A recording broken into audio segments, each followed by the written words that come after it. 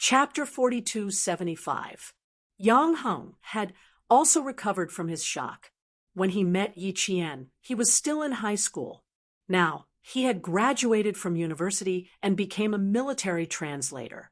He thought he knew Yi Qian well. After all, they had worked together in high school to stop Yao Jing from causing trouble. They had fought in the same trench. Who knew? His understanding of her was only the tip of the iceberg. He would never know what kind of person she was on the other side of the horn. He would never know how many secrets the Yi Qian he knew had. She must have a lot of secrets that no one else knew about. It was just like in high school, standing in front of the school's canteen. She was just one step away from walking into the light, but she stubbornly stood in the dark where the light couldn't reach. Her clear black and white eyes looked indifferently in front of her, as if she had a lot of secrets, as if she didn't fit in. Now, she was not out of place. A few years had changed her a lot, but she still had many secrets. For example, the male soldier who wiped her sweat. Their relationship was definitely not simple. It was obvious that their relationship was not ordinary. Boyfriend? He was very handsome, but his temperament was a little cold. Yi Qian also had a cold temperament and was alienated from the outside world. This handsome soldier was even worse. There was a coldness in his alienation that made people not dare to look at him. Even his voice was cold. Yang Heng did not know how they got along. As Yang Heng's thoughts were running wild, Yi Qian had already tied the bandage and ended the small surgery. Commissioner Miao, whose back was drenched in sweat from the pain, let out a long sigh. He leaned against the wall with the help of 3 students. He looked down at his calf that had been treated and saw a beautiful bow on the white bandage. The pain had not subsided yet. He laughed and said, "You're not being honest. You even tied such a beautiful bow. Do you want more people to see it?" Yi Qian was quite satisfied. Beautiful things make people happy. You're smiling now. Isn't it because you're happy? You have some philosophy. Not bad. Commissioner Miao nodded in agreement. He carefully sized up the female student from the National University of Science and Technology. Only now did he see clearly what this female student looked like. She was quite brave in battle and could completely follow the rhythm of the male Special Forces soldiers. Although her face was painted with sweat, Commissioner Miao was familiar with her facial features. Such an outstanding female student who was a Special Forces soldier. He must have seen her in the National University of Science and Technology. Commissioner Miao had seen Yi Qian before, but not in person. That was why he felt a sense of familiarity. After resting for a while, the pain in his calf finally subsided. Commissioner Miao, who was in a good mood, smiled and sighed, "I'm old now. My body really can't withstand the pain like it did when I was young. When I was young, I could still joke with the doctor when I was cut by a knife.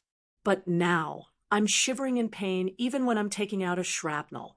The 43-year-old Commissioner Miao was not a rigid teacher. Instead, he was an elegant and witty lecturer who was deeply loved by his students. He sat up for a few seconds and started to make fun of himself. He even reminded his 3 students, "The 3 of you remember. When you go back, don't tell anyone about my sorry state today. It's too damaging to your teacher's image.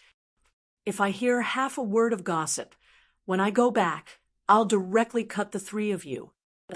Chapter 4276. After that, Commissioner Miao looked at Yi Qian, and the smile in his eyes deepened. "You too. Even though you're not my disciple, I know who you are."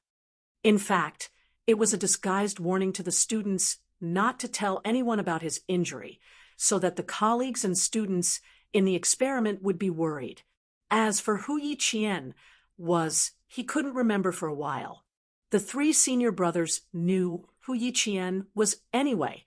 Hearing this, they couldn't help but lower their heads and laugh. Yang Heng also lowered his head and laughed. The professors of the National University of Science and Technology were not inflexible, and the other professor was the same. He was very humorous. Yi Qian, who was packing the hygiene bag, laughed.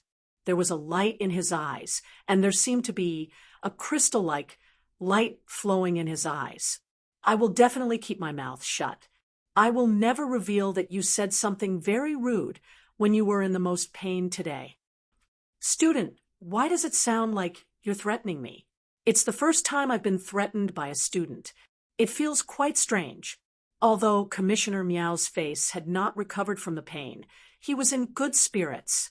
He was full of humor, which made the 3 disciples beside him sigh in relief.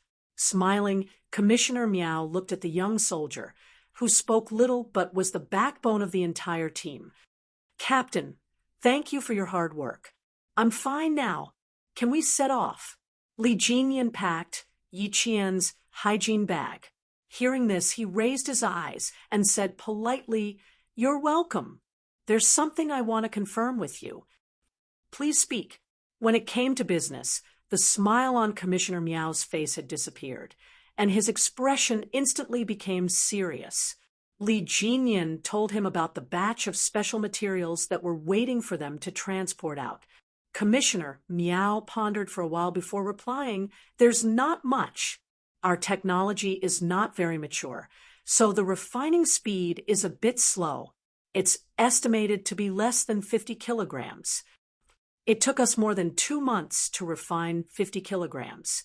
It's related to the success or failure of a project.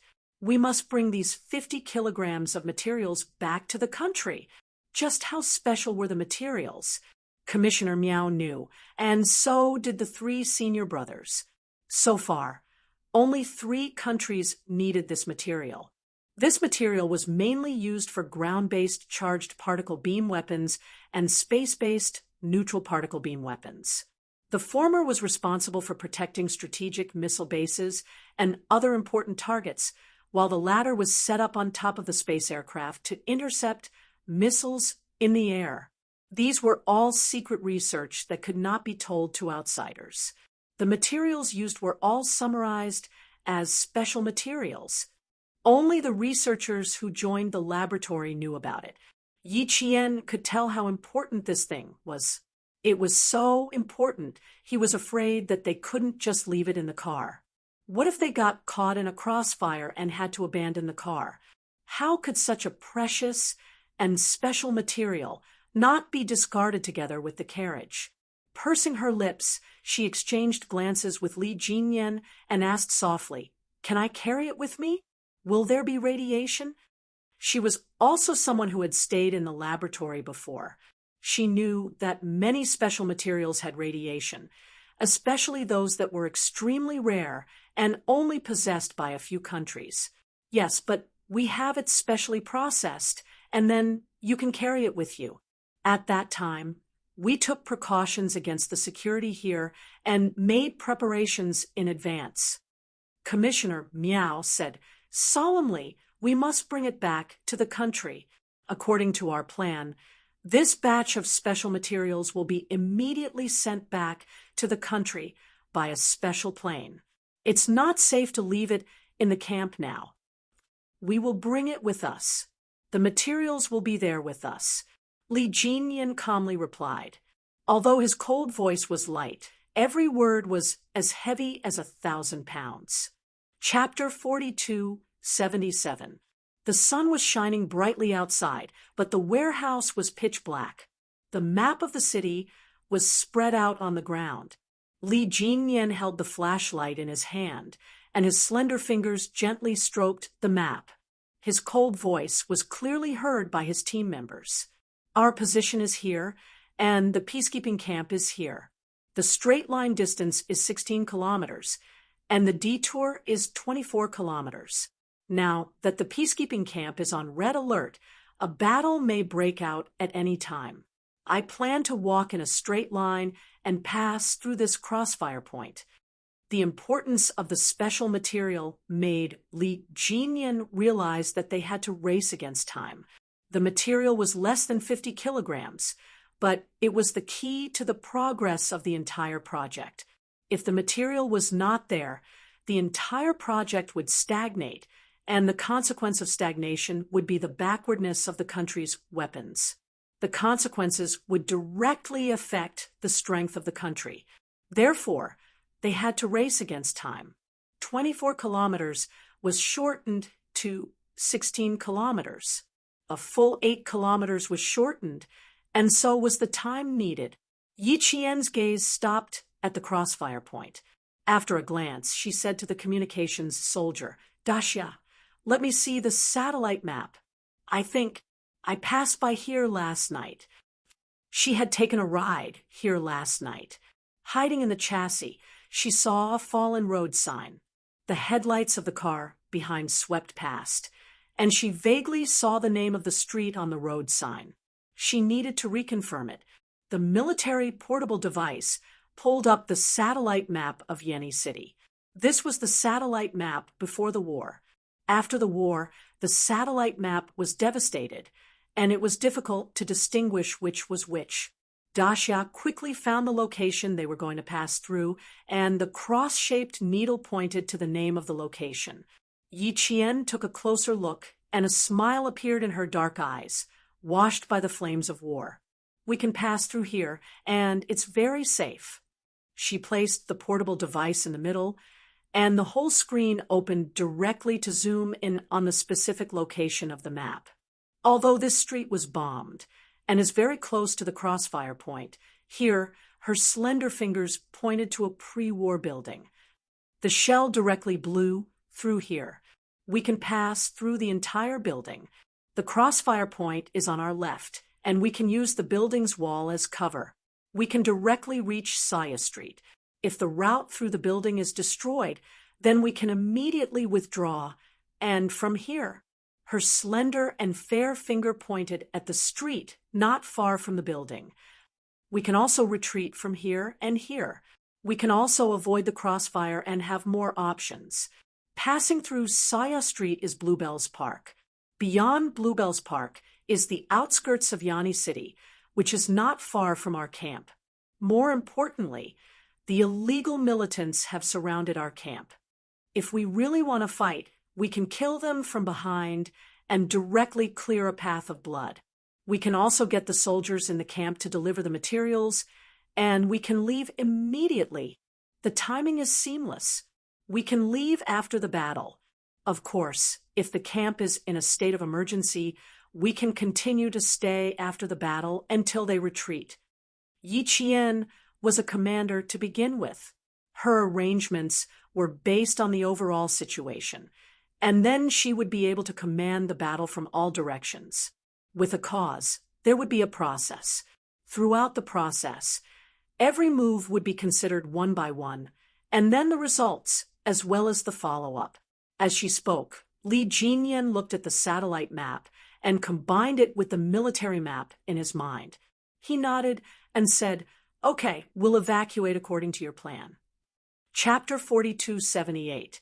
All the members of the Storm Commandos nodded. They didn't raise any objections to Qin Miao's plan and didn't express any doubt throughout the whole process. Yang Heng, who had been watching silently, was stunned again.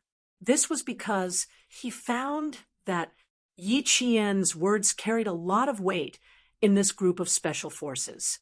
He could see the respect they had for Yi Qian from their eyes. In other words, Yi Qian had worked with them more than once. His ability was so outstanding that these special forces admired him very much. All of a sudden, Yang Heng had an illusion that the Yi Qian he knew and the Yi Qian in front of him were actually two different people. He had thought that the Yi Qian he knew was powerful enough. Now he realized that the Yi Qian he knew was far less powerful than the Yi Qian he knew now. He needed to get to know Yi Qian all over again. His understanding of her was not even the tip of the iceberg. Yang Heng couldn't help but think of his cousin, Song Jiqiu. Last time when he had gone to the National Science and Technology University of Science and Technology, he had talked with his cousin while walking on campus. Song Jiqiu had mentioned Yi Qian and said something that had touched him deeply at that time.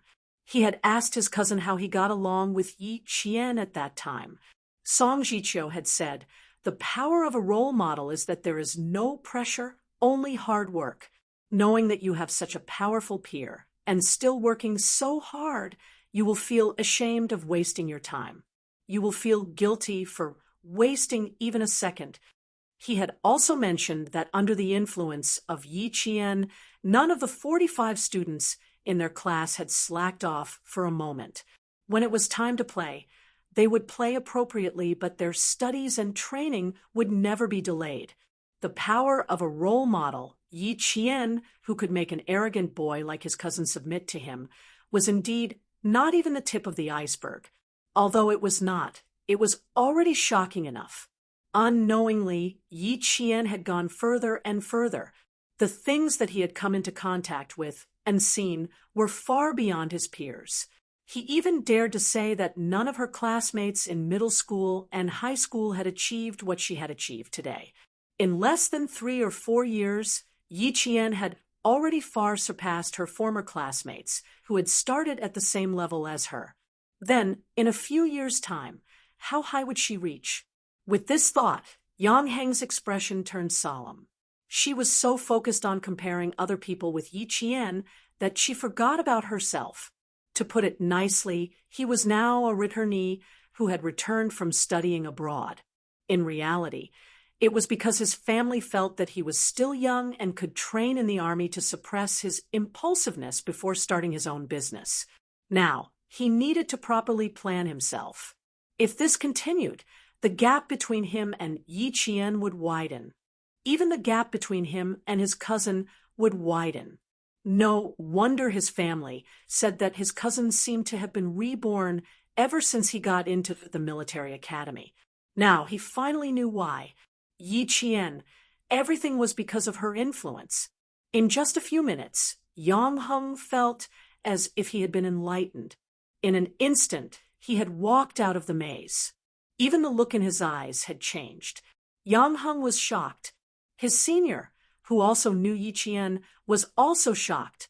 She could even lead a group of Special Forces soldiers into battle. "Junior Yi Qian, you're so amazing that your classmates probably don't know about it. Your instructor probably doesn't know about it. Your brigade leader probably doesn't know about it. The higher-ups probably don't know about it either." The senior pushed up his glasses and felt an inexplicable sense of joy. His seniors did not suddenly become enlightened like Yang Heng. They were in different fields and had different directions for development. They also had very clear plans for their own futures, unlike Yang Heng, who was somewhat vague about his future plans. Therefore, they were not affected by it and only felt honored. Chapter 42:79. On the other hand, Commissioner Miao was very pleased to see the outstanding performance of the female students from his school. Not bad, not bad. They were good seedlings for military operations. Although he did not know how to command battles, to be able to get the approval of the captain of the Special Forces meant that they were really amazing. A strong country with strong technology and a strong army. He saw the future in this group of young people. He saw a strong army and a strong country in the future. The current generation of young people should be like this group of young people in front of him. They should not treat their youth as a fleeting moment. They should not look back when they were old and realize that they had achieved nothing other than living well. Since they were here, they should leave something for this world. They should not live in vain. Yi Qian did not know what Commissioner Miao, Yang Heng, and his seniors were thinking. After the retreat route was set, they immediately began to leave the warehouse. The 5 people who were rescued were each protected by 5 members. Yi Qian covered Yang Heng. Commissioner Miao was protected by De Xiao. The other 3 seniors were protected by De Il, De Whale, and De Squiddo. This time, even Commissioner Miao had a gun in his hand. It was not a rifle, but a pistol for self-defense in times of danger. Of course, the water demons of the storm commandos did not wish for this to happen. Retreat. Following Demon King Li's order, 3 commandos took over the position of the 4 sentries outside and began to cover the retreat. In the middle were Yi Qian and the other 4. The last water demons to retreat cleaned up the traces left behind when they retreated. When they left, it was as if no one had ever been in the warehouse. When they came out of the warehouse and looked towards the horizon, they could see grayish-green smoke rising from the city. The sound of artillery fire and gunfire could still be heard. The battle had started at 4 in the morning, and there was no sign of it stopping at 7:30. The water demons of the storm commandos did not have time to care about the situation of the 2 sides. Although the redrawn retreat route was half an hour earlier than the original plan, no one dared to let down their guard. Their eyes were on the 6 directions, their ears were on the alert, and their muscles were ready for battle at any time. They bathed in the sunlight and began to pass through the smoke. Yi City in the daytime was much more dangerous than at night. Passing through the ruins of the city that had been ravaged by the flames of war, even if they took a second look, they would feel that there was a gun aiming at them in the places where the sunlight could not reach. Danger, darkness, and sorrow. This was Yi City in the daytime. The illegal armed men drove tanks through the heavily damaged streets. Hiding in the corners of the abandoned walls where the smell of smoke could still be smelled, they stared at the tanks that drove past them with vigilance. It was not until the ground could no longer feel the tremors caused by the chains of the tanks running over them that the hidden water ghosts slowly walked out. Go! With a low shout, countless figures rushed out from the ruins on both sides of the street and continued to evacuate. They could not directly pass through the streets because this was still the territory of the illegal armed forces. There were even more illegal armed forces stationed outside to defend against the government forces. They could not show themselves and could only carefully pass through the ruins. Yang Heng followed Yi Jian closely. Whatever she did, he would do the same. He followed her like a parrot and never acted recklessly. At this time, he would listen to Yi Jian's arrangements. The closer they got to the crossfire, the clearer the gunshots became. Yang Heng could not help but tighten his grip on the rifle in his hand. He was the only one with a rifle among the 5. "Don't be afraid. Follow me." A cold and calm voice sounded. Just a few words had already exposed the uneasiness in his heart. He looked up and saw Yi Jian, who had been protecting him all this while, slightly arched her back, protecting him behind her like a shield. Her back was clearly slender, but it made him feel inexplicably at ease. Chapter 4280.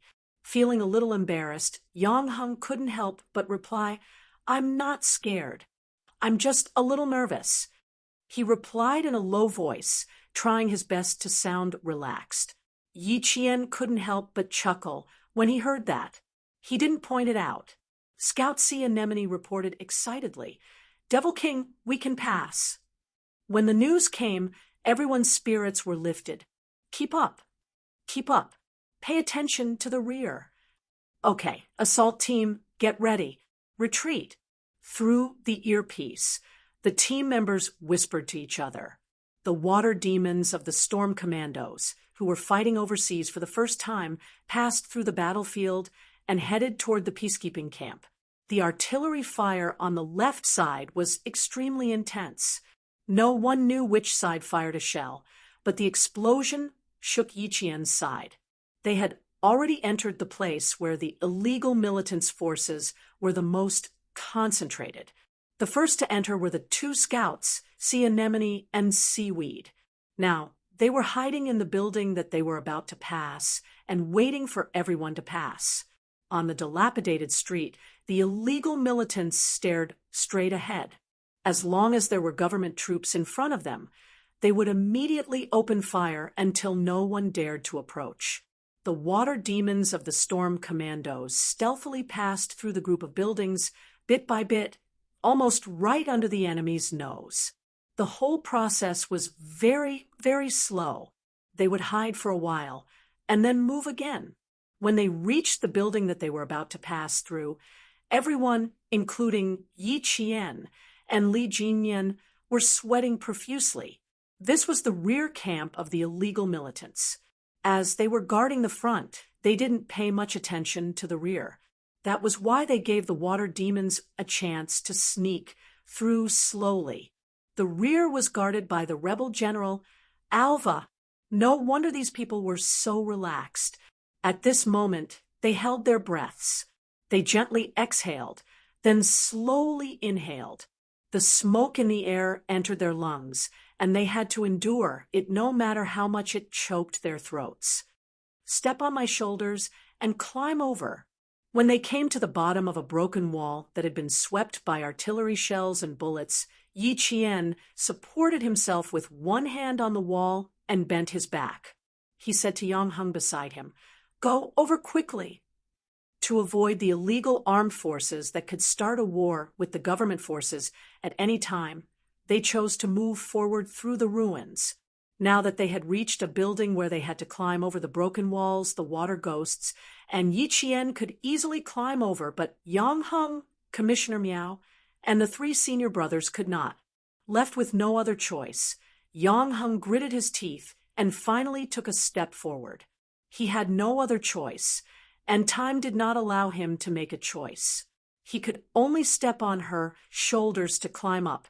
Just as Yang Heng climbed up the wall before he was ready to jump down, his leg was grabbed by someone, and he instantly flipped down from the 2-6-meter high wall. He had to bite his tongue to prevent himself from screaming. At this moment, Yi Qian had already hidden himself. Big Eel, who was guarding the surroundings, alerted them that there were people, and the water ghosts who had not yet passed by quickly hid themselves. Yi Qian's entire body tensed up as he listened to the sound of footsteps. Even his heartbeat became lighter, and he did not dare to beat too fast. This time, the movement was a little loud. Big Eel, who was in charge of guarding the area, cursed under his breath. He probably had something else to say, but he suddenly stopped, cleared his throat, and said, "A few guys have come in. We have to kill them. Qing Niao, the people around you have passed by, so we have to go over and take care of them. They are now sneaking their way over here." Just as he finished speaking, Big Eel's voice suddenly tensed up. "Damn it, they are preparing to lay down mines. I'm afraid the government forces are going to attack here." After he finished speaking, Sea Anemone, who was guarding the area in front of them, said sternly, "Damn it, hurry up and retreat. The government forces are mobile, and they are about a kilometer away from us. I'm afraid this will be their next crossfire." Chapter 42-81. This was no F***king joke. Yi Qian couldn't wait any longer. She pressed down on her earpiece and said softly, "Big Eel, be my eyes. I'll take care of Bray. 5 in total. Damn it, you can't do it alone. Demon King, support Qing Miao. I'll be your eyes." Commissioner Miao was the first to jump over the wall, and Yang Heng was the second. There were still 3 professors who hadn't reached in time. The water demon protecting them couldn't leave, so the Demon King in charge of bringing up the rear took over. After Big Eel finished speaking, Li Jinyan had already moved and was quickly approaching Yi Qian. "Qing Miao, left side, for 0:00. Ready. Demon King, right side, 9:00. Ready."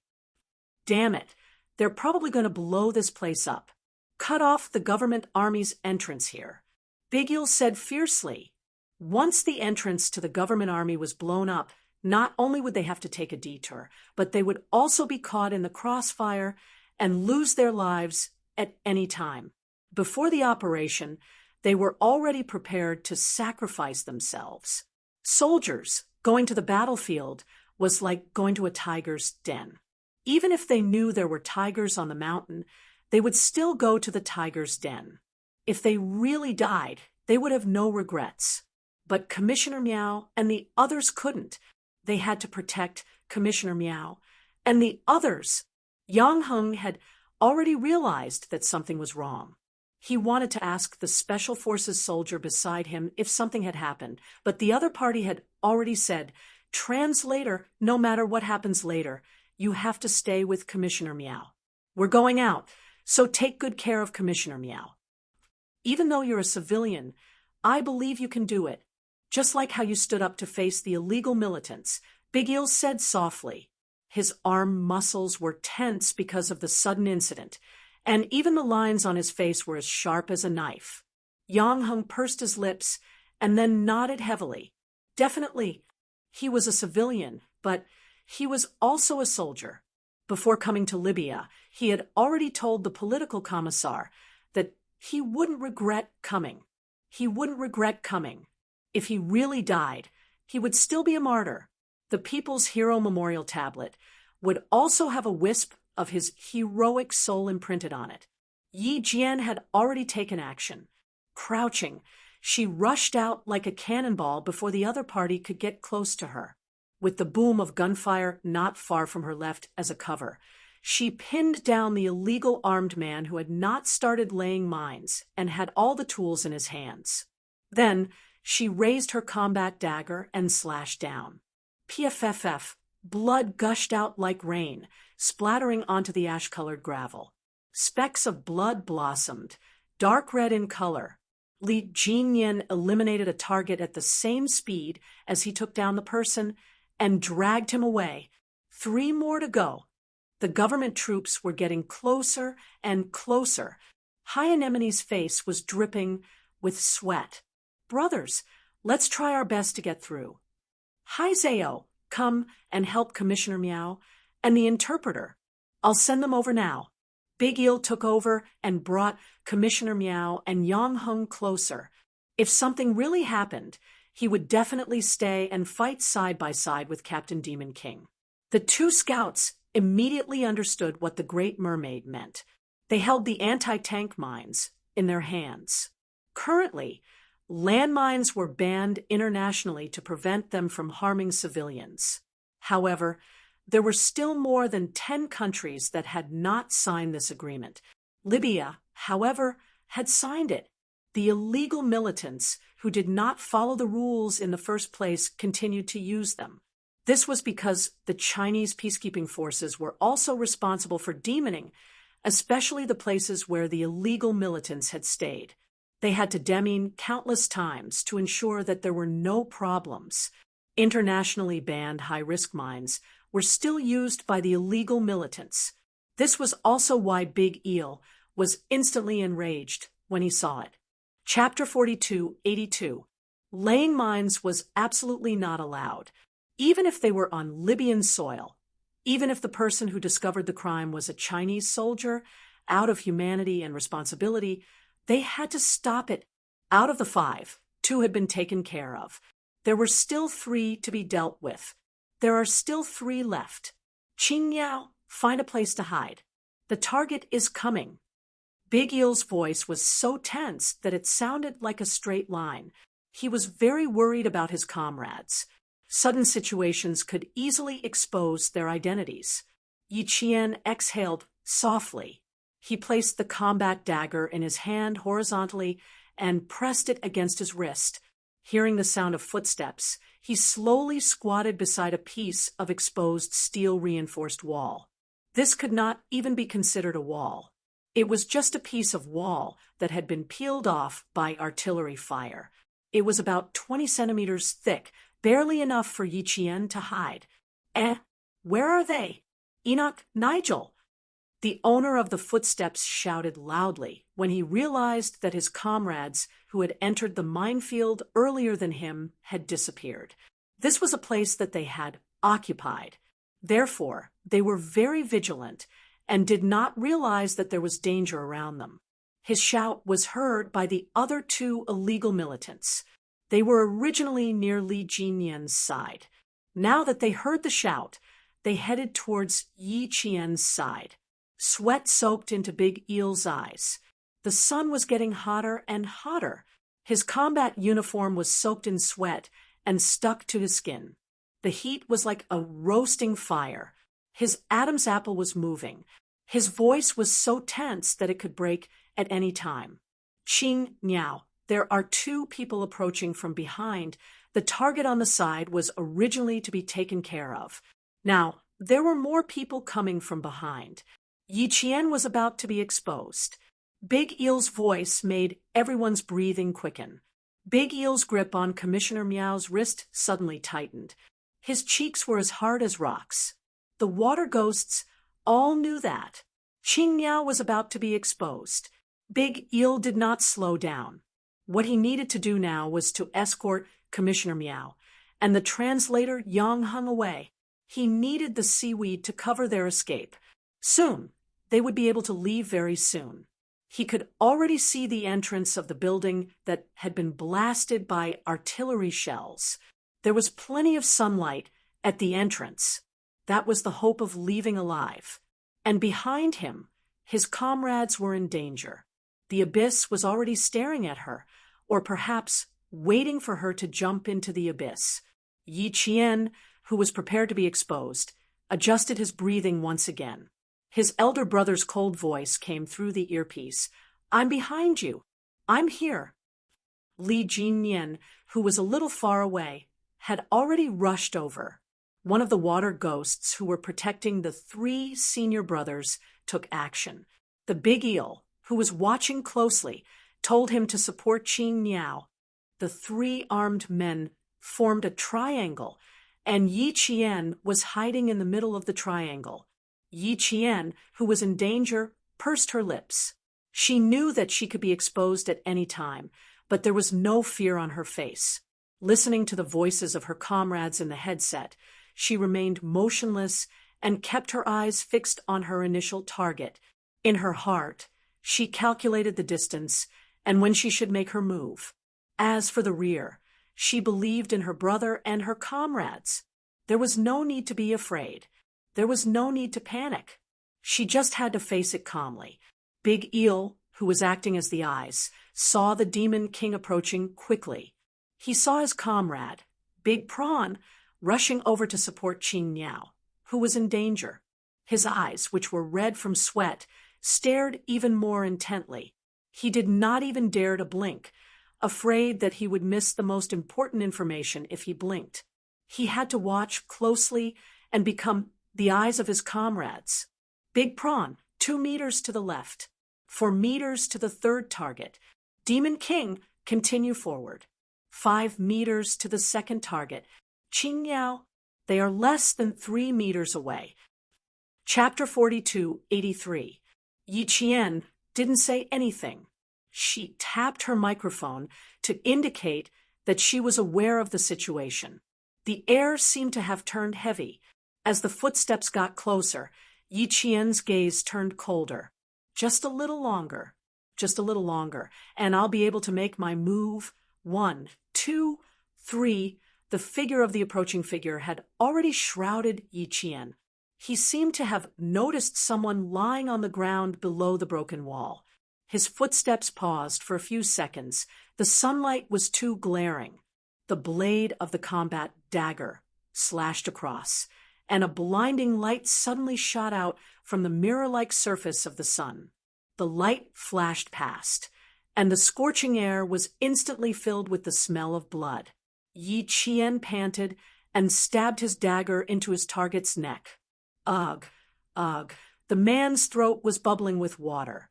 His legs kept kicking, and the gravel rubbed against the ground, creating a loud, clattering sound.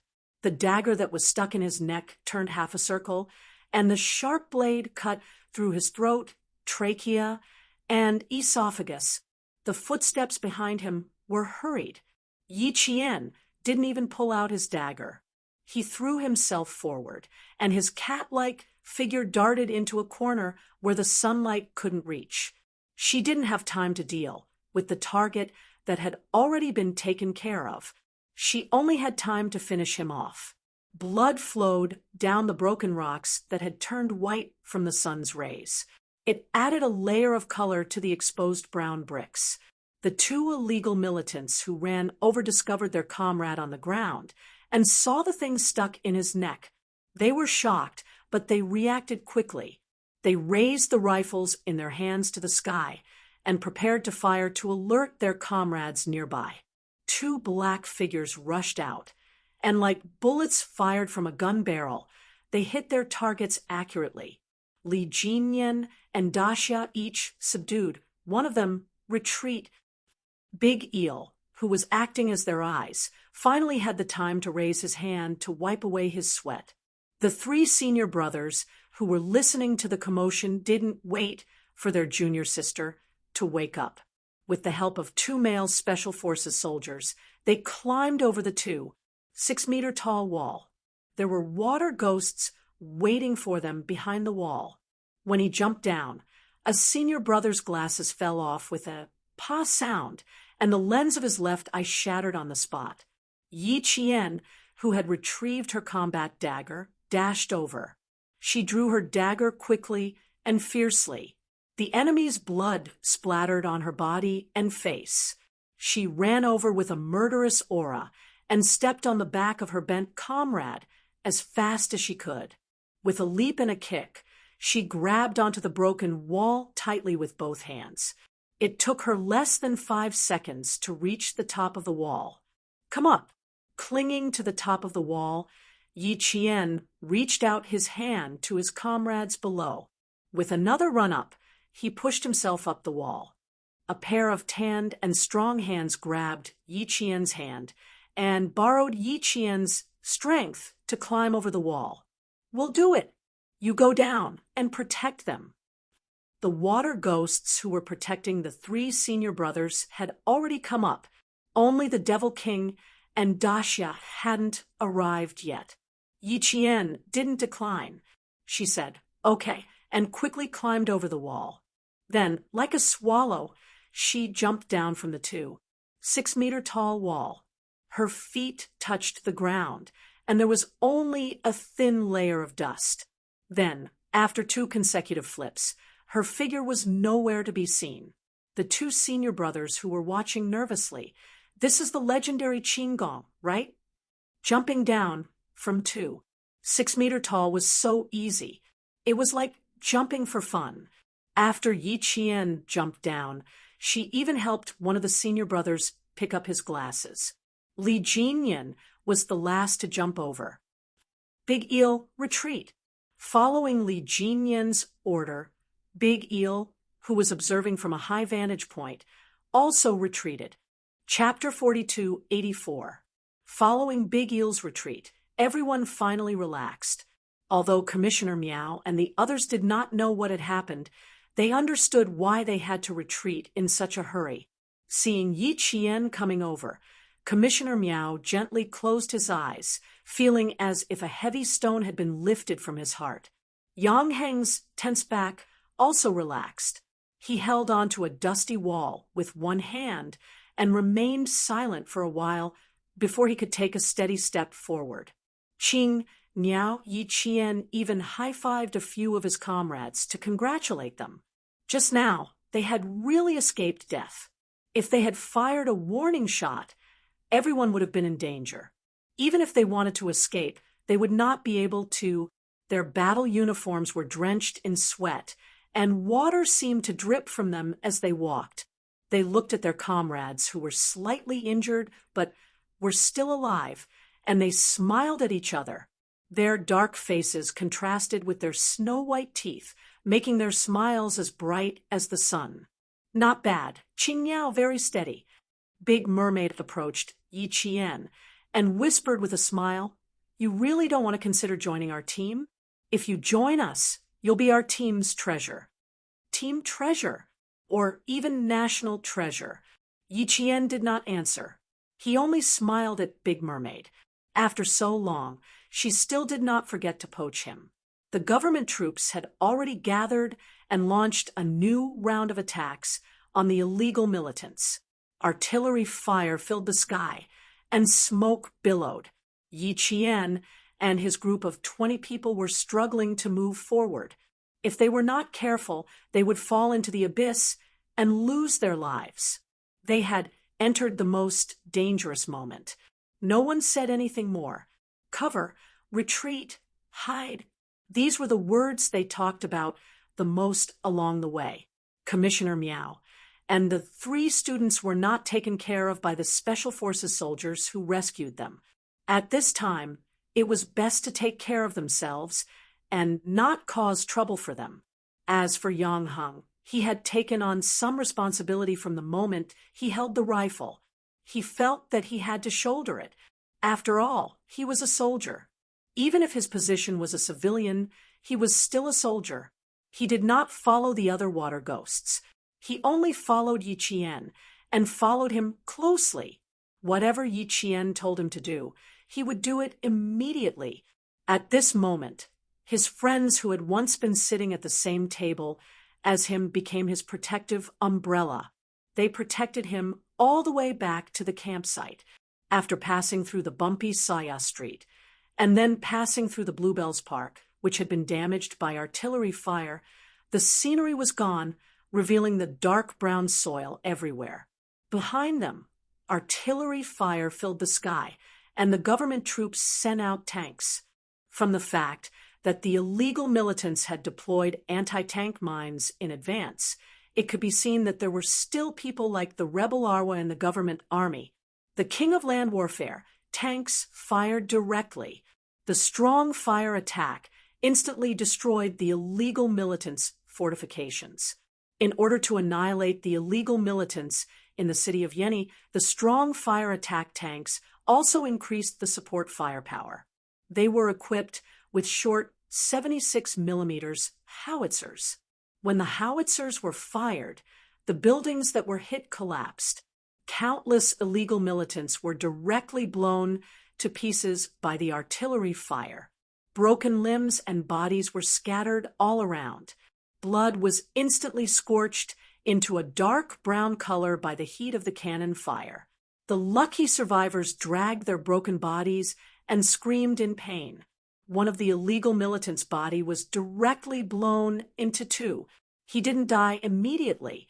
Instead, he watched as his lower body was blown away. He just stared with his eyes wide open and died in pain.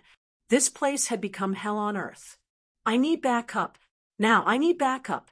They have already concentrated their firepower on the attack. The heavy weapons I brought out can't meet the needs at all.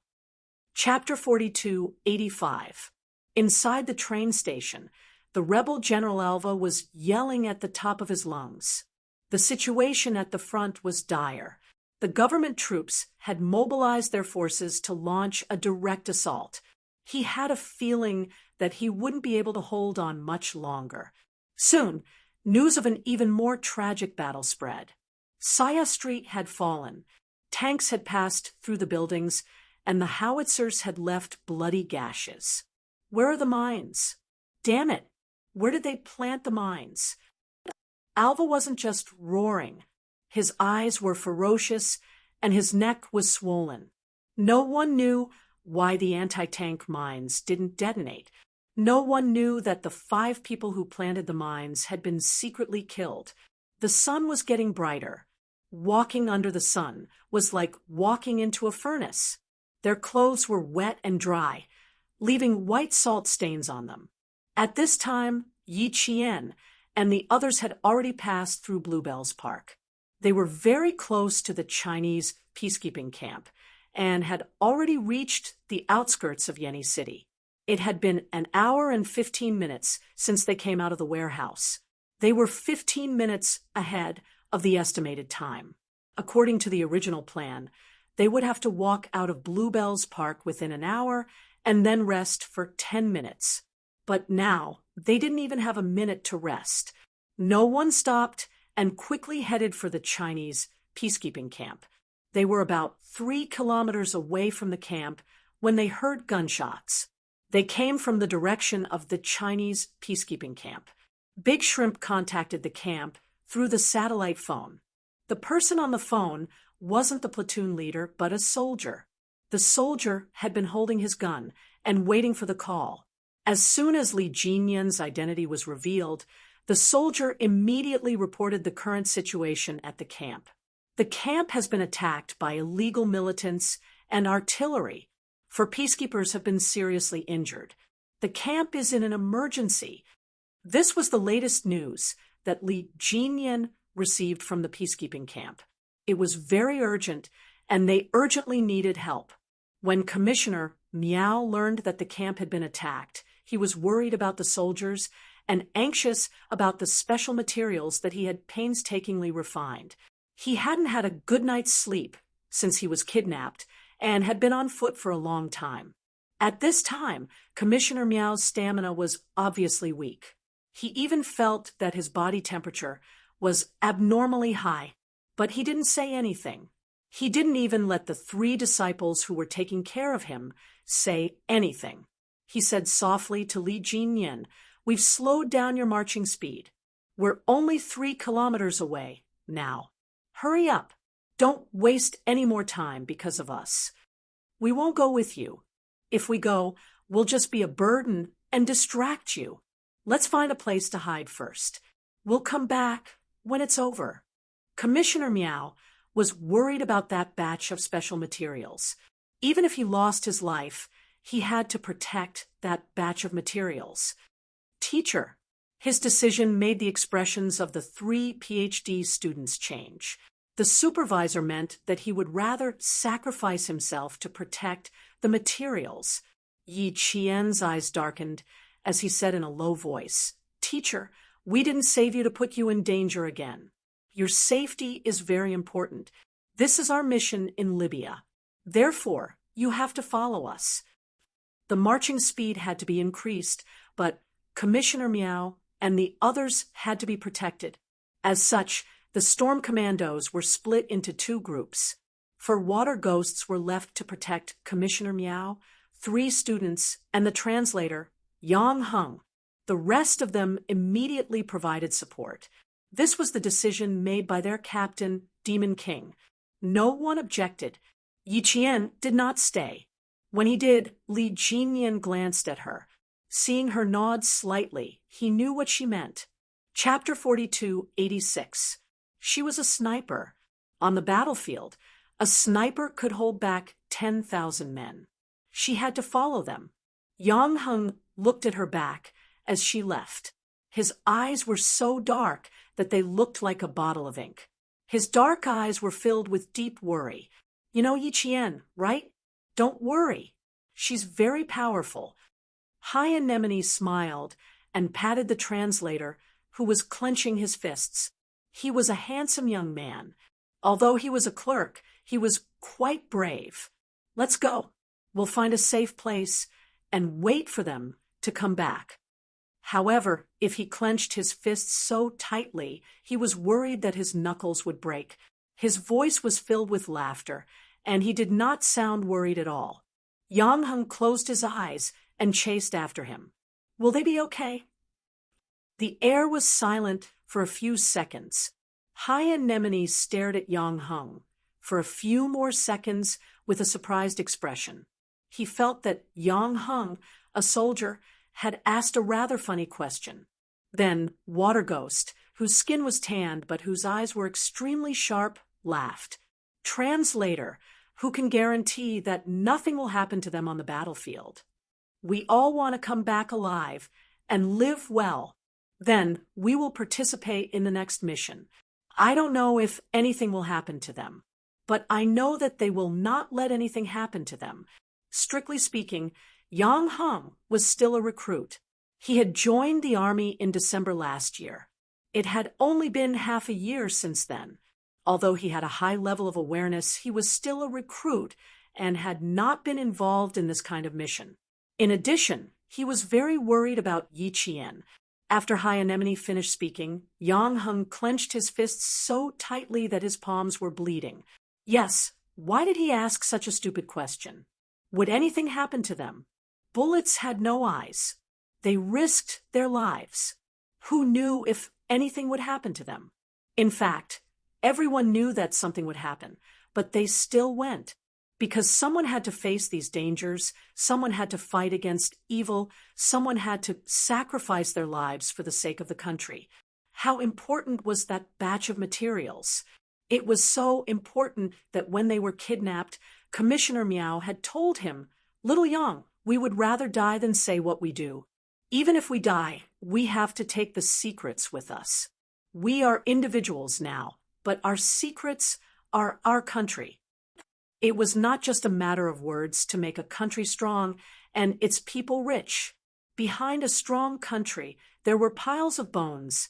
Sea Anemone and the other 3 water ghosts brought Commissioner Miao to a safe place, while Li Jinyan and Yi Qian rushed back to the Chinese peacekeeping camp as fast as they could. They finally saw the red flag fluttering in the wind above the camp. The sounds of gunfire also entered everyone's ears. The leader of the storm commandos, Demon King, quickly adjusted himself and began to support the battle. A is the main entrance. It has the most firepower and has heavy machine guns. The crossfire between the 2 wings was weak. Qin Miao, you're in charge of taking out the heavy machine gunners and our brothers in the camp. You don't have an AMR, only a rifle. How confident are you? The effective range of a Type 95 automatic rifle was 400 meters. Yi Qian nodded and said, "Sure, leave it to me." She was a sniper. Heavy machine gunners and cannoneers were usually handled by snipers. The platoon leader of the camp already knew that the special forces sent by the country had come to support them.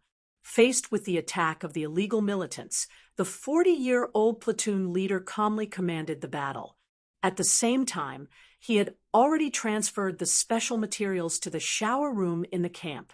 The kitchen and medical center were not suitable.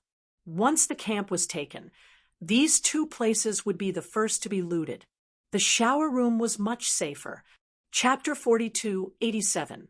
The water ghosts of the storm commandos had a map of Yeni City and several important strongholds, but they did not have a map of the peacekeeping camp. Sea Anemone and Seaweed had to scout the scene secretly while assigning tasks. Sea Anemone and Seaweed returned 10 minutes later and immediately hand-drew a map. Using this map as a reference, Li Jinyan ended the message from the camp and quickly arranged the battle arrangements and plans. Approach the battlefield from the side. We can hide through the depression in the battlefield and avoid the heavy machine gun fire. We can also attack from the side. Qing Miao can take out the heavy machine gunners, and we can suppress them with fire and attack directly. Attack from the side, and split into 3 groups to cut off their retreat.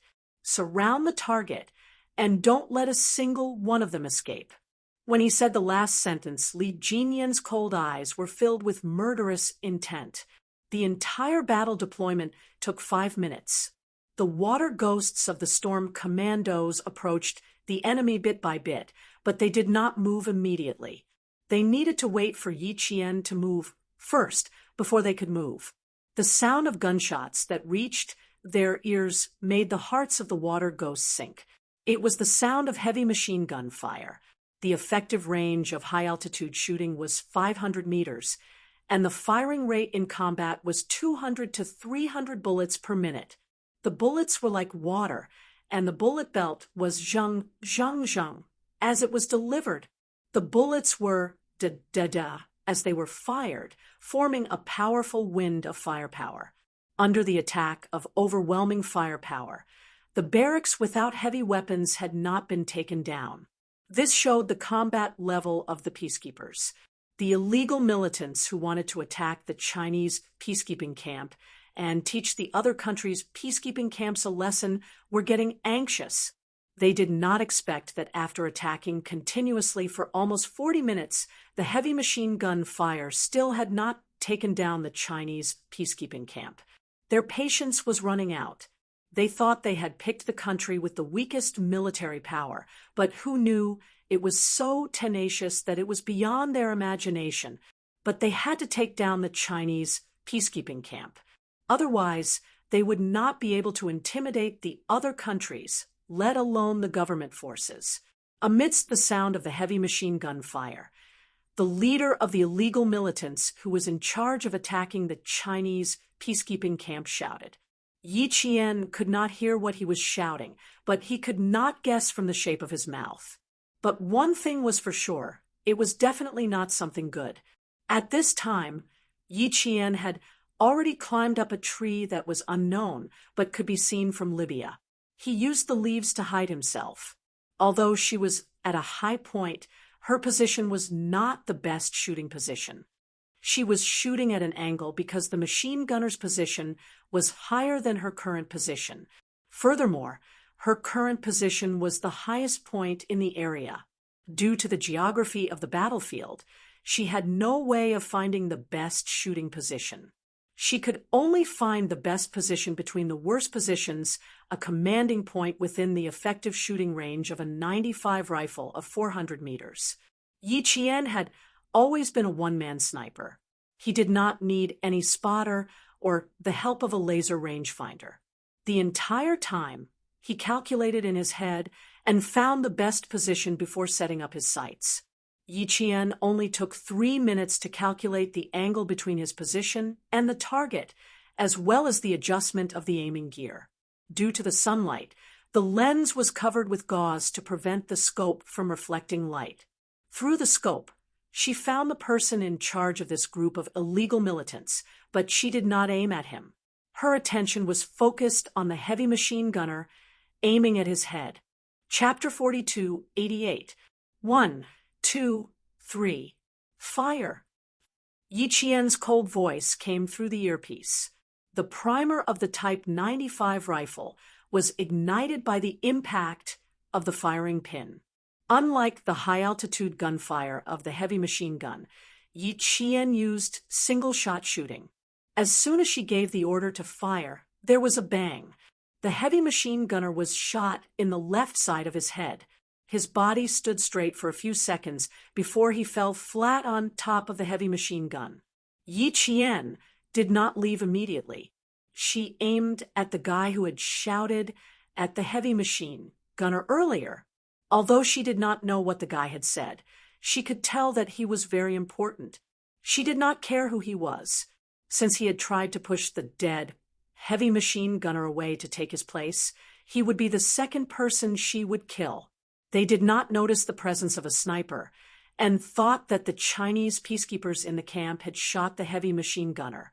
It was not until Yi Qian opened fire again and Li Jinyan and the others attacked from the rear that the illegal militants closest to the heavy machine gun finally realized that there was a sniper. Snipers were the grim reaper of the battlefield. The existence of a sniper was a huge, visible, and extremely terrifying existence to their own side.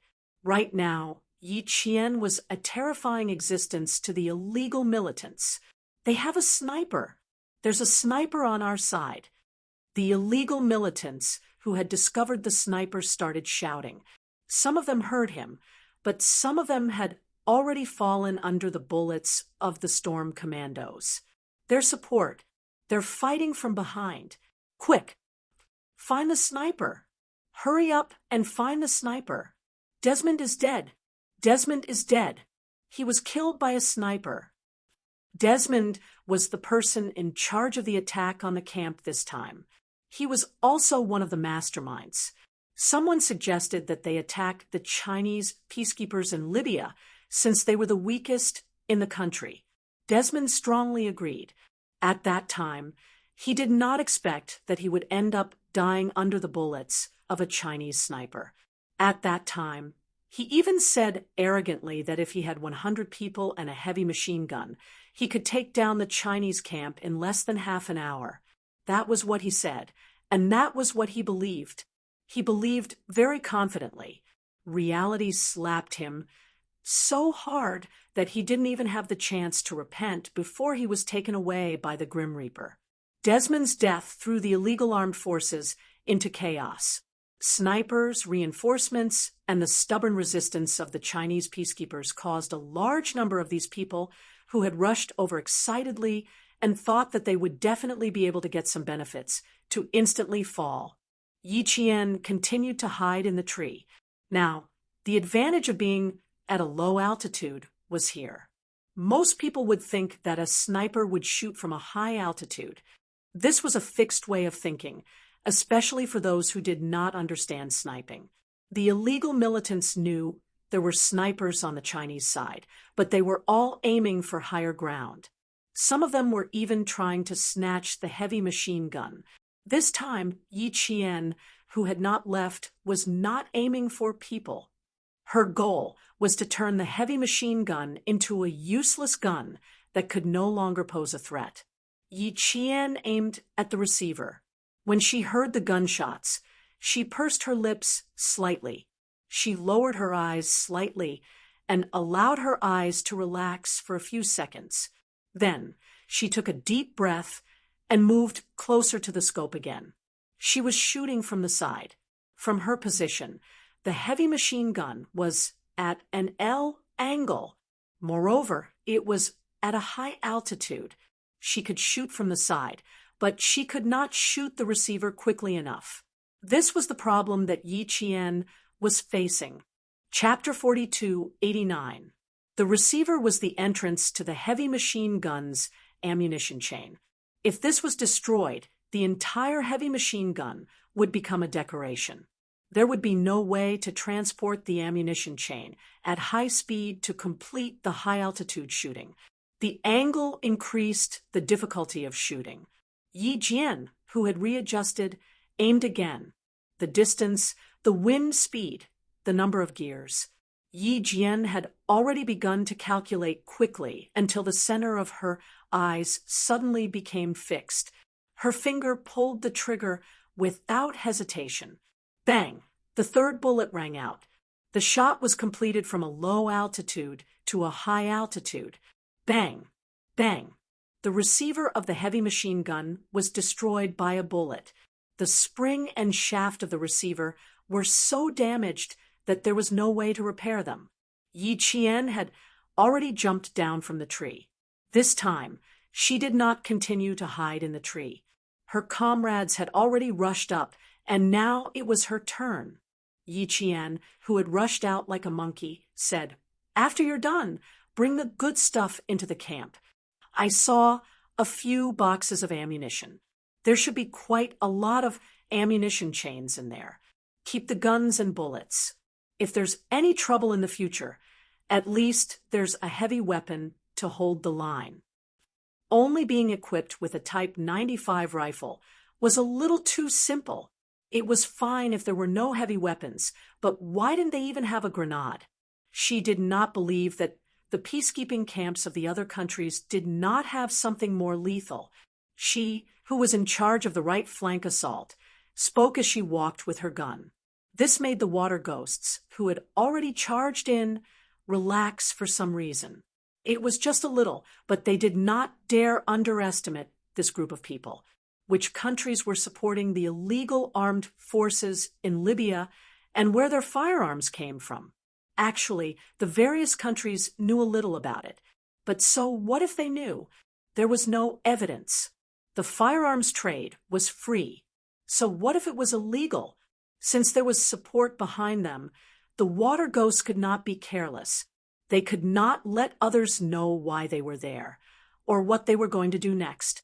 Everything was a secret operation. It was one level lower than top secret. The bullets whizzed past. Some of them accurately hit the vital points. Some of them avoided the vital points and hit other parts of the body, while some of them flew off and landed somewhere else. The water ghosts of the Storm Commandos, who were fighting for the first time, were still in high spirits. The bullets flew in all directions, and the colors in their black eyes were frighteningly bright. The water ghosts that were attacking from the back had the upper hand. After the first round of attacks, they instantly took down the other party.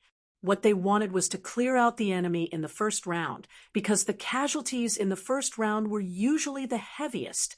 By the time the enemy reacted, the second round of cleansing would begin. The second round of elimination would lower the enemy's casualties and increase their own casualties. The risk of death would be greater than the first round. Big Eel, who was in charge of the assault on the right wing, suddenly felt as if his chest had been hit by a high-pressure heavy weapon. He fell backward uncontrollably. At that moment, the pain in his chest was so intense that he felt as if he had been run over by a car wheel. His heartbeat was out of order, and his blood pressure soared. Even his vision turned black. He was hit by a bullet. The big eel, which was turning black in front of his eyes, was dragged by the back of his collar by his comrades, as if he was dragging a sandbag to a safe area. In the buzzing sound in his ears, he heard his comrades shouting anxiously, "Damn it, say something." Then he felt as if his chest had been run over by a car. Just as he was about to grin and say something, he heard his comrades say fiercely, F***CK, "You're not dead. I'm not injured." Chapter 4290. Big Eel felt as if there was a kaleidoscope spinning in and out of his skull. Big Eel couldn't even focus his vision as he gasped for air. His brain, which had been knocked out by the heavy blow, finally regained some clarity. "I'm not dead. The bulletproof vest protected me." He grinned until he saw his comrade fall to the ground. Sea Anemone, who had a hideous expression, couldn't help but curse under his breath. "Damn it, you almost scared me to death. Take a breather." Big Eel was fine. The fighting water ghosts all heaved a sigh of relief. Their jaws tightened.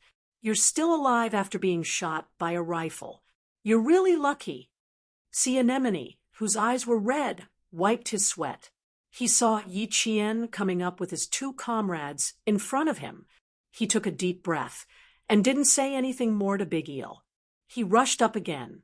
He put his hand on his torn bulletproof vest, which still smelled of gunpowder, and began to check if his bones were injured. The bullet didn't penetrate his body, but the force of the bullet still hurt his ribs. It hurt even when he took a deep breath. He pressed his fingers gently, and his face contorted. His breathing suddenly increased. Damn it, his bones weren't broken, but they were cracked. Fortunately, it was a rifle bullet. Fortunately, the shooting distance was very far. Otherwise, a rifle bullet would have hit him, and he would have been seriously injured. Big Eel, who had been hit by a live bullet for the first time, still had lingering fears. Yi Chien took over Big Eel's position. She fired quickly and had a high hit rate. With her help and the support of the peacekeeping soldiers in the camp, the illegal militants on the right wing were all cleared out in 10 minutes. The blood of more than 20 people stained the yellow soil red. The right wing has been cleared out. The camp is responsible for the final cleanup. Yi Chien reported the latest news on their right wing. At the same time, she quickly moved towards the main camp's entrance. Big Eel, who wasn't even tied up, didn't mention his injuries. He only said, "I'm fine." He endured the pain of his broken bones and returned to the battle. "Right, 2:00, support." "Roger," someone shouted, and Yi Chien calmly responded. The peacekeeping soldiers in the barracks could finally breathe a sigh of relief. The injured soldiers also withdrew and hurriedly bandaged their wounds. The accompanying military doctors rushed into the emergency treatment. Every time they saw a wounded soldier being carried down, their faces would sink. A soldier had already been sacrificed, so they couldn't afford any more. Over the past few days, the peacekeepers stationed in Cowell Town and Jenny City had been sacrificed. This was the first time they had suffered any casualties since entering Libya. Li Jinyan's cold voice entered Yi Chien's ears. "Qing Yao, come closer to me. 50 meters to your left. Sea Anemone and seaweed cover the Qing Yao and continue to clear the 2:00 direction. Yes, yes, yes." 3 firm and powerful voices rang out. Yi Chien moved closer to Li Jinyan, while Sea Anemone and seaweed covered Yi Chien as he left. Yi Chien, who had moved closer, didn't shoot anymore. She moved forward 30 meters as fast as she could, then crawled forward another 20 meters to reach the target. Li Jinyan looked at his sister, who was like a god of death on the battlefield. He narrowed his eyes and said in a low voice, "I'll attack with you. Quickly clear all the targets and send the items away. If this drags on, I'm afraid they'll have more support." "Okay, I have no problem." Yi Qian nodded. She was a sniper and assaulter in the Snowfield Brigade, so she was familiar with attacking. She wasn't afraid. Li Jinyan had asked Yi Qian to break through the encirclement with him because she had fought with live ammunition before. Her ability to fight was stronger than the water ghosts who were fighting for the first time. This was an indisputable fact. Chapter 42, 91. Li Jinyan knew that Yi Qian had combat experience, but the water ghosts did not, so he was immediately opposed. De Xiao was the first to object. He should be the one to attack. She's suitable. Her shooting speed is fast. You guys cover her. Li Jinyan did not agree. Yi Qian was the most suitable at this time. They had been exchanging fire for a long time, so they had to end it as soon as possible. The water ghost's opposition made Yi Qian smile. She bent down to change her magazine and said with a smile, "Brothers, it's up to you. The sooner we finish this, the sooner we can wrap up. Don't you feel hungry now?" "I'm already very, very hungry." Needless to say, he was really hungry.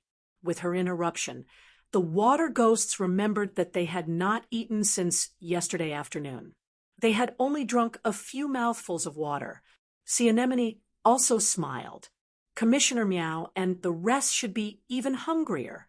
The translator I returned to say that he was so hungry that he wanted to eat grass. At this time, Commissioner Meow, Yang Heng, and the three professors had already moved to a safe area. Commissioner Meow, who was originally protected by 4 water ghosts, strongly urged them to return to the camp as soon as possible to provide support. They could take care of themselves. It was impossible for all 4 water ghosts to return to the camp to provide support. In the end, 2 water ghosts were left behind. Sea Anemone and Big Squid returned to provide support. Sea Anemone had already attacked twice. When he returned, he even dragged Big Eel, whose chest had been hit by a bullet, to a safe area. Now that the right wing had been cleared, Sea Anemone was also approaching the main entrance. At the mention of hunger, he casually mentioned that Yang Heng had said that he was so hungry that he wanted to eat grass. In an instant, the tense atmosphere dissipated. Yi Qian, who had finished changing her magazine, smiled. Yang Heng was a very cheerful and humorous boy. In high school, he had attracted countless girls to have a crush on him. Eat grass was indeed his style. There's no need to eat grass. When the time comes, I'll eat a bowl of noodles. I should be able to drink 2 big bowls of noodles. Yi Qian, who was bent down, had already changed to a crawl position. He gave Li Jinyan, who had also finished changing his magazine, a look. The siblings nodded slightly and began their assault. "Cover, cover! Roger, Roger! Snip the minions around us. Be careful of them shooting. Roger, Roger!" With Yi Qian and Li Jinyan's assault, the water ghosts had to fire so many times that the barrels of the rifles on their shoulders burned their hands. Bang, bang, bang. The gunshots were too intense. Bullets streaked across like rain, tearing through the air before ruthlessly shooting into the target's body. Blood flowed out, and the person fell to the ground. Boom! The sound of a grenade exploding could be heard. Flames sprang up from the left flank, and thick smoke spread out. This was the grenade that the illegal militants had thrown out earlier. It did not explode. When the water spirits in charge of the left flank saw the grenade, their first reaction was to scatter in all directions. Then, a few stray bullets hit the grenade. The sound of an explosion rang out, and shrapnel and soil flew in all directions. The explosion had already created a hole in the ground. The water ghosts who were doing the final cleanup didn't panic because of the explosion. They were only nervous and asked their brothers who were in charge of the cleanup on the left wing about the situation. Motherf asterisk her, dud explosion. Deshao, who had been buried in a layer of soil, returned to his comrades. At this moment, his eardrums were hurting terribly. It was as if his whole body was placed in a vacuum. As the air pressure dropped, the ringing in his ears made his voice tremble. They're all fine. They dodged quickly. Deshao looked at his arm that had been pierced by shrapnel. Gritting his teeth, he quickly took out a bandage and wrapped it. He didn't have time to deal with other things. He had to stop the bleeding first. Chapter 4292. Big Eel was the closest to the dud, and he was also the first to discover it. Among the three of them, he was the only one who was hit by shrapnel. The other two water ghosts had already gathered and were covering for Big Eel, who was treating his wounds. If the left wing was fine, then it was fine. Now, the main thing was that there were at least 20 targets that needed to be cleared out at the main camp gate. In the camp, the peacekeeping soldiers, whose pressure had dropped, went all out. Reinforcements were here, and they couldn't put all the pressure on their brothers. This was great. The 60 to 70 soldiers in the peacekeeping camp went all out, and the water ghosts of the storm commandos entered the final stage of the cleanup. There was no room for these illegal militants to be arrogant. The fierce battle that lasted for 2.5 hours ended with the victory of the Chinese side. The illegal militants were not from the army. In fact, they were all residents of Libya. Before the civil war broke out, they were all ordinary residents. When the civil war broke out, the entire Libya was divided into 3 waves. One wave of NRPL militants, one wave of government forces, and one wave of illegal militants. Everyone wanted to rule Libya, and no one was willing to submit to anyone. Today, they fought each other, and tomorrow they would fight each other. It could be said that there were casualties every day. The smoke had not dissipated, and the ground was littered with scattered bullets. The peacekeeping soldiers began to clean up the scene. As Yi Qian said, the heavy machine gun was directly transported back to the camp. A few water ghosts who were injured by stray bullets went to treat their wounds. Yi Qian, who had specially watched the heavy machine gun being transported back to the camp, simply repaired the gun. The cooking team already knew that the brothers who came to support hadn't eaten since yesterday afternoon. They immediately set up the pot, cut the vegetables, and cooked noodles for the brothers. Yi Qian only had some minor injuries. She just needed to wipe, scrape, and disinfect them. She simply didn't go over. She had already removed the body of the heavy machine gun. Several seriously injured peacekeeping soldiers were still in emergency treatment. The military doctors were all involved in the rescue, and the treatment of minor injuries was handed over to the accompanying nurses. The water ghosts of the storm commandos didn't ask the nurses for help. They entered the aluminum room with a Red Cross sign and directly handed it over to their comrades. When the nurses saw this, they turned around and treated the wounds of the injured peacekeeping soldiers. Li Jinyin wasn't there. He took a few uninjured water ghosts, reloaded their ammunition, and drove to pick up Commissioner Miao and the others. By the time the cookery team served the piping hot noodles and fragrant stir-fried dishes, Yi Qian was still fixing her gun. The person who came looking for her was C. Anemone, who had brought her gun in with her. Looking at the parts on the ground, C. Anemone gulped and asked cautiously, "Qing Yao, after you dismantle it, can you put it back?" After looking for her for so long, she was actually quietly dismantling her gun. Yi Qian did not raise her head.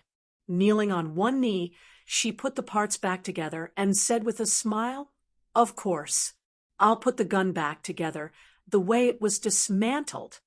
Beside her, A soldier who was in charge of the maintenance of firearms in the camp smiled and said, "She's very professional. She knew where to start the dismantling as soon as she went on stage. She even told me where to change." See, Anemone's eyes widened. "You can even fix guns?" "Yes, a little." "Why are you looking for me?" "Commissioner Meow and the others are back." Yi Qian didn't see the shock in Sea Anemone's eyes. It wasn't a secret that she knew how to fix guns. Most of her comrades in the Snowfield Brigade knew about it, so it wasn't something worth keeping a secret. She was calm, but Sea Anemone was a little uneasy. "Excuse me, Qing Miao, is there anything you don't know? Aren't you hungry? Come, let's eat first. We'll come back after we're done." Looking at the parts of the heavy machine gun, Sea Anemone secretly rubbed her hands. It would be great if Qing Miao was added to their team. Chapter 42-93. Yi Qian did not know that Sea Anemone was one of the people who wanted her to join the Storm Commandos. Yi Qian was not willing to stop what she was doing to eat, so she asked Sea Anemone to leave some food for her and wait for her to finish what she was doing. She was the one who dismantled the heavy machine gun, so she had to take responsibility for it. She was indeed hungry. Just as Yang Heng said, she was so hungry that she could even eat grass. At this time, it was already noon in Libya. Li Jinyan drove Commissioner Miao back to the camp in a truck. For safety reasons, Commissioner Miao did not sit in the front passenger seat. Instead, 2 water ghosts were in charge of driving while the rest sat in the back of the truck. Yang Heng took the water bottle and drank half of it in one go. There was still a mouthful left before he could swallow it. A male soldier who came to pick them up smiled and said, "You must be very hungry. You didn't eat grass when you got back, but there are some vegetables." Cough, cough, cough. The water that he had not swallowed went into his throat, causing Yang Heng's face to turn red. After coughing for a while, he wiped the water from the corner of his mouth and said, awkwardly, "Just kidding, just kidding." It was just a casual remark. Could it be that he knew everything? Daxia, who was speaking, guessed what he was thinking when he saw his expression. He laughed and said, "We were so hungry that we could eat grass. This grass is good, and it's quite delicious." They ate a lot of grass during training. What could Yang Heng say? He could only laugh. Daxia saw his awkwardness and did not say anything else. Translators were shy and did not have a close relationship. Jokes should stop. Prawn didn't say anything else, which made Yang Heng feel relieved. When he was with the Special Forces, he was more or less restrained, unlike Yi Jian, who could get along well with them. At first glance, he could tell that their friendship was deep. Yi Qian, he did not know how she was doing. Yang Heng glanced at the captain of the Special Forces, who was sitting with Commissioner Miao. He hesitated for a while, bent over, and walked over with his hands on the shoulders of the 3 doctoral students. When he moved, Li Jinyan's gaze fell on him. When he saw this, he even reached out to pull him. The truck was shaking. Even when he moved over, his body still swayed. Yang Heng immediately held on tight and sat down steadily. He asked about Yi Qian. When Li Jinyan heard him mention Yi Qian's real name, his gaze became sharp for a few seconds. Yang Heng instantly felt that his gaze was like a scalpel that was about to cut him open from the inside out. Under such a pressuring gaze, Yang Heng said in a low voice, "We used to study in the same high school. My parents almost took her as their goddaughter, but Yi Qian didn't agree, and my parents gave up." So that was the case. Although Li Jinyan's eyes were still cold, he retracted the sharpness in his eyes and said to Yang Heng, "She is fine. She is in the barracks now." He paused for a moment and then said, "Don't mention her when you go back." "Thank you." "That's good. That's good." Yang Heng let out a sigh of relief. The heavy stone in his heart was finally lifted. He gently nodded. "I know. I won't tell anyone. They were silent for the rest of the journey. Yang Heng did not know how he fell asleep as he listened to the rumbling sound of the truck. The most beautiful coastline in Yeni City. The sky was washed by water, the sea was blue, and the waves were rolling in. A few seabirds brushed past the waves and quickly flapped their wings to fly high. In the distance, a transport plane was flying further and further away. Among the waves, there were several black lines chasing after 3 square objects floating on the sea in 2 directions. There was a tail behind them. It was the combat backpack that had been left behind. Chapter 4294. More than 10 Snowfield Brigade Special Forces had successfully landed from the transport aircraft. The weather was good, the sea was calm, and there was only a normal deviation from the landing point. In order to avoid being exposed, the Snowfield Brigade Special Forces were 5 nautical miles away from the coast. 5 nautical miles was about 9,400 meters, and the normal deviation was about 9,500 meters. If they were to swim, they would need 5 to 6 hours to reach the coast. Swimming was definitely not possible. They needed equipment. The square thing floating on the sea was an inflatable boat. It was similar to an escape ladder on an airplane. As long as they pulled it out, it would become an inflatable boat. The 3 groups of people quickly pulled the floating thing apart. The square thing instantly turned into an inflatable boat. They first put a comrade on it, then pulled everyone onto the inflatable boat. The 3 inflatable boats had 5 people on each boat. They then picked up the equipment and set off towards the coast in less than 10 minutes. Some of the equipment could not be opened, such as land communication equipment, GPS, and other electronic equipment. They took out the rifle from the waterproof cover and loaded the magazine. The basic equipment was complete. They took out the oil stick and painted their faces, so that even their parents would not be able to recognize them. They even painted their lips. When they were done, their eyes were as sharp as arrows. With the inflatable boat, their speed was much faster. Yi Qian installed the heavy machine gun and handed it over to the soldiers in charge of maintaining the guns. Finally, they ate a bowl of noodles and stir-fried it. No more, no less. They really ate 2 big bowls. Xia Jinyuan led the troops ashore. Yi Qian and the others had already tied the special materials to their bodies and were ready to set off. We must bring them all back to China. We are waiting for them. We are just 1 step away from completing our mission. Before they left, Commissioner Miao, who could not accompany them, carefully reminded them that these special materials were more precious than his life. They must be protected well. The 50 kilograms were tied to the 16 Special Forces soldiers. They even gave up their backpacks and only wore their tactical vests, magazines, and guns. They were almost light.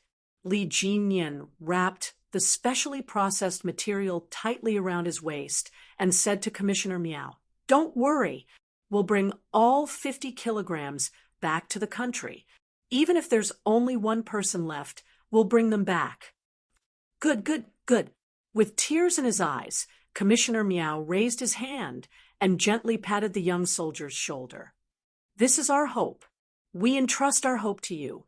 This sentence was filled with the noble spirit of a scientist, Pan Guoqiang, who was fearless in sacrifice and disregarded his own life. This was another hope for the powerful military, as well as the hope of those scientists who had fallen asleep in their laboratories. Li Jin's team was afraid that it would affect their marching speed, so they firmly disagreed.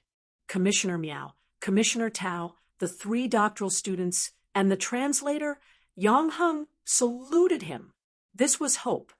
He would definitely return home with hope. At 3:37 in the afternoon, the water ghosts of the storm commandos who had finished cleaning up the battlefield drove away. As they were leaving, Yi Qian turned around and looked deeply at Yang Heng. Yang Heng did not agree to come along. No matter how she tried to persuade him, he insisted on staying. He also told her why Libya was filled with enemies and why some ambitious Western countries had joined in. Because the country was weak. If a country was weak and passive, then it would be beaten. The Chinese side, which had been beaten before, could not repeat the same mistakes. The law of the jungle, where the strong preyed on the weak, had never changed. Chapter 42, 95.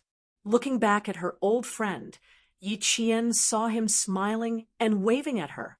She raised her hand and waved goodbye to him. "See you in China, Yang Hong," she said softly in her heart.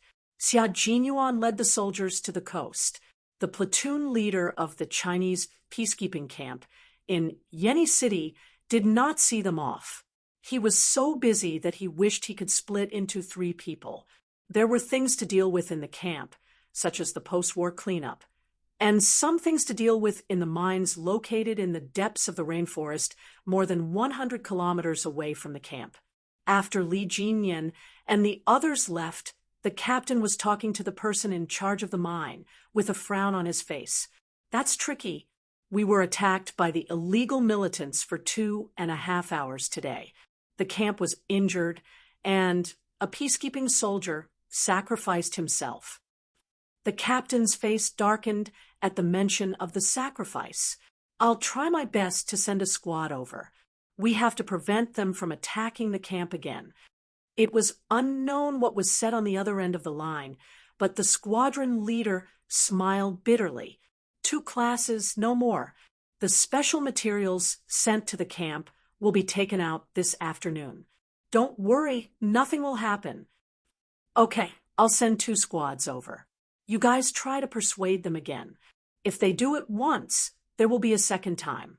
Since the equipment is almost transferred, let's leave as soon as possible. The situation is tense, and we don't know how long the government army can hold on. We can't leave anyone in the mine, not even the guards. When the captain ended the call, he learned that the special forces had left. Commissioner Miao and Commissioner Tao insisted on staying in the camp. They could have left, but they knew that they could not keep up with the special forces' marching speed. If something happened, they would be implicated, no matter how they persuaded them. Even if they contacted the country, the 2 commissioners refused to go with them. Even the 3 accompanying disciples insisted on staying. The reason was that they needed to take care of the 2 mentors. The captain sighed. The camp was safe for the time being, and they would protect the 2 commissioners with their lives. He had already applied to evacuate Jenny City, and it was up to the Libyan president to see if he would allow it. Today, it was all thanks to these brothers. Otherwise, the entire camp would have become a slaughterhouse. If it were not for the importance of the materials, he really did not want to leave. At 4:00 in the afternoon, the illegal militants occupying Jenny City received reinforcements. Jenny City was in a state of emergency. At 5:00 in the afternoon, the government forces that were clearly on the verge of victory suffered yet another crushing defeat, and Jenny City was completely occupied by the illegal armed forces. The camp immediately notified the Chinese mining factory that was more than 100 kilometers away from the camp, asking the Chinese employees who were still guarding the factory and transferring the equipment to abandon the factory and leave. Since the start of the war in Yenny City at 4:00 in the afternoon yesterday, the Chinese government had issued a notice to evacuate all the Chinese employees in the mines immediately, not leaving a single one behind. There were more than 100 Chinese factories, and the person in charge immediately arranged for vehicles to evacuate the employees after receiving the notice. However, the employees with Libyan nationality were unwilling to leave. The Chinese company had invested a lot in the mine, and the Libyan employees were unwilling to leave. Even the person in charge had no way to leave. While transferring the employees who were willing to leave, he persuaded the Libyan employees who did not want to leave.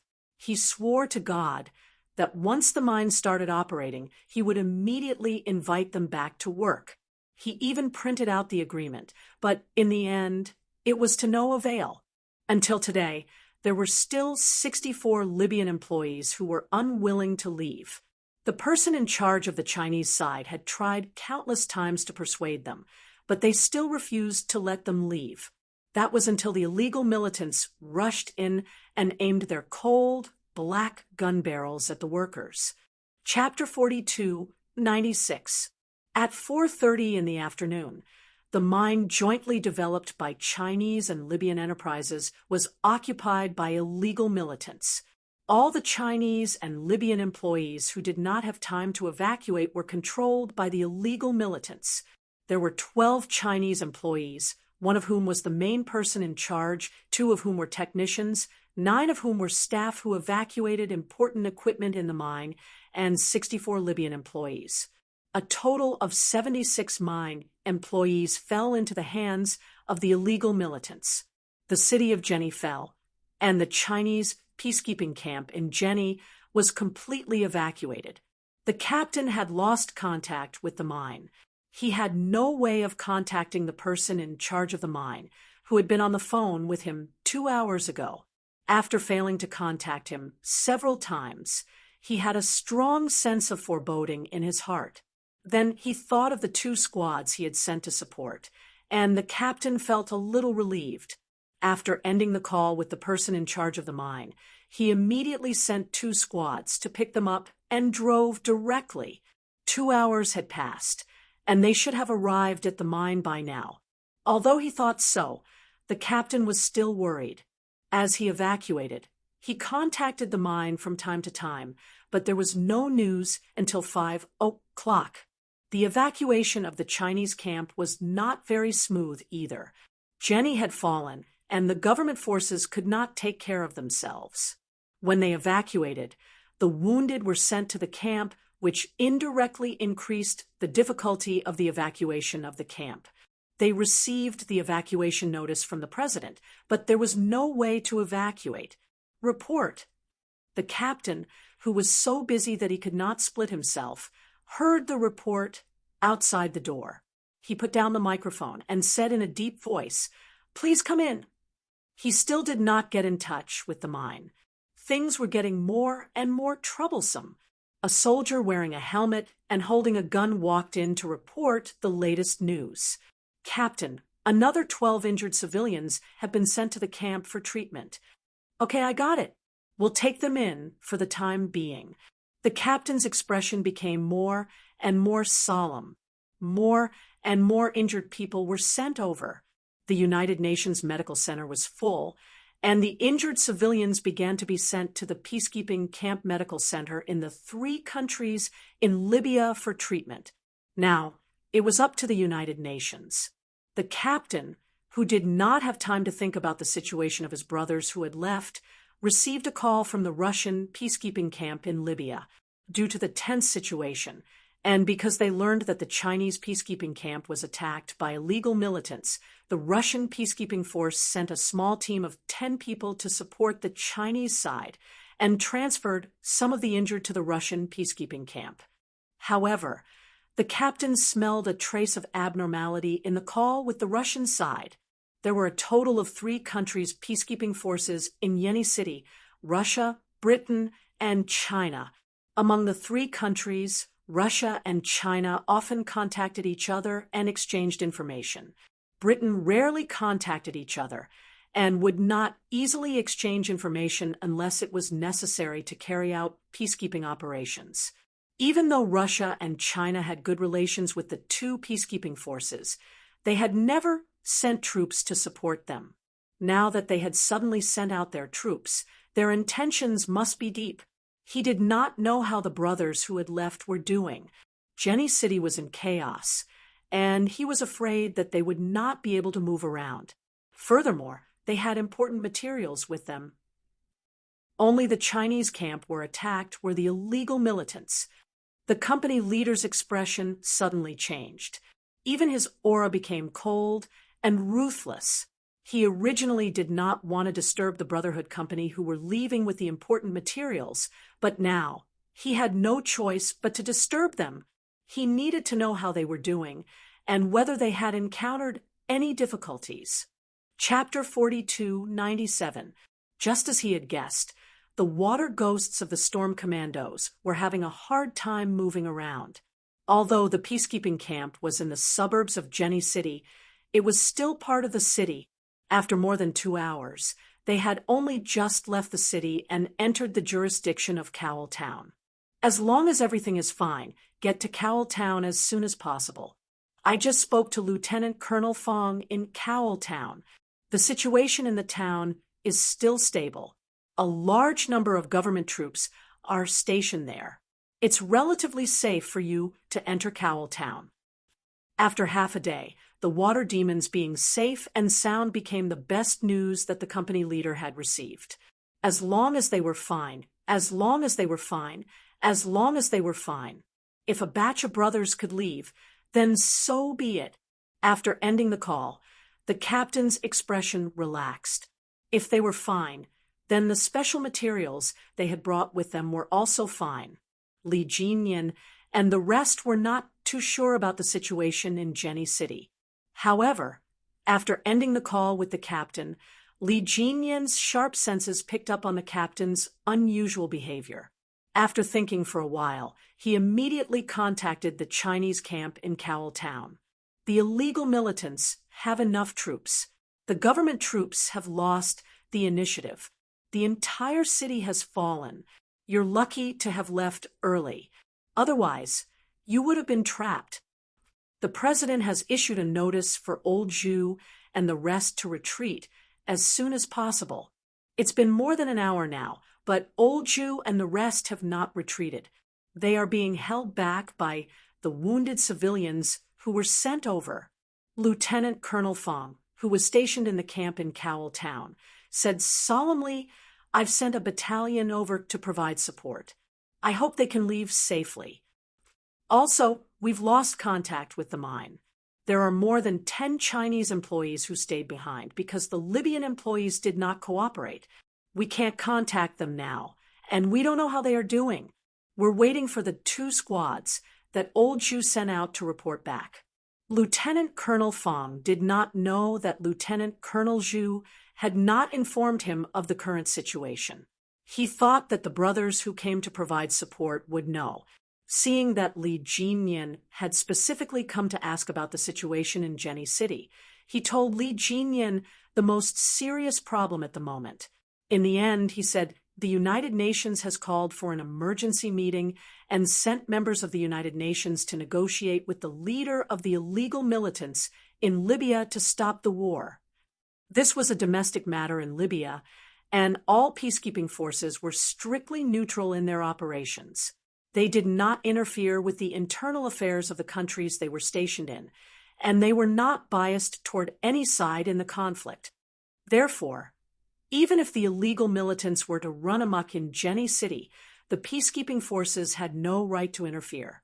They could only send people to mediate. The illegal militants also took advantage of this fact, which was why they rarely opened fire on the peacekeeping troops. Today, they opened fire on the Chinese peacekeeping camp. In the end, they learned a terrible lesson. The 100 troops they sent were all eliminated by the Chinese side. When the representatives of the United Nations were negotiating with the illegal militants, the other party deliberately hid this matter and did not mention that they had opened fire on the Chinese peacekeeping camp. Then, a new force was mobilized and sent to the Chinese camp. We received news that there are things in the 2 Chinese camps in Libya that are more valuable than gold. If we find them, someone is willing to buy them at a high price and provide a batch of elite military equipment, including heavy weapons. This was the offer made by the other party, and it was quite tempting. The leader of the illegal militants accepted the negotiation with the representatives of the United Nations while secretly sending troops to the Chinese camp. The peacekeepers sent by Russia to support the Chinese camp had arrived. Without any rest, they immediately transferred some of the wounded out of the Chinese camp, including 4 seriously injured Chinese peacekeepers who had been rescued. Chapter 4298. The soldiers sent by the Russian side could only communicate in English. Lieutenant Colonel Zhu's English was good, so he could communicate with them.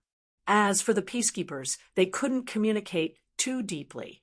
They could only communicate in simple daily language. Fortunately, they didn't need to communicate too deeply. Besides language, they could also communicate through hand gestures. This way, they could understand each other's intentions. The 4 peacekeepers who were pulled back from the brink of death were first carried into the vehicle. The Russians had considered everything and even sent an accompanying military doctor. The Chinese side also sent an accompanying military doctor and a nurse. As for the Libyan civilians sent to the Chinese military, the Russians also transferred some of them, but not all of them. There was no other way. The Russian medical center was also overcrowded. Soon, the vehicles sent by the Russians left with the wounded. The 10 Russian soldiers were all arranged under Lieutenant Colonel Zhu's arrangement, with the support of the Russian soldiers. Even though there were only 10 of them, Lieutenant Colonel Zhu felt much lighter. The transfer of the 4 heavily injured peacekeepers made Lieutenant Colonel Zhu feel much more at ease. The illegal militants only targeted the Chinese peacekeepers. The reason for this was enough to make Lieutenant Colonel Zhu worried. Fortunately, the most important things had been transferred. If they were attacked again, they would fight to the death. When the Russian support arrived at the Chinese camp, the water demons led by Li Jinyan knew how dangerous the Chinese camp was. In addition, they had lost contact with the mine. After ending the call, Li Jinyan was filled with killing intent. He didn't say a word for a long time. The other water demons were also silent. Next, they definitely couldn't leave like this. However, they had special materials that Guichang wanted. Should they enter or retreat? It was a dilemma. If we leave like this, more people will be sacrificed, Yi Qian said softly.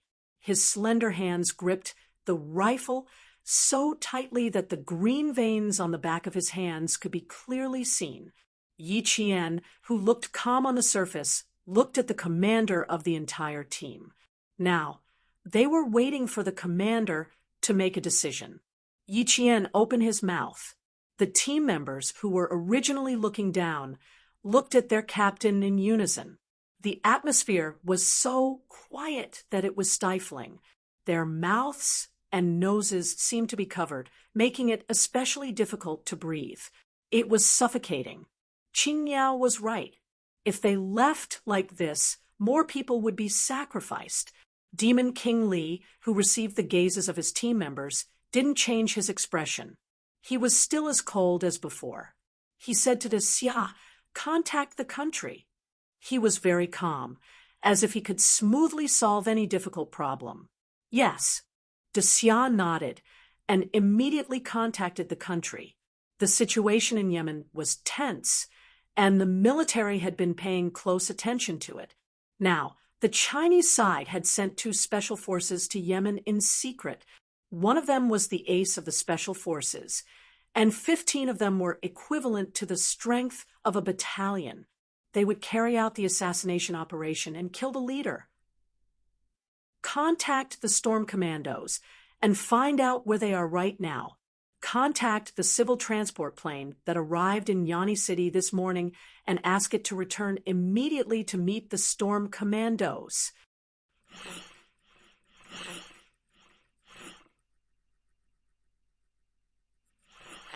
Chapter 42:99. Commander-in-Chief Xia gave the order and immediately contacted the Libyan Aviation Management Center and the Storm Commandos at the same time. Big Shrimp from the Storm Commandos looked at the code and said to Li Jinyan, "They're already here. There should be arrangements." 1. Immediately head to Cowell Town and find a landing spot for the civilian transport plane. 2. The materials will be sent back to China by the transport plane. 2 electromagnetism specialists, 3 doctoral students, and interpreters will accompany them. 3. The Chinese peacekeeping soldiers stationed in Cowell Town will send them back to China. The storm commandos will head to the mine to rescue the employees from the 2 countries.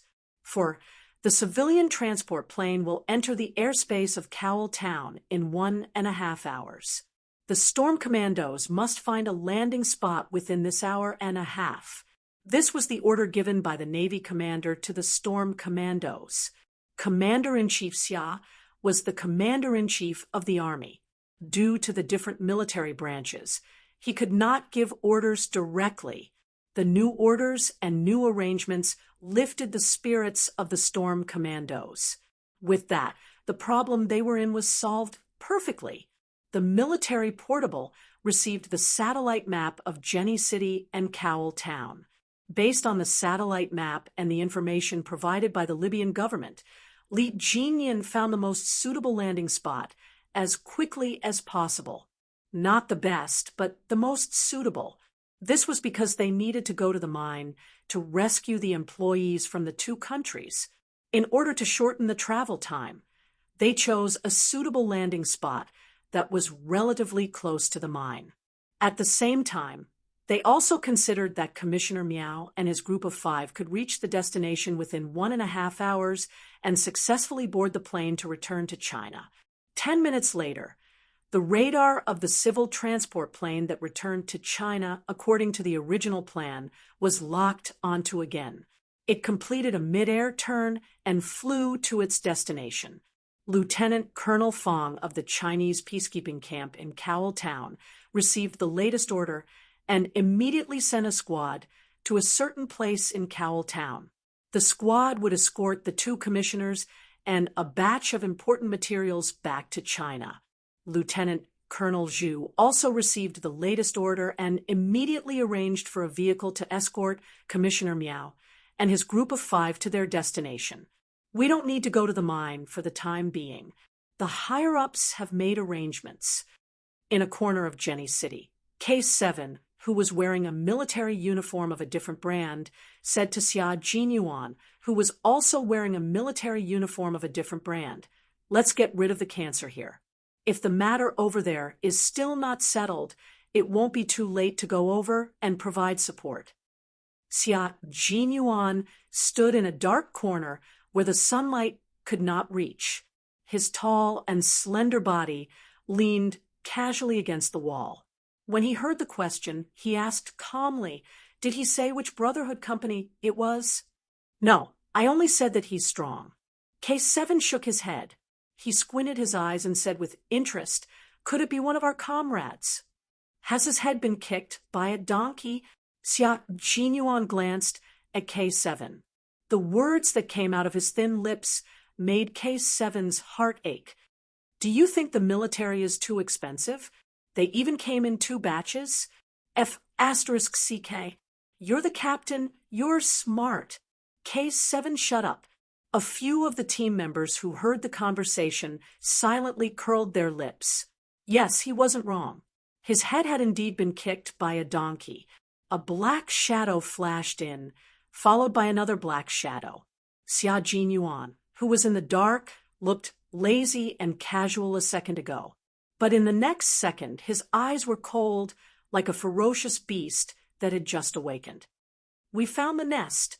The first sentence that came out of the black shadow's mouth made the team members, who were waiting for the news, stand up one by one and stare at the black shadow. Chapter 4300. Everything would be fine once they found the nest. The scouts, Long Eagle and Young Sparrow Hawk, brought back the news. The second the blood-red setting sun fell from the clouds to the horizon, night fell.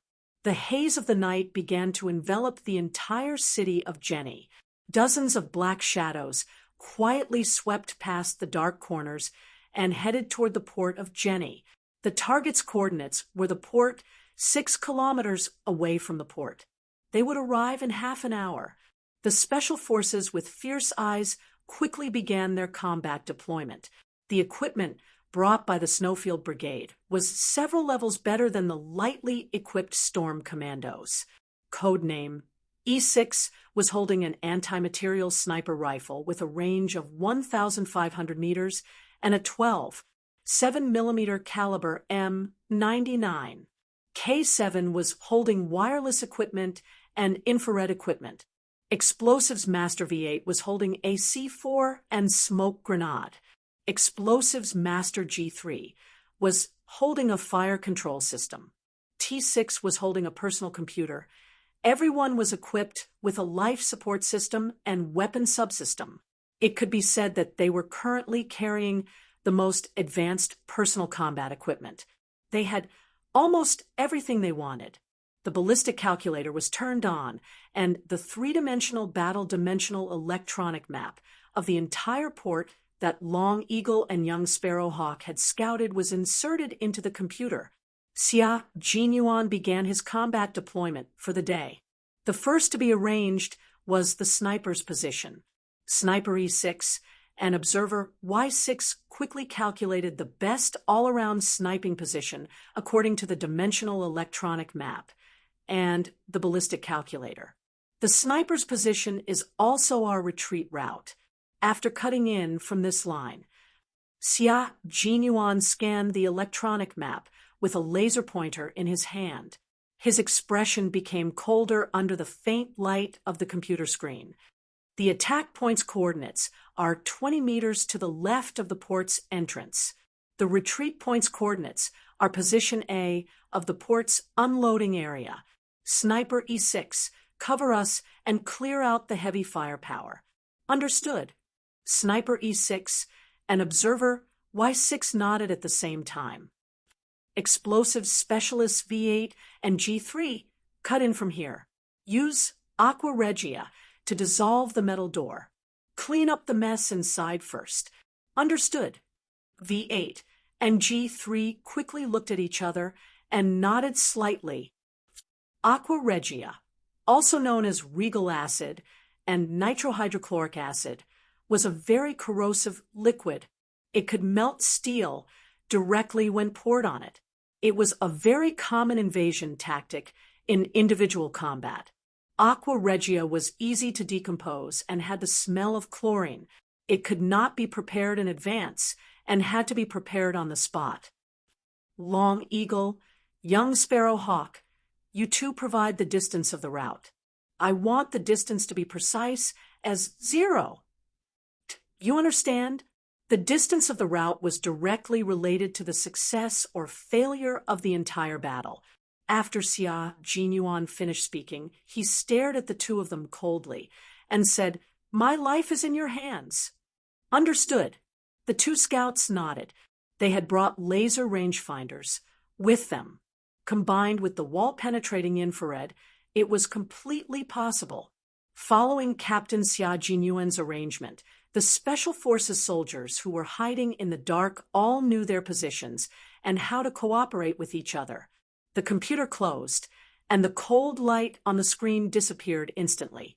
The flash of light on the screen made every Special Forces soldier's eyes flash with a cold, strange, and extremely vicious light.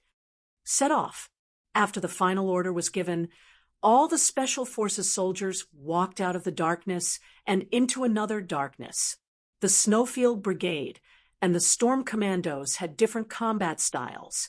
All the Special Forces soldiers in the Snowfield Brigade were elites who were good at assassination, sneak attacks, decapitation, and other individual combat.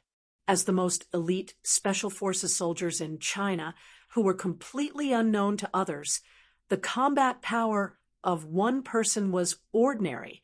A squad, 2 squads, or even a platoon of soldiers could not do anything to them.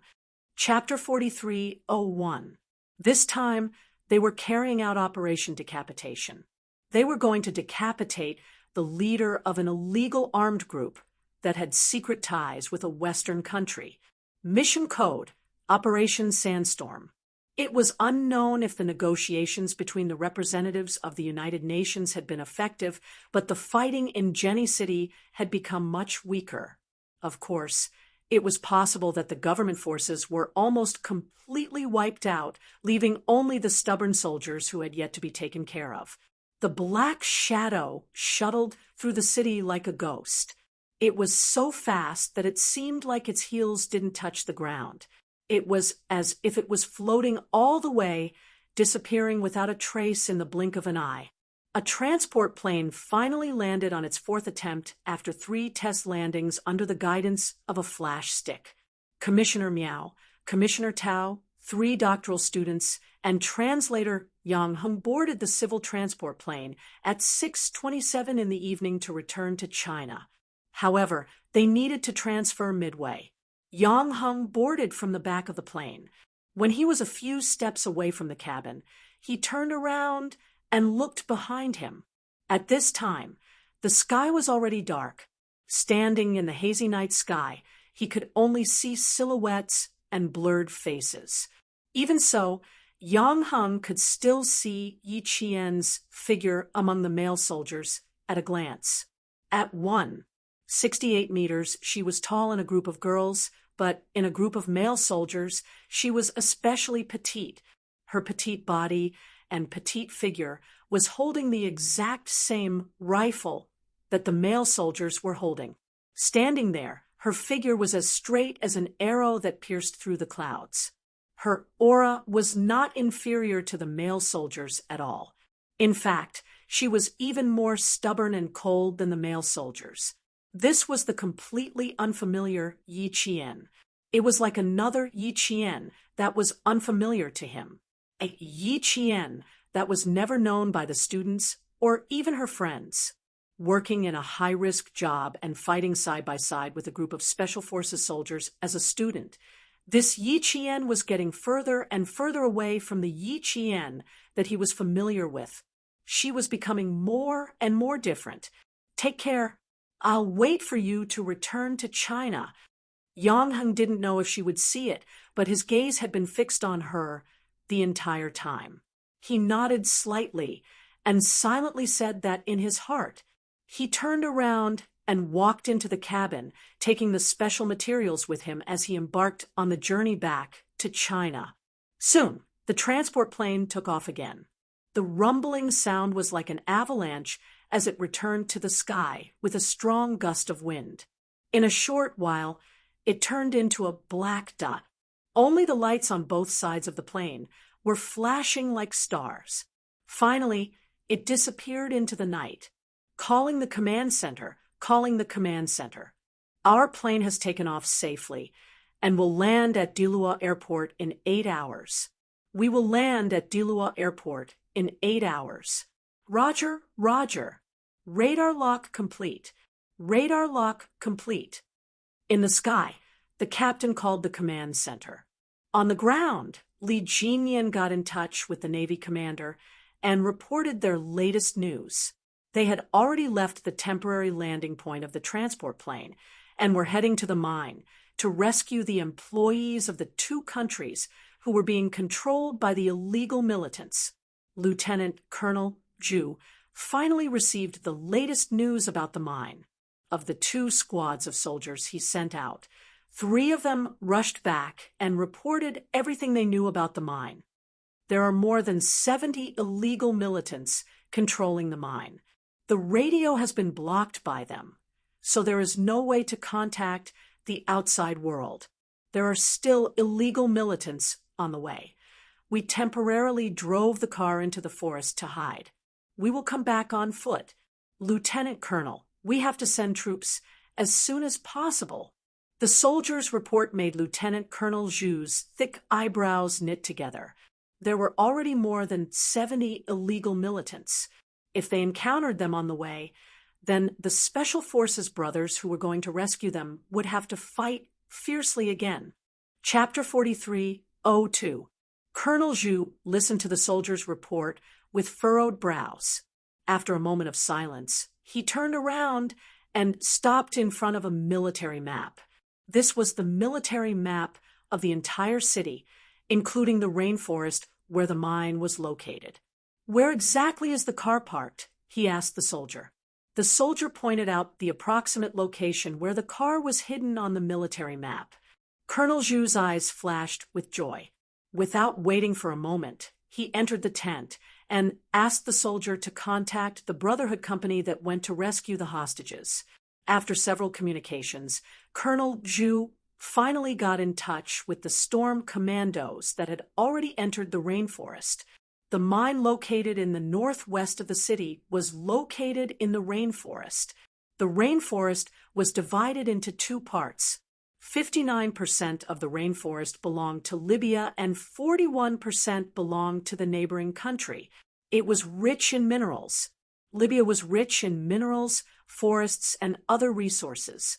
However, because it was one of the poorest countries, it did not have the ability to develop, mine, and make good use of these resources.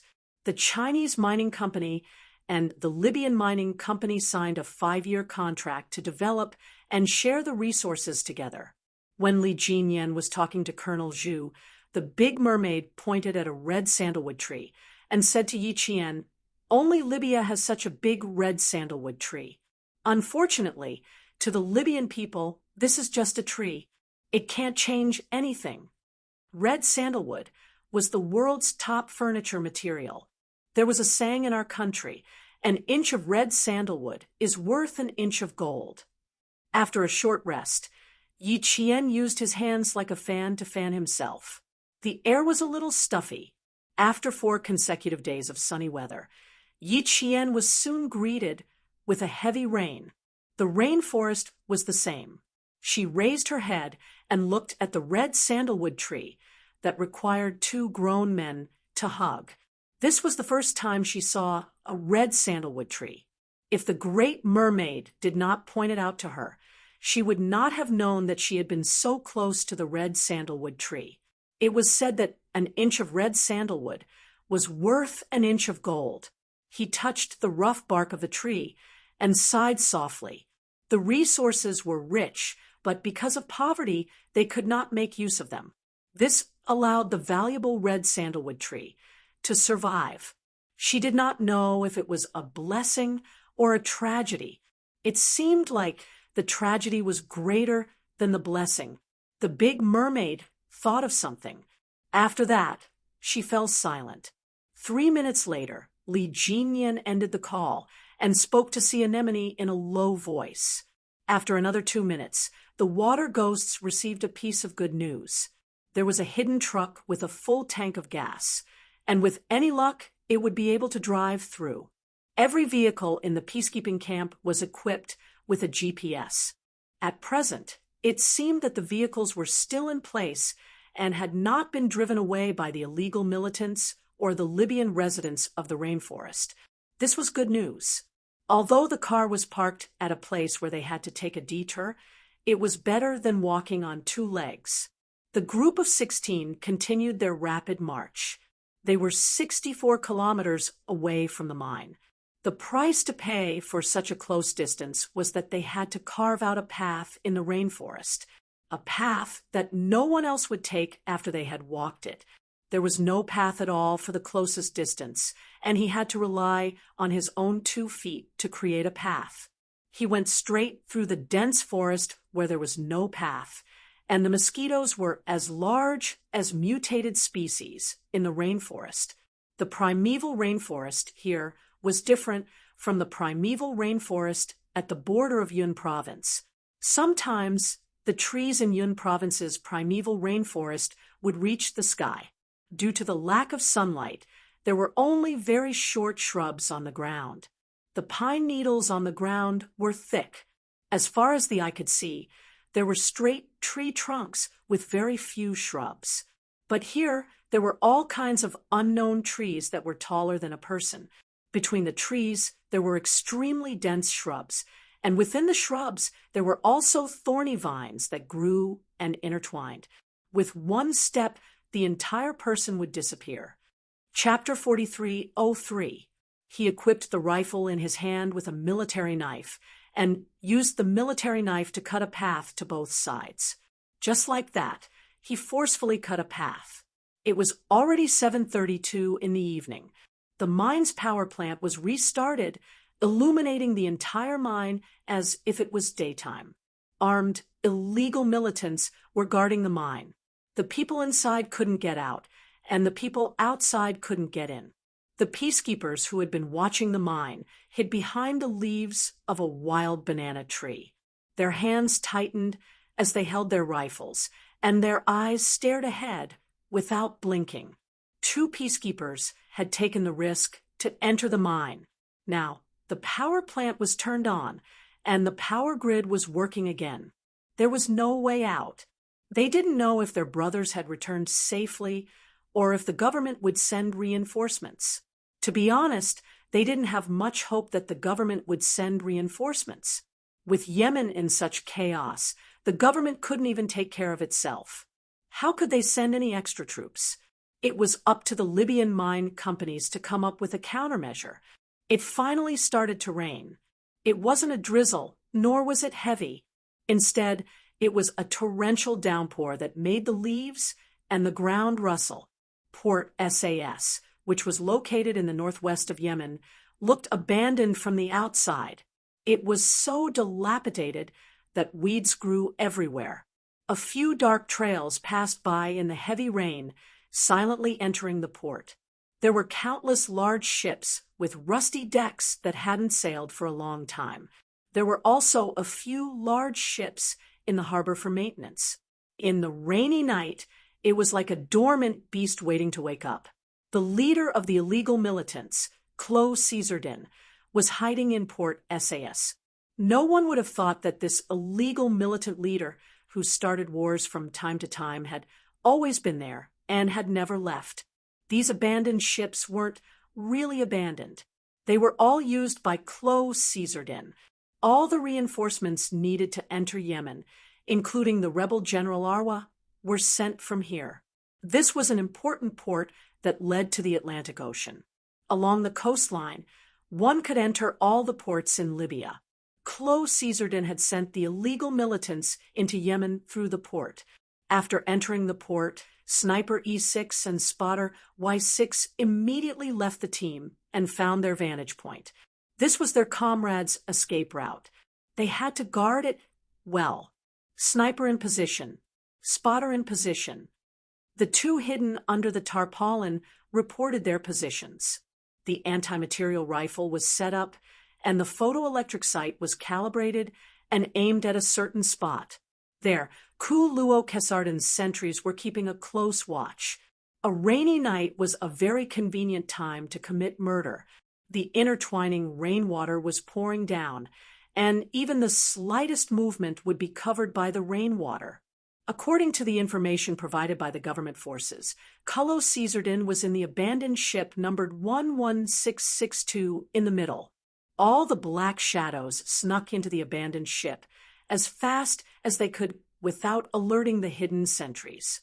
With the appearance of anti-jamming, the Z7 immediately went into electromagnetic silence and used multiple access and spread spectrum to hide their wireless communication bands.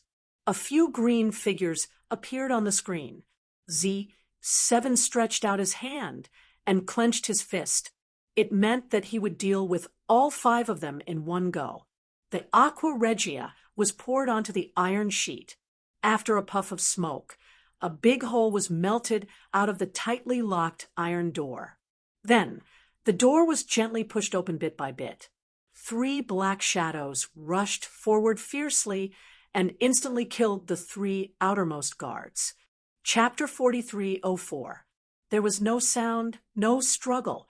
Just like that, he slit his throat from behind and eliminated the targets.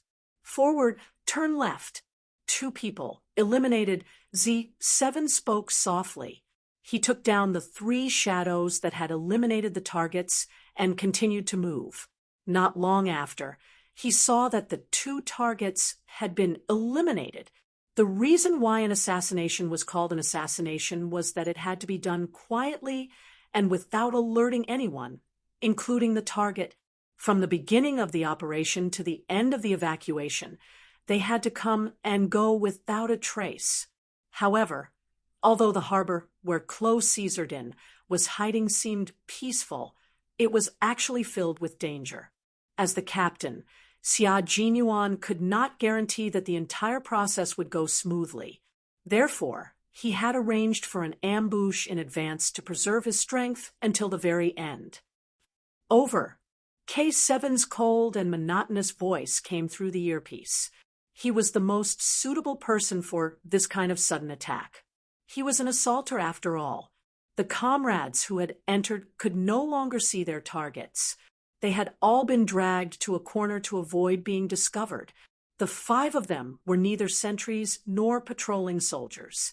They looked more like lazy guys who were blocking the entrance for the special forces. As for the real entrance, Xia Jinyuan had no choice at all. If he wanted to enter from the real entrance, he would have to eliminate the sentries.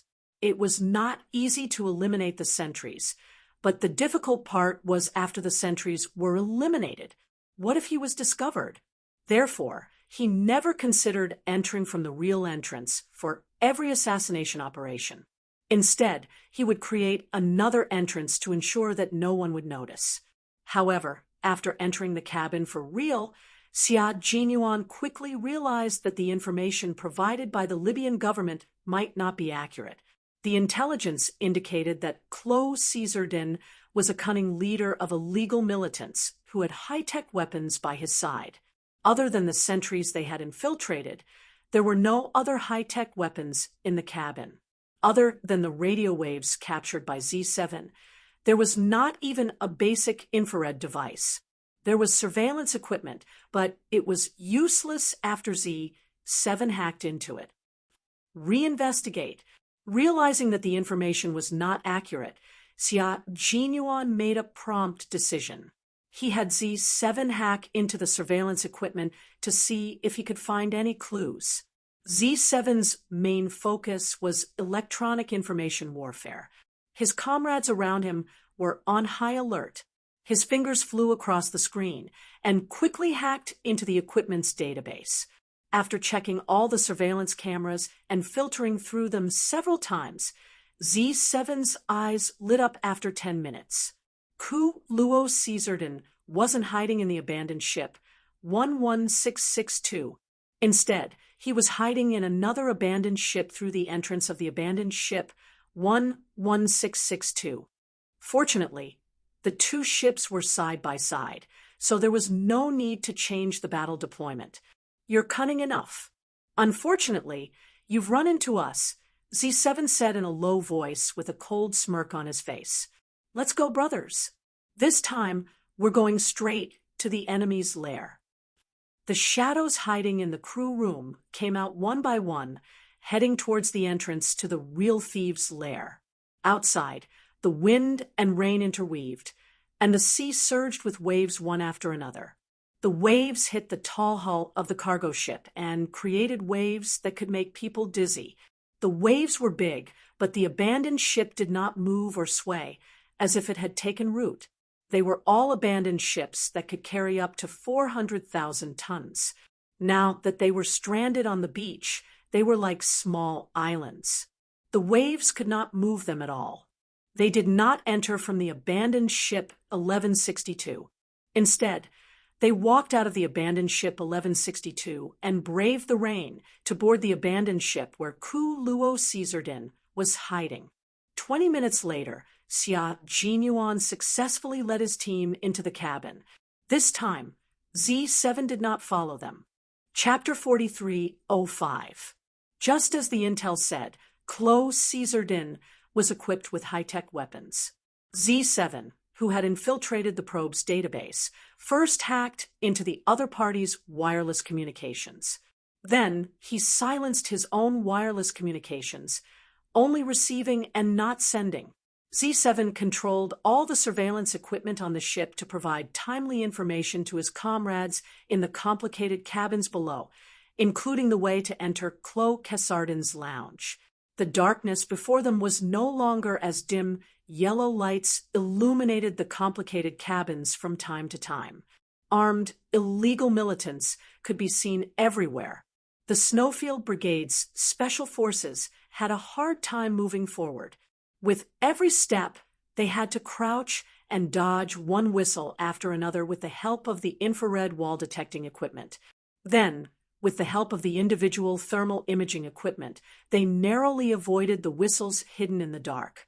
Walking in the dark, the Special Forces soldiers who were sweating profusely were all thankful for the individual combat systems they had brought with them. Without these good buddies, they would have been lucky enough to enter the cabin tonight, but they definitely wouldn't have made it out alive. Whistles, infrared sensors, and surveillance equipment were everywhere. F***CK. Do they really think they're the rulers? Z7, who had not entered the cabin but was sweating profusely as well, gritted his teeth and said, "When we get out later, we'll find a hidden surveillance equipment and 2 infrared sensors." F***CK. Do they want to be the next Pentagon? Cut the F***CK the crap and get it done, V8 said in a low voice. He was now hooked onto the cabin's pipes. Sweat dripped from the back of his neck like a water leak. Z7, whose fingers were already blurred, bit his cheeks and said, "I regret not keeping X by my side. With the 2 of us hacking the system together, we could have saved at least half the time." From cracking the firewall of the hidden surveillance equipment to blocking it, it took 8 minutes. X, who graduated from Tsinghua University's computer science department, did not say anything. He and Y had other things to do. The next step was to destroy the infrared sensor's transmission signal. Z7 was an expert at such things. He captured the frequency of the infrared sensor's signal, regenerated it, and retransmitted it through the transmitter. The hidden infrared sensor was temporarily useless. After another 5 minutes, Z7's voice was heard slowly. Done. A new round of sweat appeared on the Black Shadow's body. He held his breath and finally passed the turn. It seemed that he was about to reach the end of the cabin. 3 anchors. That's right. Turn here and you'll reach Kulo Kasardin's lounge. 3 meters forward. 2 whistles will clear the area. The 2 commandos had already taken care of the 2 hidden sentries, and the infrared light through the wall showed that there were still 2 targets waiting to be taken care of behind the wall. Let's deal with it directly. Xia Jinyuan clenched his fists and sped up. In front of him was Kulo Kasardin's lounge. He had already taken 999 steps, and there was only 1 step left. He and K7 attacked at the same time. They broke the necks of the 2 whistlers that were attracted by the small commotion. Their hooked hands broke the necks of the 2 targets. Before they could come down, their comrades had already rushed forward to catch the 2 targets who had lost their breath. Then they carried them to the side. X and Y were already squatting in front of the door to Kulo Kasardin's lounge. It was a password-protected door, and not just any fingerprint or numerical password. A total of 4 sets of passwords had to be entered, and the 4 locks had to be cracked before the door could be opened. Chapter 4306. Both X and Y were top students in the computer science department. It was purely a coincidence that they entered the Snowfield Brigade. Perhaps it was because they were too young and frivolous that they entered a website that they should not have. As a result, they were targeted and kicked out of school. Half a year later, they returned to society like savages. After that, the 2 of them held hands and ran wildly on the military road with teary eyes. They could not stop running, and after a few years, they became unyielding Special Forces soldiers. Becoming Special Forces soldiers did not mean that their skills were wasted. On the contrary, they became more proficient with their skills year after year. There was nothing that they could not handle. The 2 of them stepped forward. One of them translated the calculations while the other operated the password shaft. The 2 of them squatted left and right, and time seemed to pass extremely slowly. After a few blinks from Xia Jinyuan's side, the green world received an okay from the 2 of them. It's done. Little guys, you're amazing. 3 minutes and 47 seconds. Z7, who was monitoring through the screen, said with a smile. In a place where his comrades could not see, he secretly wiped his sweat. F***CK. This is 2F*** King nerve-wracking. It made him sweat profusely outside. As the saying goes, a cunning rabbit has 3 burrows. Therefore, the lounge was not the final hiding place of the target, Ku Luo Caesardin. It was usually a place where Ku Luo Caesardin received his so-called generals. The reclusive Ku Luo Caesardin treasured his life. All kinds of checkpoints and defenses, in Z7's words, were designed to be as strict as the Pentagon. However, no matter how strict the security was, it did not stop the silent invasion of the Snowfield Brigade's Special Forces. The moment the password door was pushed open, Y's expression changed abruptly. He saw a data cable peeking out from the edge of the password door. Z7, don't King talk nonsense. There's a group of independent probes inside.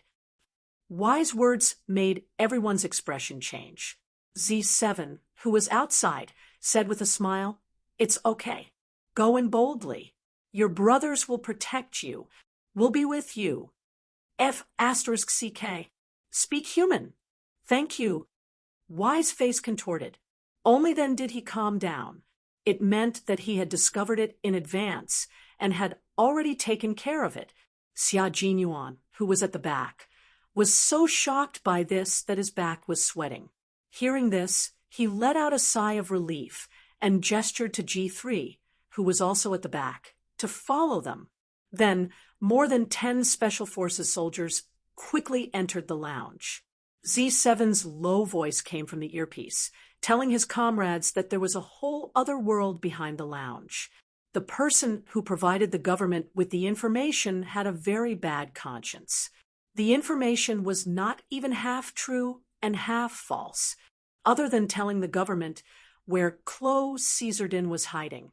Everything else was King fake. At 9 p.m. local time in Libya, Clo Caesardin ended his call with a Western country.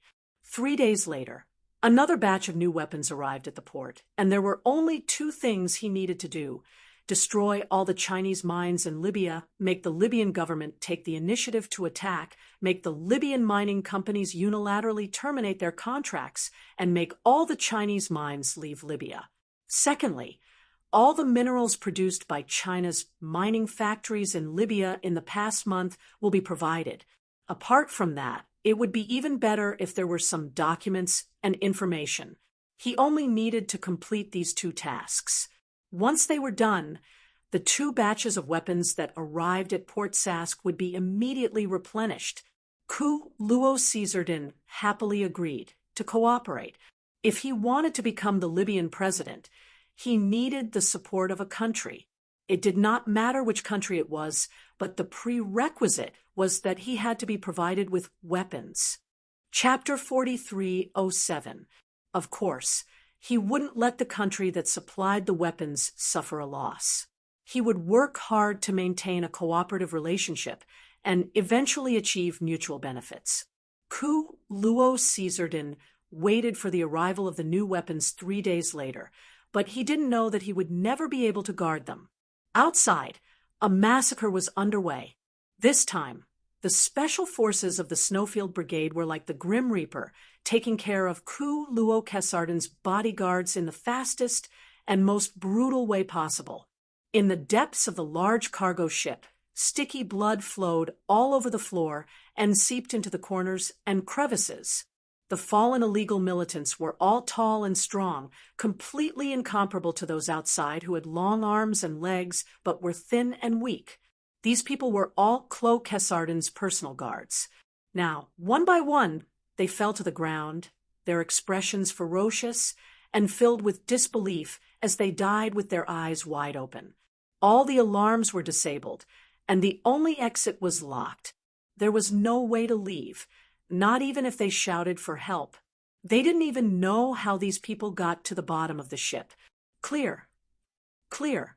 Go. Alert. Cover the rear. Entering from the lounge, all the commands turned into hand signals. The assault team was the first to open a bloody path and kill all the way to the bottom. Z7 stared at the screen, gritting his teeth so hard that they made a grinding sound. If he hadn't infiltrated the ship in advance, he would never have guessed that the person who provided the information to the government had a backup plan. He betrayed Ku Luo Caesardin, but he was afraid that the government didn't have the ability to kill Ku Luo Caesardin. Therefore, he didn't dare to tell the truth. Other than the hiding place, everything else was fake. To the right, target 4. Adjusting the position of the camera, Z7 reported the targets he saw to the assault team, one by one. Those that he couldn't see were all locked onto by the individual combat system. Xia Jinyuan and G3, who were covering the rear, took care of 2 people using infrared. When they passed a corner, Xia Jinyuan slit the throat of a guy who was in charge of the iron pipes from behind. The moment he took care of the target, a rapid breathing sound came from a dark corner opposite the corner. At that moment, Xia Jinyuan, who realized something, quickly pulled out the pistol at his waist and fired. G3 fired faster than Xia Jinyuan. It was an illegal militant who came out of the toilet. He noticed something strange and quickly opened fire. Bang! The sudden gunshot startled everyone in the cabin. Someone shouted, "Why are there gunshots? What happened?" Now, they were at the bottom of the cabin. Through the infrared and warm-up images, they detected that there were about 50 illegal militants guarding this place. Previously, they had secretly taken care of more than half of them. In the end, they did not notice that one of them had come out from the toilet. Just like that, they were discovered, and the assassination turned into an open kill. There were no surveillance cameras installed in the toilet, so even the Z7 did not notice the person in the toilet. Xia Jinyuan's arm was bleeding. He was shot by the guy who came out of the toilet. Fortunately, the guy fired in a moment of desperation and was not accurate. The shot hit Xia Jinyuan's arm, and he only had one shot before he was finished off by G3. G3's pistol was equipped with a silencer, so it did not make much noise. The gunshot was so loud that it echoed throughout the cabin. Just like that, a bloody battle began. Fortunately, the Z7 had disabled all the alarms and probes. The heavy door that required 4 passwords to enter the bottom of the ship was also closed. As long as there were no alarms from the inside, the illegal militants outside would not know that something had happened to the heavily protected bottom of the ship. Chapter 43:08. The gunshots alerted the bodyguards who had yet to be dealt with. Chaos had yet to arise, but there was already no way to continue the assassination. The infiltrating special forces knew that something bad had happened as soon as they heard the gunshots. When they saw the alarmed target, they did not panic. Instead, they signaled to each other. Then, K7, he leaped and rolled towards the iron bottom of the cabin and hid in a corner. He glanced up and stared at a wire. He pointed upwards and made a horizontal slicing gesture. Project X and Project Y nodded lightly. K7 destroyed the power line, and Project Y and Project X quickly dove forward a few meters. They didn't stop there. They dived a few meters forward, and the Special Forces soldiers beside them also dived a few meters forward. If the distance they were moving forward was a straight line, then everyone would divide this line into several sections. There would be people guarding each section, waiting for the enemy to come over, and then kill them one by one. No one asked why there was a sudden gunshot, and no one asked if anyone was injured, because they had no time to ask these things. If someone was really injured or killed, they could only accept it. This was an operation with a high mortality rate. The will had already been written. If anyone did not return, the will would be sent out. Tap, tap, tap. Countless footsteps could be heard. K7, who was at the front, kept flicking his fingers into his earpiece to tell his comrades to get ready for battle. The outlaw militants who were running over noticed that the lights had gone out. They slowed down, and in the darkness the sound of bullets being loaded could be heard clearly. The gunshots alerted them, but they did not realize that the lower cabin had been invaded. After all, there had never been any outsiders here, and their leader had said that this place was even safer than the damned presidential palace in Libya. What happened up ahead? Sentinel, sentinel. Someone shouted. Then someone replied, "My pistol accidentally went off." Xia Jinyuan, who was panting and wrapping a bandage around his arm to stop the bleeding, could not help but laugh. If the little fox were here, she would have described it even better. His arm was hit by a pistol bullet, but it did not penetrate through. The bullet was still lodged in his muscles. Even if he lifted his arm slightly, the pain would cause his muscles to tighten. Perhaps because he thought of Yi Qian, Xia Jinyuan inexplicably felt that the pain seemed to lessen a lot. This was a bloody battle, and even a bloody battle with a high mortality rate. Even as the leader, he did not know if he could leave this place alive. Klo Kaisarden, a leader of the outlaw militants in Libya, but he was definitely not a nobody. Klo, and with it, with. How? G3 asked in a low voice. There was a strong smell of blood on his body, both his and the enemy's. His painted face was stained with blood, and even his 2 eyebrows were stuck with blood.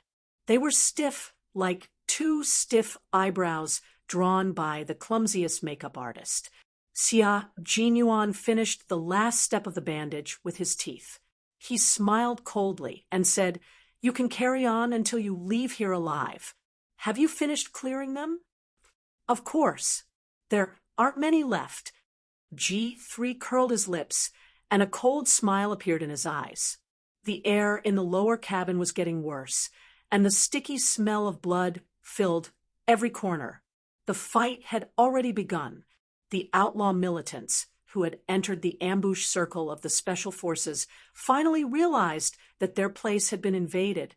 Chapter 43:09. Violent roars filled the entire lower deck. The illegal militants realized that someone had infiltrated the lower deck and killed their comrades, so they started to fight back. Someone tried to open fire, but no one gave him a chance. The dim lights all went out, and they lost their sense of direction.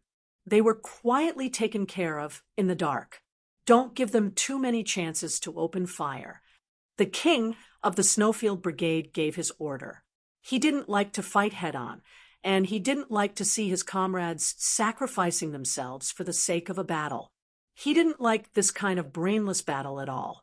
He preferred to preserve his strength so that he could complete the mission in the shortest amount of time possible. He would hide and watch his surroundings. He would quietly take out one target after another, eliminating the potential threats in the shortest amount of time possible so that he could complete the mission as soon as possible. Now that he had been discovered, there was no need to reveal himself. The enemy was in the open, and he was in the dark. He had the advantage, so he had to make good use of it before quietly taking out the targets that were coming out like headless flies. Ugh, someone in the dark struggled in pain. He wanted to break free and breathe loudly. Crack!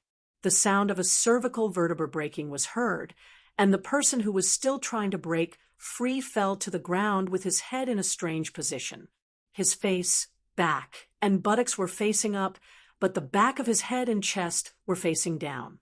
Obviously, someone had twisted his head in a different direction. The Snowfield Brigade completed the last wave of assassinations. Next, they took out their pistols and started the first wave of direct fire. Bang, bang, bang, bang. The gunshots rang out. The illegal militants who had heard the sound didn't have time to open fire. They were either hit in the head or the chest. They rushed out as fast as they could, but they were quickly taken out by the special forces of the Snowfield Brigade. Z7 became very busy. He split the probes in the lower deck into several small screens. Through the people coming and going on the screens, he quickly reported to his comrades where the targets were moving and where the targets were hiding. This allowed his comrades to react quickly and complete the elimination. One by one, the silhouettes on the small screens turned into their comrades. When they locked onto the small screen in the middle, 3 silhouettes suddenly turned back. Z7 instantly realized what was going on. He said to K7, who hadn't shown himself yet, "Brother, it's your turn. Walk 3 meters forward and turn right." K7 didn't say anything. Instead, he used his actions to show Z7 that he understood. Z7's voice through the earpiece was no longer as friendly as before. Instead, it was cold and menacing. "Follow them. We'll be able to find the target. X, Y. You two cover K7. Xia Jinyuan's cold and bloodthirsty voice reached the ears of all his comrades. With his arm bandaged, casually, he joined the battle and began the bloodiest purge. The lower cabin was the lowest level of the cargo ship, and it was also Clo Kessardin's personal area of activity at night. Without his orders, no one was allowed to approach. Now that the power supply had been completely destroyed, the lower cabin had become an isolated world. The illegal militants above did not know the situation below, and the illegal militants below could not call for help from above. They were like turtles in a jar, being dealt with one after another. Gunshots rang out. The special forces took the last chance to assassinate another 8 people. There was no way to assassinate the rest, so they could only shoot at the targets they found. There weren't many, only about 7 to 8 people left, including the 3 who had retreated to report to Ku Luo Caesardin. Chapter 43:10. Ku Luo Caesardin opened the large-caliber Eagle rifle beside his desk and walked to the door. At the same time, he put his ear close to the door to listen to the commotion outside. There were gunshots outside, but they were short-lived. After a few shots, everything returned to normal. However, even a few gunshots were enough to make Ku Luo Caesardin's heart sink. How could there be gunshots in his room? Without hesitation, Ku Luo Caesardin immediately locked the round steel hatch. Then, in the dark, he walked to the cabinet, opened it, and quickly changed his clothes. It was a complete set of diving equipment, enough for Ku Luo Caesardin to escape by jumping into the sea. Outside, 3 illegal militants knocked on the hatch anxiously while shouting. Even though Ku Luo Caesardin couldn't hear what his subordinates were saying, the banging sounds made his face darken. Stupid things. Were they trying to let the people who had infiltrated the lower cabin to kill him know where he was? A bunch of D***ned stupid things. With a gloomy face, Ku Luo Caesardin could only curse in his heart. His hands didn't stop moving. In less than 3 minutes, he put on the diving suit, put on the oxygen mask, carried the oxygen tank, and held the flippers in his hands. He skillfully rushed to the right side of the main cabin. There was a door there, and after opening the door, there was a dense collection of pipes. There were sewer pipes, cable pipes, communication pipes, and so on.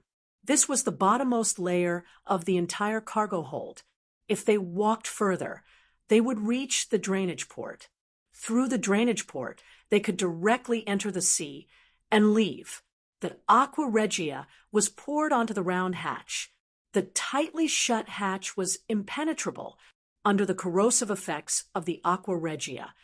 A gap appeared little by little, corroding the latch as well. Case 7 kicked the hatch open.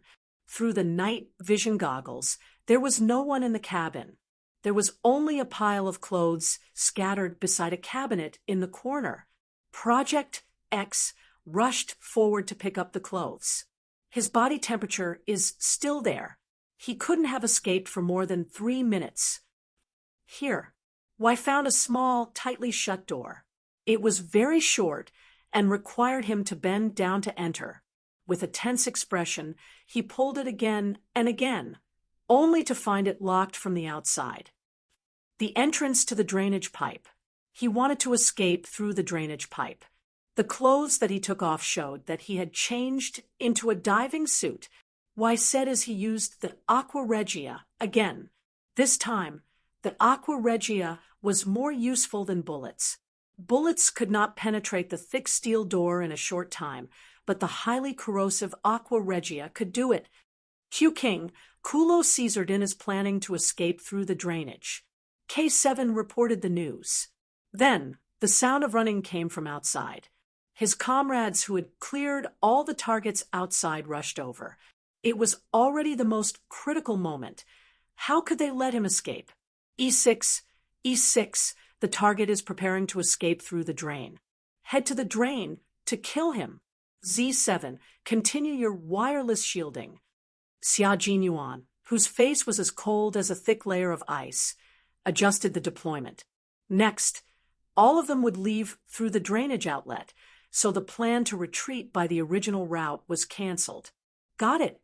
E6, who was at the vantage point, put away his AMR. Even with the AMR weighing more than 10 kilograms, his steps were still light and quick. It did not look like he was running while carrying an AMR weighing more than 10 kilograms. The small door was successfully opened. The 3 Special Forces soldiers in action rushed in first. Then, their comrades followed in succession. The 2 comrades in charge of guarding the rear were the last to leave. Chapter 43:11. The sound of footsteps could be heard from the front. It wasn't loud, but it was very clear. It was the sound of running footsteps. His voice roused everyone's spirits. Split into 3 groups and charged straight ahead.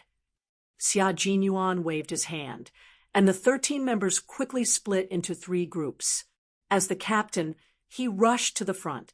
Although there was still a bullet in his arm, he was still very fast. Blood had already dyed the white bandage red, but Xia Jinyuan had no time to care. He only had one goal now, to kill Kulo Caesardin. Kulo Caesardin heard the footsteps behind him. This cunning illegal militant didn't panic. In the darkness, he even had a cruel smile on his face. 2 grenades were thrown out, and the sound of them rolling could be heard. Xia Jinyuan, who was at the front, had a sudden change in expression. He shouted, "Grenades, get out of the way!" Boom, boom. Just as he finished speaking, the sound of an explosion followed by a fireball shook the entire bottom of the cargo ship. The power of the fireball, and the grenade was like the fire from the depths of hell, bringing with it a power that could easily destroy lives. The shrapnel splashed in all directions, some embedded in the pipes, some scattered in every corner, and some were swept up by the airwaves to the Special Forces soldiers who had dodged. The sharp shrapnel scratched the back of his hand, leaving a bloody gash. This was the lightest injury one could get from a grenade explosion. It was only a small wound. The cargo ship was too heavy. The threat of 2 grenades wasn't enough to shake it, but the sound was still powerful. The illegal militants on the bottom deck seemed to have heard the sound of drums from below. It was very deep and muffled. The sound was enough to alarm the patrolling personnel, who immediately reported the news. Then, the illegal militants on top moved. The Special Forces soldier of the Snowfield Brigade dodged to the side. Before the smoke dissipated, Xia Jinyuan, whose ear had been grazed by shrapnel, had already gotten up. He listened to the footsteps in front of him closely. "Let's go," G3 shouted in a low voice. He held his gun and chased after Xia Jinyuan's footsteps. Kulo Caesardin, who was getting closer and closer to the drainage outlet, heard footsteps again. Not far behind him, someone was chasing him at a speed that made his heart sink. "Son of a bitch!" He cursed, but he didn't stop, nor did he throw another grenade. He didn't have any more grenades. He only had a handgun on him now. He didn't even bring a large caliber rifle because he was afraid that it would affect his escape speed. Now, he realized that he had made a huge mistake when he escaped. He should not have only thought about escaping, but also thought about bringing a rifle with him so that he could use it to fight back in an emergency. He didn't even have the chance to make up for his mistake. He could only charge forward. He even threw the oxygen tank to the side as it clanged incessantly. Without the oxygen tank, Kulo Caesardin ran much faster. Xia Jinyuan, who had caught up, had already seen the running figure. He holstered his pistol and quickly switched to a rifle. Through the laser sight, a red dot fell behind the figure. Bang! The 7.2 millimeter bullet from the Type 95 rifle hit the figure. The fleeing figure staggered and fell to the ground. The drainage outlet that allowed Kulo Caesardin to escape was just inches away. He could even hear the sound of the waves and the pouring rain outside. Chapter 43:12. At the same time, the illegal militants realized that all their walkie-talkies had lost their functions. They tried to contact the people below, but the walkie-talkies were silent. There wasn't even the slightest buzzing sound. Something's wrong. Something must have happened down there. They all knew that something had happened down there, but they had no way to go down. The hatch that required a password to enter was blocking their way. They knew that something had happened down there, but there was nothing they could do. Z7 put away all his equipment and quickly approached his comrades. They retreated from the drain and left from the end of the port, avoiding Kulo Caesardin's important sentries until they left the port. The waves were very big. Xia Jinyuan's injured arm was immediately irritated by the seawater as he jumped down from the drain. He couldn't help but purse his thin lips. How could the wound not hurt when salt was poured on it? The pain would only last for a while. The codename Operation Sandstorm was successfully completed. No comrades were sacrificed. The endless darkness swallowed up a dozen figures. The intertwining wind and rain covered the sound of clapping. Footprints were left on the beach. The footprints left behind by the waves disappeared without a trace.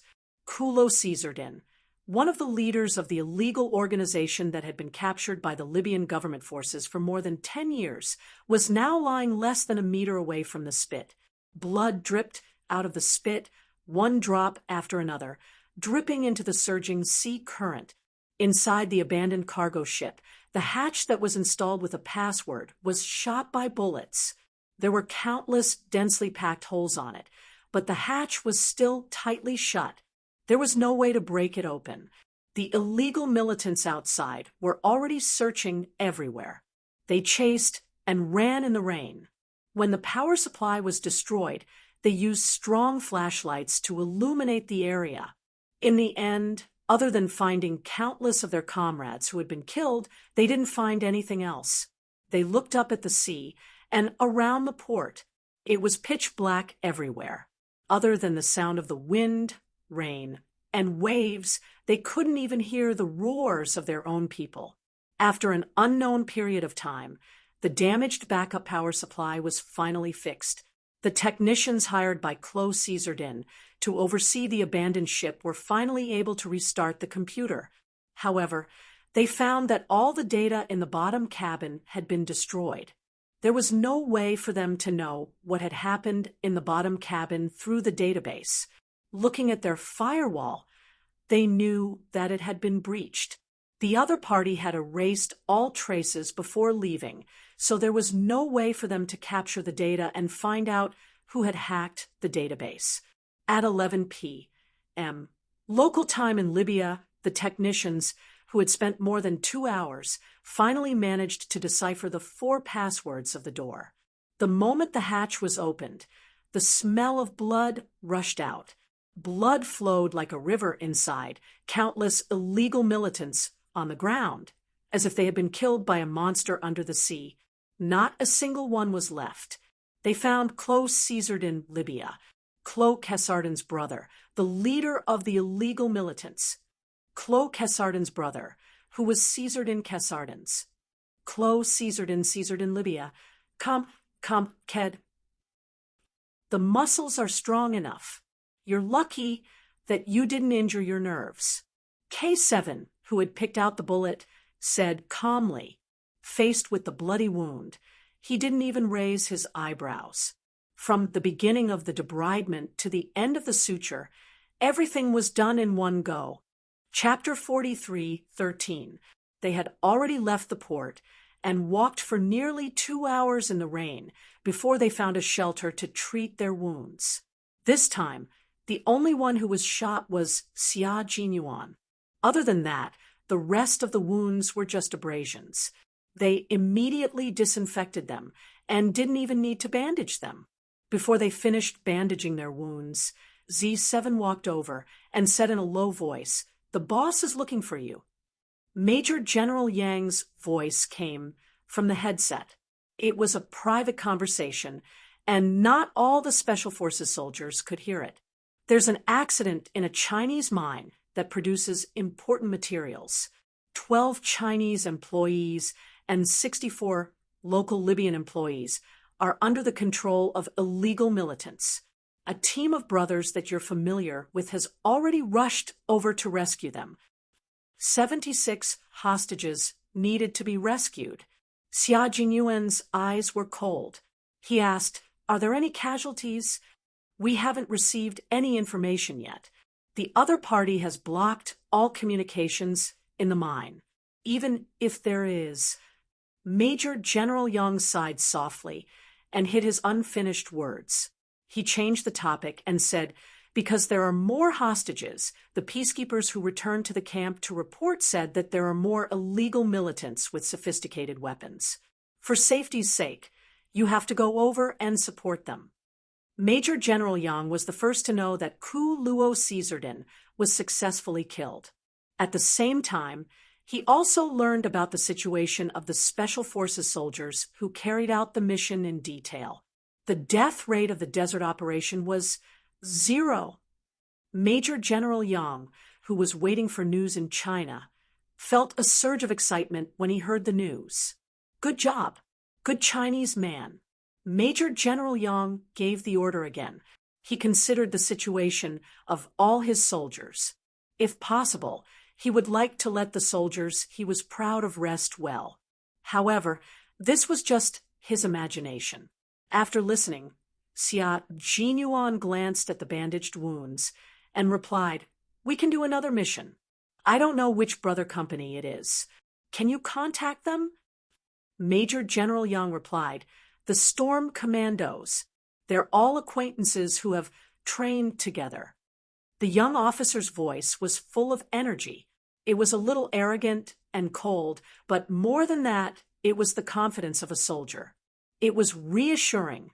Xia Jinyuan, who had been leaning against the chair, suddenly became excited. He mouthed the words "new job" to his brothers, who were looking at him. With a solemn expression, he replied, "It's been a long time since we worked with them. Give us the address of the mine, and we'll act immediately." Major General Yang reported the location of the mining factory, and Xia Jinyuan relayed it to Z7. After a few keystrokes, Z7 knew the exact location of the mining factory. He stared at Xia Jinyuan, who was carrying military equipment, and narrowed his eyes. He asked, "Other than the hostage rescue, are there any other instructions?" What was so valuable about a mine in the depths of the rainforest that the illegal militants had to go to? Moreover, the news about the mine had been blocked. Blow up the mine, including the equipment that wasn't moved in time. Got it. Xia Jinyuan thought that the call was over, but to his surprise, Major General Yang suddenly threw a bomb at him, making Xia Jinyuan wonder if he had misheard. "Qing Yao? You said that Qing Yao is with the Demon King now? She's on a mission with the water ghosts." Not long ago, he was still thinking about Little Fox. Now, he was directly told that the girl he was thinking about was also in Libya, and she was on a mission with the water ghosts of the Storm Commandos, who were about to meet up with them. This news made Xia Jinyuan, who had always been calm, lose his composure. "What are you waiting for? Let's go, let's go." The girl who should be studying in China is actually out on a mission again, and she's even fighting side by side with the water ghosts who have tried to kidnap her time and time again. Brothers from the Navy, what's wrong with you? Why are you looking for Qing Niao from the army? Chapter 43:14. T6's eyes widened, and two words were written in his eyes. The word liar was written in his left eye, and the word human was written in his right eye. How was that possible? Qing Niao. That was Qing Niao. The Qing Niao of the army. The Qing Niao of the Snowfield Brigade. How could she possibly fight alongside a group of Navy soldiers in blue and white camouflage uniforms? How was that possible? They were not even from the same military. How is that possible? Could it be that Qing Niao was really poached by the Navy, who likes to poach people? V8, who also clearly did not believe it and felt that it was unbelievable, voiced out his worries. Someone immediately smacked his head. Since he was wearing a helmet, it did not hurt, but he stumbled a step forward from the impact. He heard his captain say, "Is Qing Niao the kind of soldier who can be easily poached?" She really was not. Xia Jinyuan's words calmed the soldiers' morale. G3 said solemnly, "We only have 12 employees, and there are 64 Libyan employees. Did the boss say what arrangements the Libyan government has made?" This was what G3 was concerned about. As for whether Qing Niao had been poached by the Navy, well, the captain said that Qing Niao was not the kind of female soldier who could be easily poached. Everyone was relieved when they heard that. Xia Jinyuan, who was putting on his combat uniform again, said calmly, "The boss did not say anything. It seems that the Libyan government has made no arrangements." Now that the situation is starting to get out of control again, the government forces will not specially send troops to rescue the 64 Libyan employees. The boss knows this very well, which is why he sent us to provide support. Save as many of the Libyan employees as possible. We have to save all of the Chinese employees. This was how war was. As soldiers, they were not God or Mother Mary. They would rescue the Libyan employees, but the premise was that they would only take action if they could ensure the safety of the Chinese employees. It could be said that it was cruel or heartless, but this was reality. There was no such thing as mercy on the battlefield. Sometimes humanity could not even be considered. It was the law of the jungle. If one really wanted to settle the score, one could only say that the country was weak and incompetent. Major General Yang did not mention the rescue of the Libyan employees. He only told Xia Jinyuan exactly how many Libyan employees there were and provided only a number. As for how to judge, he believed that the king of the Snowfield Brigade would make his own decision. Once the order was issued, all the combat power was handed over to Xia Jinyuan, who was in charge of the battle. Even as a superior, he had no right to interfere at will. Xia Jinyuan's words made the young Special Forces soldiers fall into a short silence. They gripped their guns tighter and tighter, as if they were venting their emotions in secret. 64 hostages. The Libyan government had not taken any rescue measures. As soldiers, they deeply felt the sorrow of a country. A weak and incompetent country.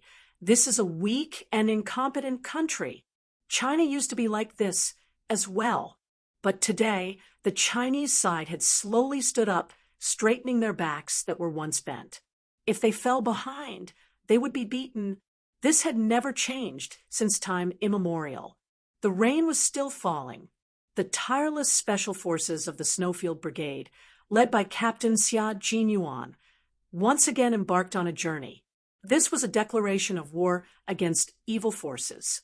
It told those with bad intentions that China was no longer the country that had to be careful even in a war of words and was afraid of offending powerful countries. China, with its back straight, would use practical actions to tell the illegal militants and the forces behind them that China had risen. Chapter 43:15. The rain washed over the war-ravaged city. In the dark, women hugged children, and the elderly guarded their broken homes. From time to time, they would wake up from their dreams full of fear, and only after a long time could they close their eyes.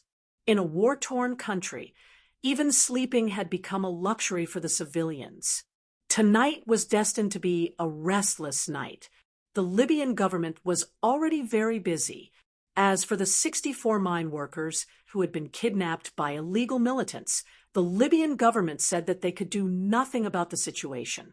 The mine workers were controlled by illegal militants, and the Chinese side had sent troops to rescue them. The Libyan government had not made a move so far. The Chinese side had been communicating with the Libyan government, hoping that the Libyan government could provide help to the peacekeeping soldiers that the Chinese side sent to rescue them. They could only say that they were peacekeeping soldiers, not that the Chinese side had sent troops. After several rounds of communication, the Libyan government's reply was still powerless. They really wanted to send troops to rescue the Libyan employees, but they really did not have extra troops to rescue the 64 Libyan employees who did not listen to the arrangements. Helplessly, they told the Chinese side clearly they will do their best to protect the Libyan civilians. They need to protect the Libyan civilians in the city of Jenny, the town of Cowell, the capital of Libya, and the Libyan civilians in the various states. They can only painfully choose to give up on the Libyan civilians who do not obey the arrangements. Yes, they clearly told the Chinese side that they had given up on the 64 employees. It was not just painful words, but it was truly painful.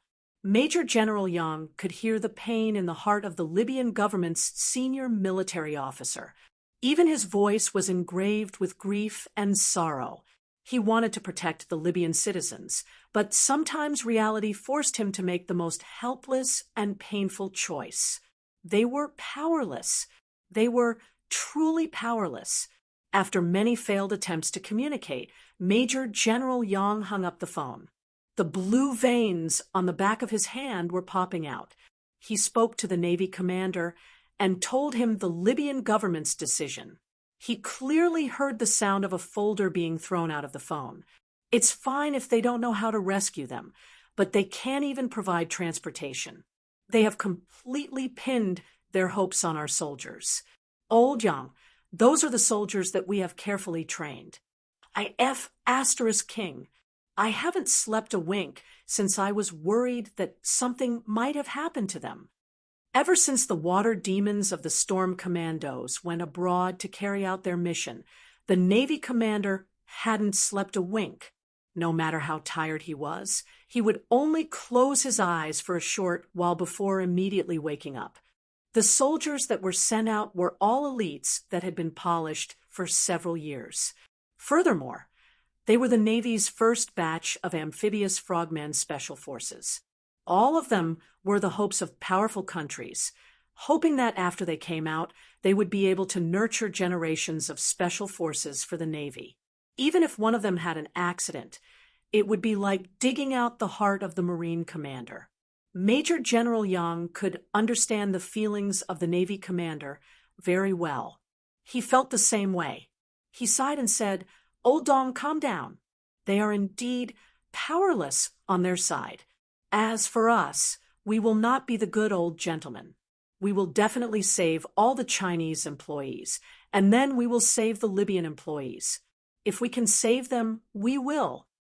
Get in touch with your soldiers and tell them that a company of brothers from our army that had fought with them before is rushing over. If we join forces, I won't be afraid that we won't be able to kill those bastards." Chapter 43:16.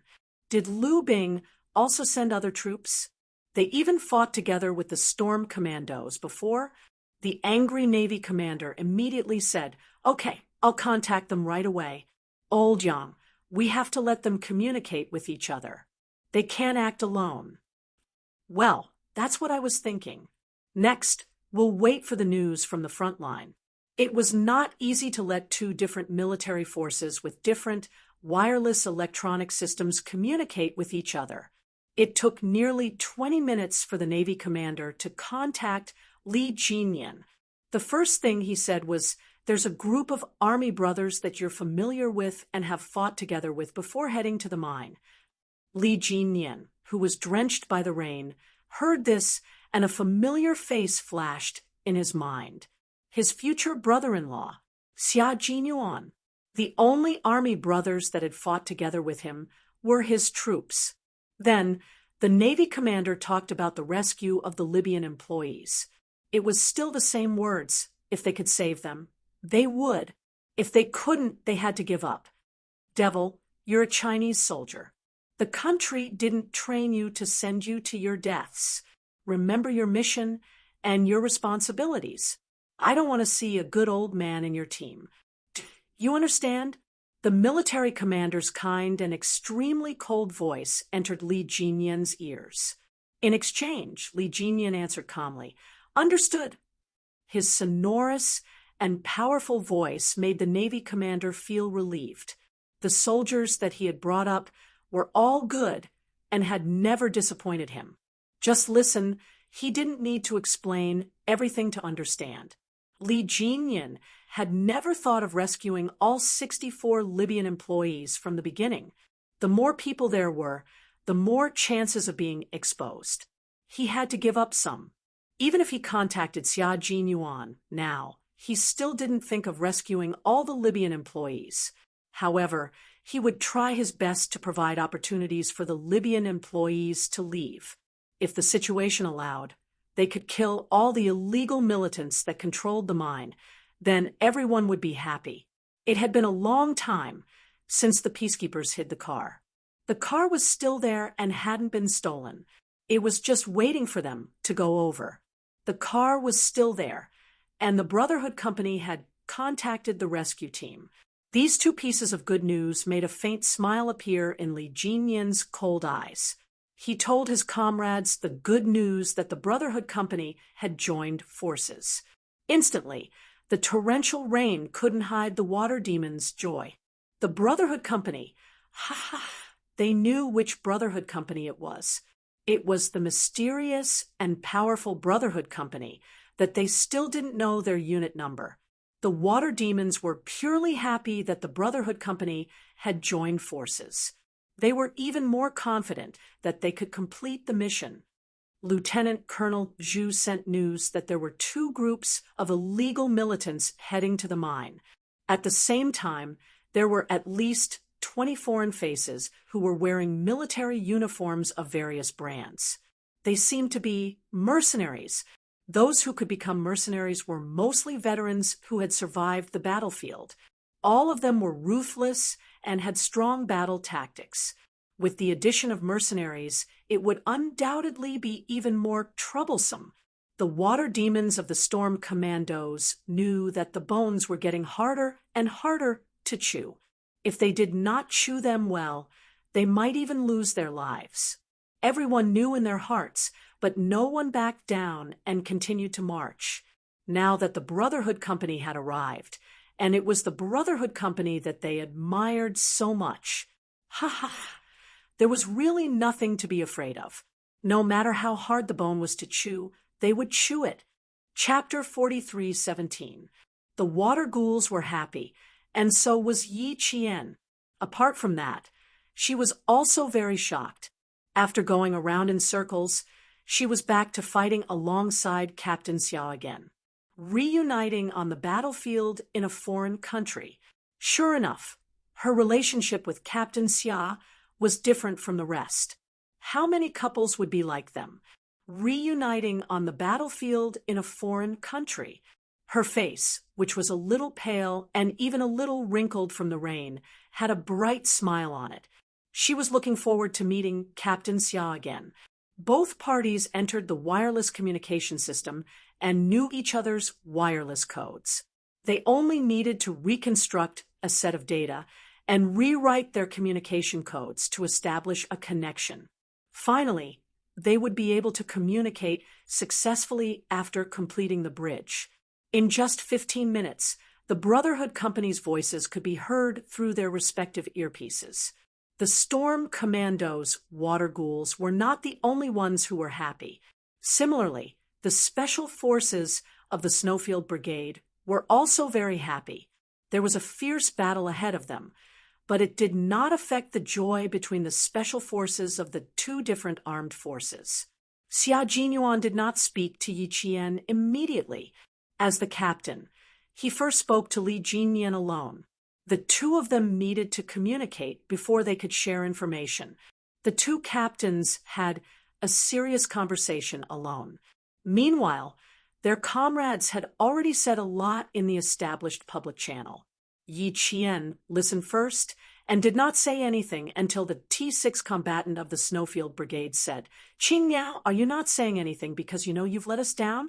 Is that why you don't dare to say anything? Or do you think we don't know you're in the Navy now? You're clearly in the Army. How can you run over to the Navy? Are you abandoning us Army brothers?" The topic of conversation shifted to Yi Qian. As the only female soldier in both teams, there was always more to talk about, and it was always the central point. Yi Qian pursed her lips and laughed when she heard this. Before she could say anything, the water ghouls had already spoken for her. Yes, Qing Niao already has thoughts of abandoning all of you. We will continue to work hard and make her completely leave the Army and transfer to the Navy to become our comrade. You guys better be mentally prepared. Qing Niao is going to be transferred to the military soon. Qing Niao, don't talk to them. They will bully you. The water ghosts of the Storm Commandos all wanted Yi Qian to join their team. However, poaching people would ruin their reputation, so they kept it to themselves and did not say it out loud. But now, the matter that they had been holding back had been exposed by one of their brothers. This was simply a heaven-sent opportunity, allowing them to speak openly about it. The pitiful T6 combatant had been knocked on the head and kicked in the calf. He was being bullied like a little girl. Don't you know how to speak? Don't you know how to speak? If you don't know how to speak, then shut up. The water ghosts had been holding back their words, but now that he had blurted it out, they really wanted to give him a tight slap. Knowing that he had committed an unforgivable crime, the T6 combatant hurriedly tried to make up for it. He chuckled and said, "It's not up to you guys to decide. You'll have to Qing Niao to decide. Calling Qing Niao, please remember that you are an Army soldier." "Thank you." Yi Qian, who had been called out, said, "Long time no see, brothers. It had indeed been a long time since they last met." The last time they worked together with their comrades in the Snowfield Brigade was a year ago, when Xia Jinyuan ended the call with Li Jinyan and switched back to the public channel. It was extremely lively. From time to time, he could even hear his girl's soft laughter. Chapter 43:18. Hearing Yi Qian's light, wind-like laughter, Xia Jinyuan did not immediately speak. Instead, he listened quietly. In his mind, he had already painted her face bit by bit. She really seemed to be standing in front of him with a smile. He had already caressed her face thousands of times in his heart. They had not been separated for long, and he did not expect to meet again so soon. Moreover, they were reunited on the battlefield, with her by his side. The tiredness from fighting through the night and rushing through the rain seemed to have disappeared. He only hoped that he would be able to see her again soon. His girl could still smile. Her mental fortitude was really good. Just now, he had a short conversation with the Demon King. Both of them had a rough idea of the rescue mission. The Demon King had even told him that he was prepared to sacrifice himself for this mission. Mercenaries, illegal armed forces, and hostages to cover the retreat were all extremely dangerous. Sacrificing himself was not an excessive thought, and his girl could be said to be the most experienced soldier out of the 15 of them. She had to be very clear about the situation at the front line. However, When faced with the possibility of sacrificing herself, she still smiled like a gentle spring breeze, without a trace of gloominess.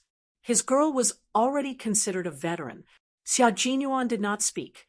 Li Jinyin did not speak either. Their comrades from different branches of the military mistakenly thought that they were still communicating. Yi Qian also thought so. It was only when Li Jinyin spoke that she realized they had been eavesdropping on the public channel for a long time. Q King, after eavesdropping for so long, it's time to hurry up with your soldiers. When his brother-in-law spoke, his brother-in-law, Xia Jinyuan, face-bombed. Sigh. Even though his identity had been recognized, his brother-in-law was still that difficult brother-in-law who was cheerfully dragging him down. When Yi Qian heard this, her smile immediately stopped. For some reason, her cheeks that had been washed white by the rain had a faint pink color, as if she was anticipating something. There was also an undetectable sweetness and shyness in her eyes. In the eyes of her comrades, she was a top-notch female soldier. However, in the eyes of the man she loved deeply, she was still that girl who needed his protection.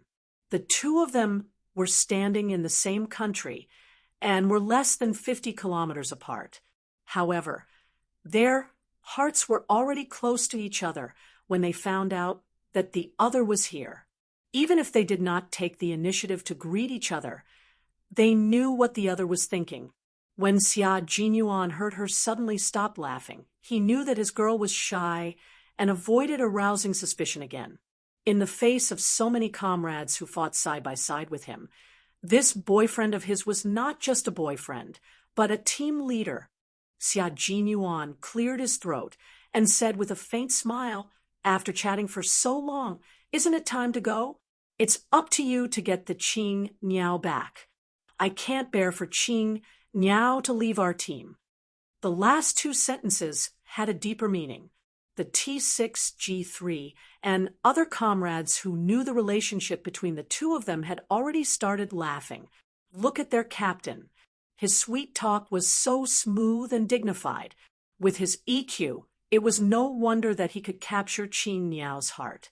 His EQ was really high.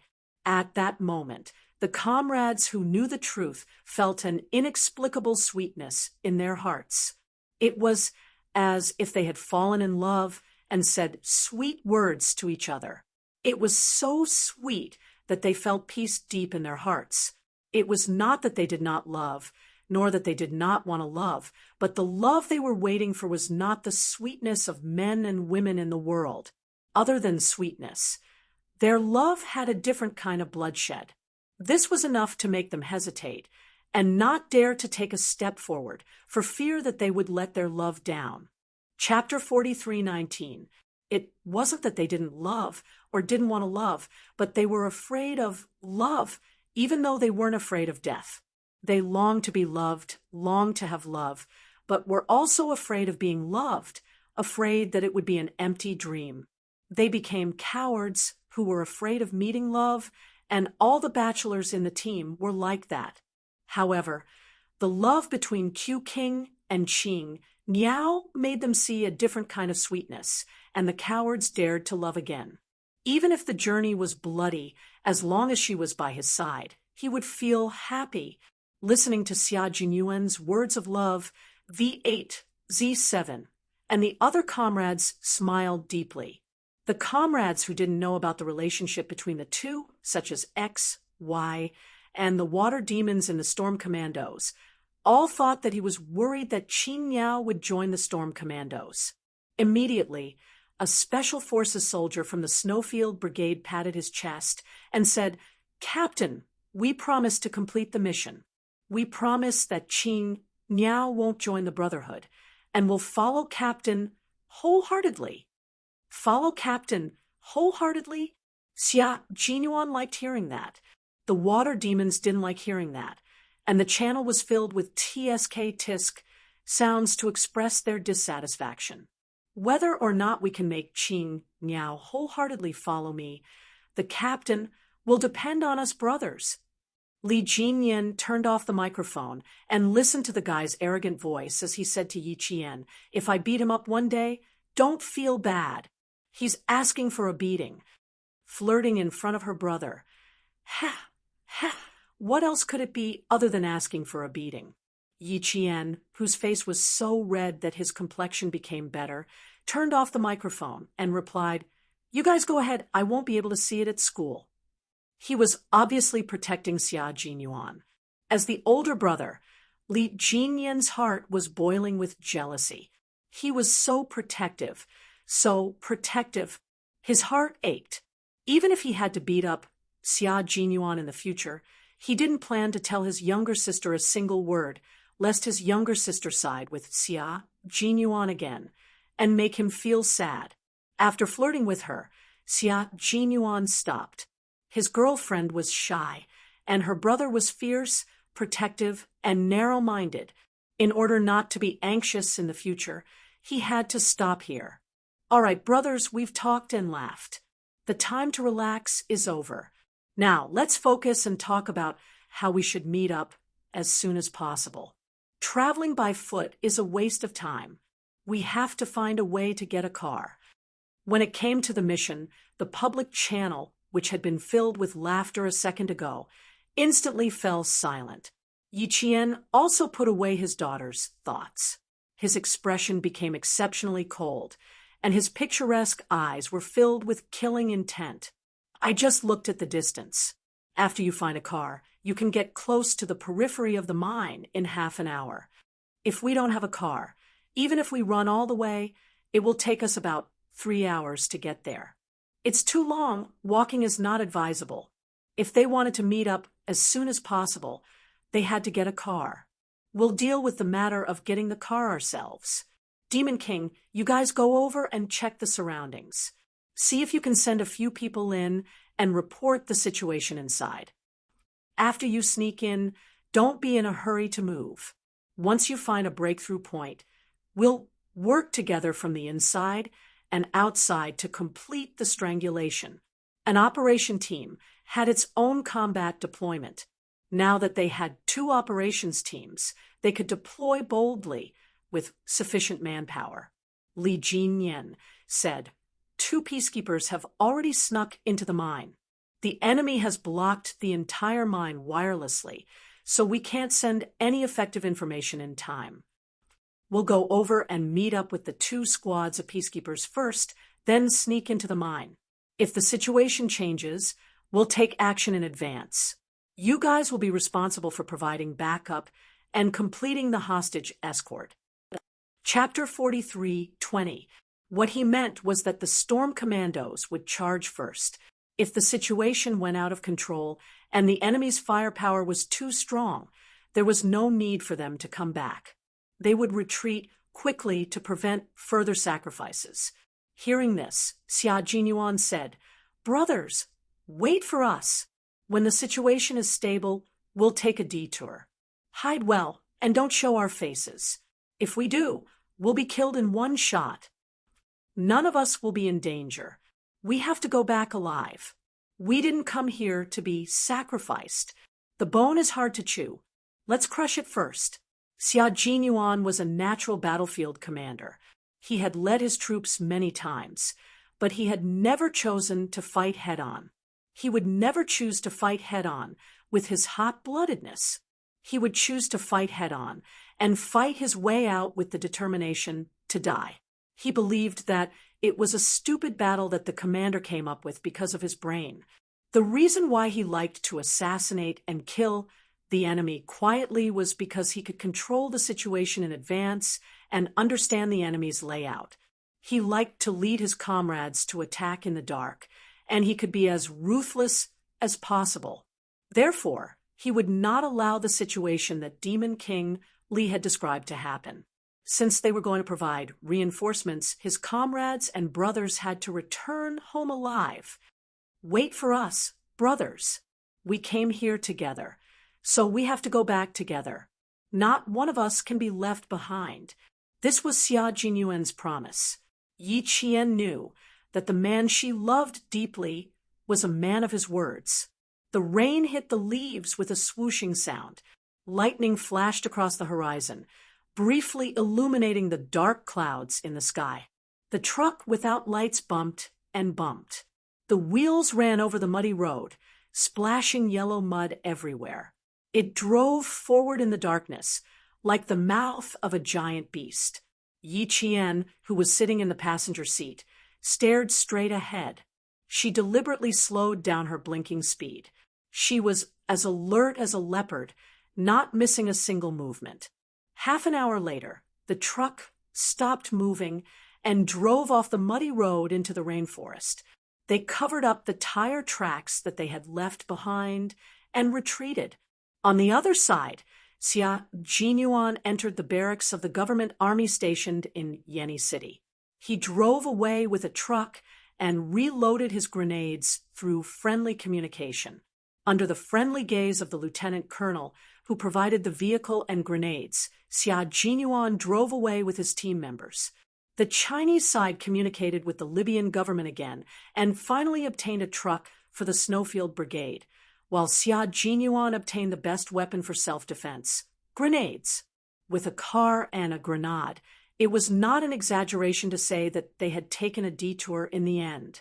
However, they also realized that they had lost contact with the water ghosts of the storm commandos. Needless to say, they must have already entered the mine. Li Jinyan and the others found the place where the peacekeepers were hiding and gave the peacekeepers a fright. The peacekeepers, who had lost contact with the outside world, did not know that reinforcements had arrived. They only found out when they got close to them. How could they not be shocked? Our brothers who went in didn't come out. The signal is blocked, so we can't know what's going on inside. So far, 3 groups of illegal militants have entered the mine and set up sentries around it. The peacekeepers who were squatting there told their brothers who came to support the situation one by one. Meanwhile, De Xia sped up to decipher the other party's wireless communication and then completed the communication system for his own people. 10 minutes later, the 2 teams regained communication. At the same time, the 2 peacekeepers who had sneaked into the mine sent out the latest news. The illegal militants interrogated the employees of the mine and the factory, trying to find out where the special materials were flowing to. So far, there were no casualties among the Chinese hostages, but there were Libyan employees. Chapter 43:21. The Chinese employees chose to cooperate and negotiate, while the Libyan employees, who had been destroyed by the war, chose to escape.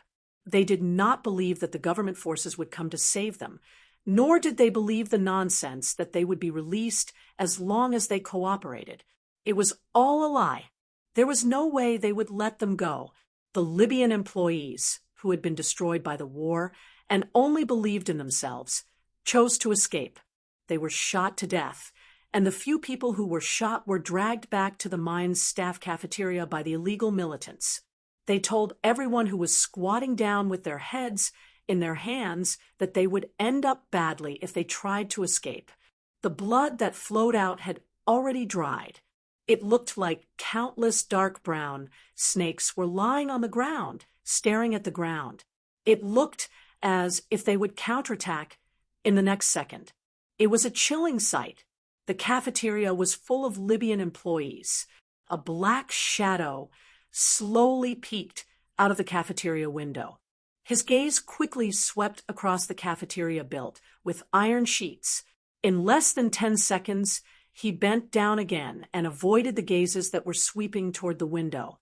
After a while, the black shadow peeked out again and continued to observe the situation inside. It was not until he confirmed that there were no Chinese employees in the cafeteria that he retreated bit by bit. This was the first peacekeeping soldier to enter the mine. The mine, which had been mined for half a year, was very large. The mined waste was not transported out in time and was piled up in the mine. After entering the mine, the peacekeeping soldier carefully avoided the illegal militants standing in the dark. He used to stand guard in the tall tower, but now he was slowly approaching the 4 areas of the staff cafeteria, dormitory, office area, and living area. After contacting the outside, they had no way to confirm whether the hostages in the cafeteria were Chinese employees, so they took the risk to check again. Now, they could confirm that there were indeed no Chinese employees inside. So where did the Chinese employees go? Li Jinyan and Xia Jinyuan, who had received the latest news, focused on the mine. They suspected that the Chinese employees who were not in the cafeteria were all in the mine. They no longer let the peacekeeping soldier take the risk to check, and the storm commandos were replaced by the scouts. Li Jinyan looked at the time. It was already 10 minutes past 12 in the morning. He pursed his thin lips and said to Xia Jinyuan in a deep voice, "My team will go in first to explore and make arrangements. Let's try to solve it as soon as possible. We are now 32 kilometers away from the mine. It will take about half an hour to arrive. You go in and find the Chinese employees first, and then we will work together to rescue them." Xia Jinyuan sat in the car with a cold look in his eyes, trying to keep in touch with his brothers. Now that he had a better understanding of the strength of the illegal militants who controlled the mine, his heart sank. "How much heavy firepower equipment do you have left?" he asked again, his face turning even darker. "Don't fight them before we arrive. Wait for us to arrive before you act. Heavy firepower equipment." Hearing this, Yi Qian and the water demons silently looked at the rifles in their hands. The only firepower they had was the Type 95 automatic rifle. And then, that was it. Demon King Li finished reporting the equipment in a second. One Type 95 automatic rifle. As the car swayed, Xia Jinyuan waited for about 10 seconds and frowned. "What else?" "That's it. F***CK. Xia Jinyuan furrowed his brows and kicked the partition in the car. "What are you doing here? Peacekeeping?" The members of the storm assault team did not have much equipment at all. They were all lightly armed and did not even have a single grenade. Other than a rifle and a dagger, they did not have any other weapons that could deal damage. Damn it! They had come to a war-torn country to rescue people, and they were only given these few weapons. Chapter 43:22. Xia Jinyuan's heart was filled with resentment. His face, which was painted with oil, was filled with so much resentment that it could make a child cry. Was he overestimating the strength of the water ghosts, or was he deliberately tricking them? He cursed a few times, but the water ghosts were not angry. Instead, they persuaded him. "Guns are weapons. There are enough bullets. After we kill a few bastards with grenades on them, won't we have a lethal weapon?" "Q King, calm down, calm down." Just now, the Demon King studied the map of the mine. If the Chinese employees are all gathered in the mine, they are still a little far from where we are now.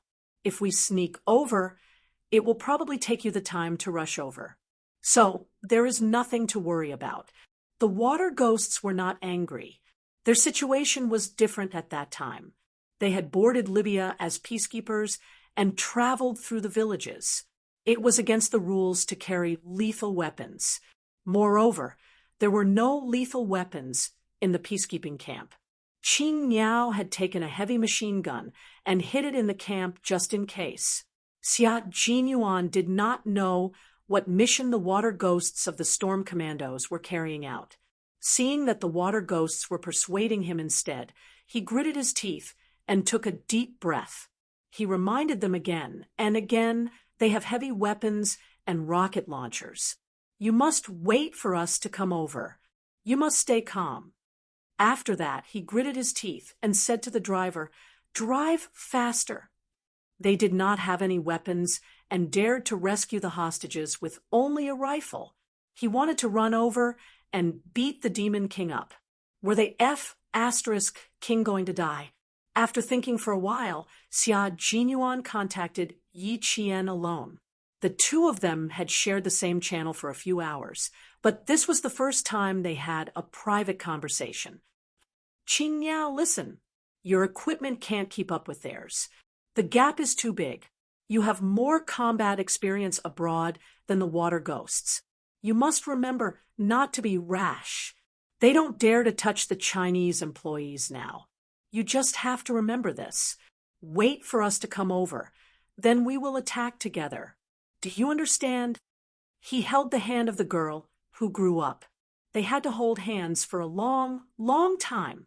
Yi Qian pressed down on his earpiece and replied softly, "Yes." Then he felt that his answer was too concise.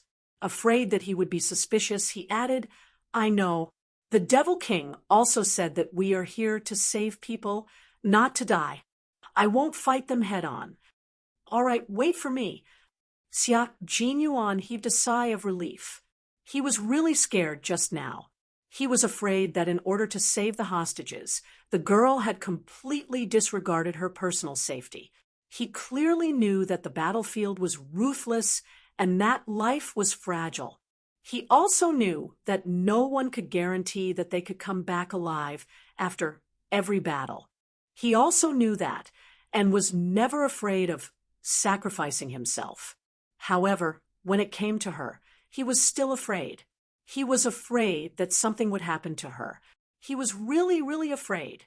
Xia Jinyuan, whose eyes were red, stared straight ahead. He wished he could appear beside Yi Qian right now. The fully equipped Snowfield Brigade's special forces were all tensed up. They didn't expect that the water demons would dare to enter the tiger's den with just a rifle. Now, they understood why their boss had immediately asked them to provide support. The speed of the car instantly increased from 60 kilometers per hour to 80 kilometers per hour. The whole car shook even more violently. The Special Forces soldiers sitting at the back couldn't sit still. They kept bouncing up and down, but their butts didn't even touch the ground. Even so, they still felt that it was too slow. They asked their comrades, who were driving, to go faster. After all, they had good driving skills. Chapter 43:23. At the request of his comrades, the driver said in a low voice, "Sit tight, don't go out." He stepped on the accelerator. Xia Jinyuan leaned back due to inertia, and the speed of the car instantly increased to 100 kilometers per hour. His comrades behind him all grabbed onto the side of the car, squeezing each other as they moved forward. It was like riding a roller coaster.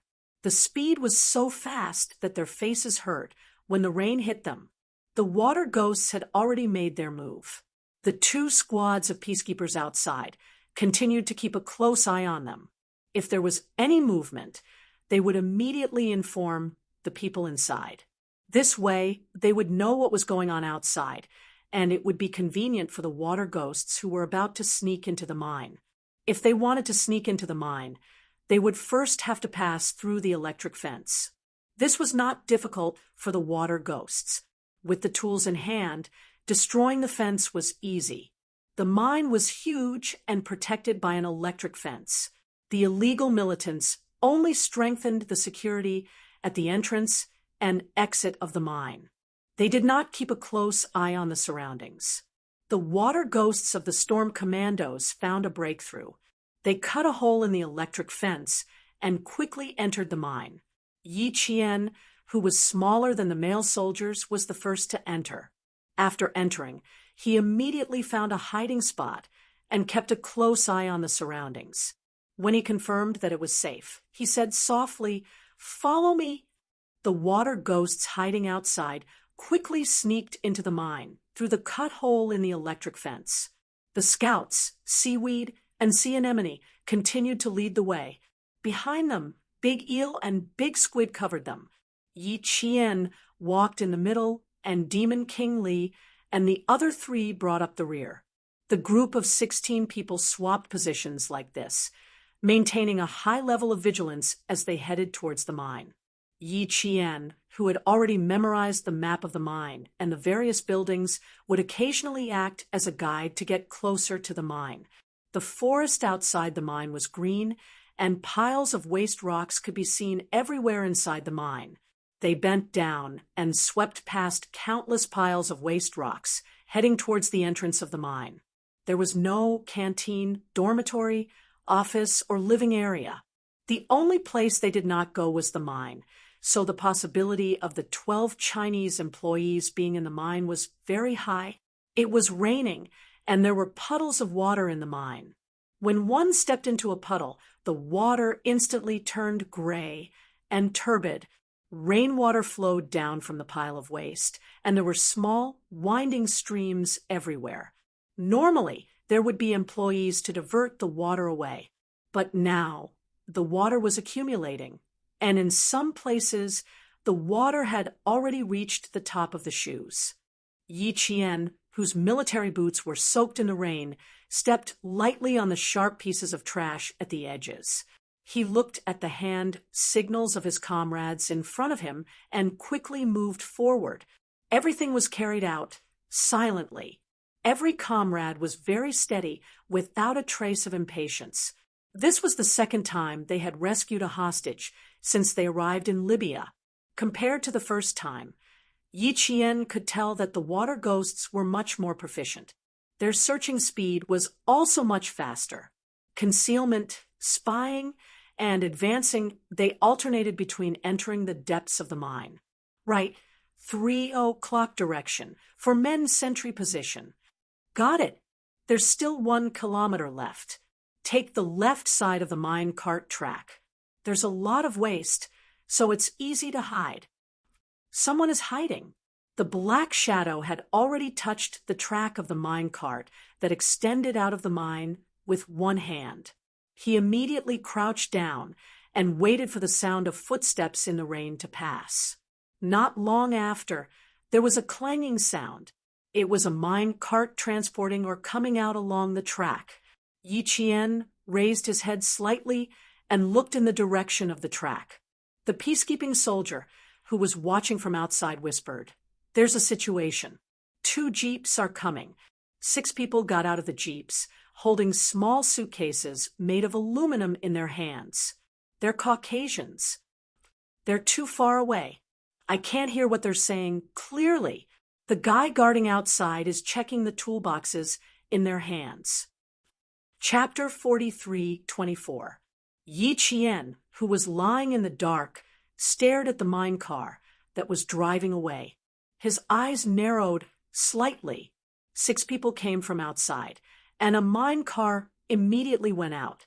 Were they planning to bring the 6 people into the mine? Toolbox?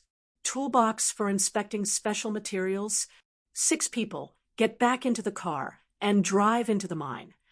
As soon as the peacekeeper finished speaking, a cold voice followed. "Follow the 6 people who just came in.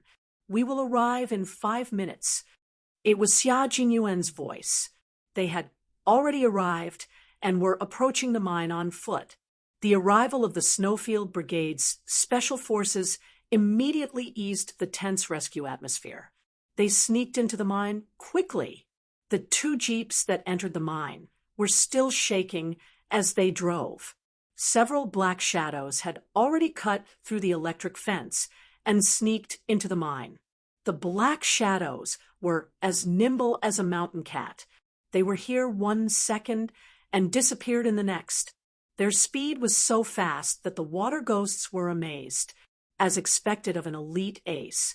Their skills were evident when they made a move. The jeep stopped, and 6 Caucasians alighted with umbrellas. At the same time, 4 well-built bodyguards with live ammunition alighted and protected the 6 people. One of the armed men reached out and shook hands with one of the Caucasians briefly. After exchanging a few words, everyone jumped onto the rail car and drove into the depths of the mine. Before the armed man jumped onto the car, he lowered his head and ordered one of his subordinates. Then, the water ghosts who were secretly observing felt that the security was tighter. A group of 12 people trotted toward the mine. The 6 people who came over, "I'm afraid that Qing Niao was right about them," Big Eel said in a low voice, suppressing his murderous aura. "I'm afraid that they are really here to inspect the materials in the mine, so that they can know what kind of special materials China will refine. The 6 people didn't come as individuals, Devil King. They came as representatives of a country. A country?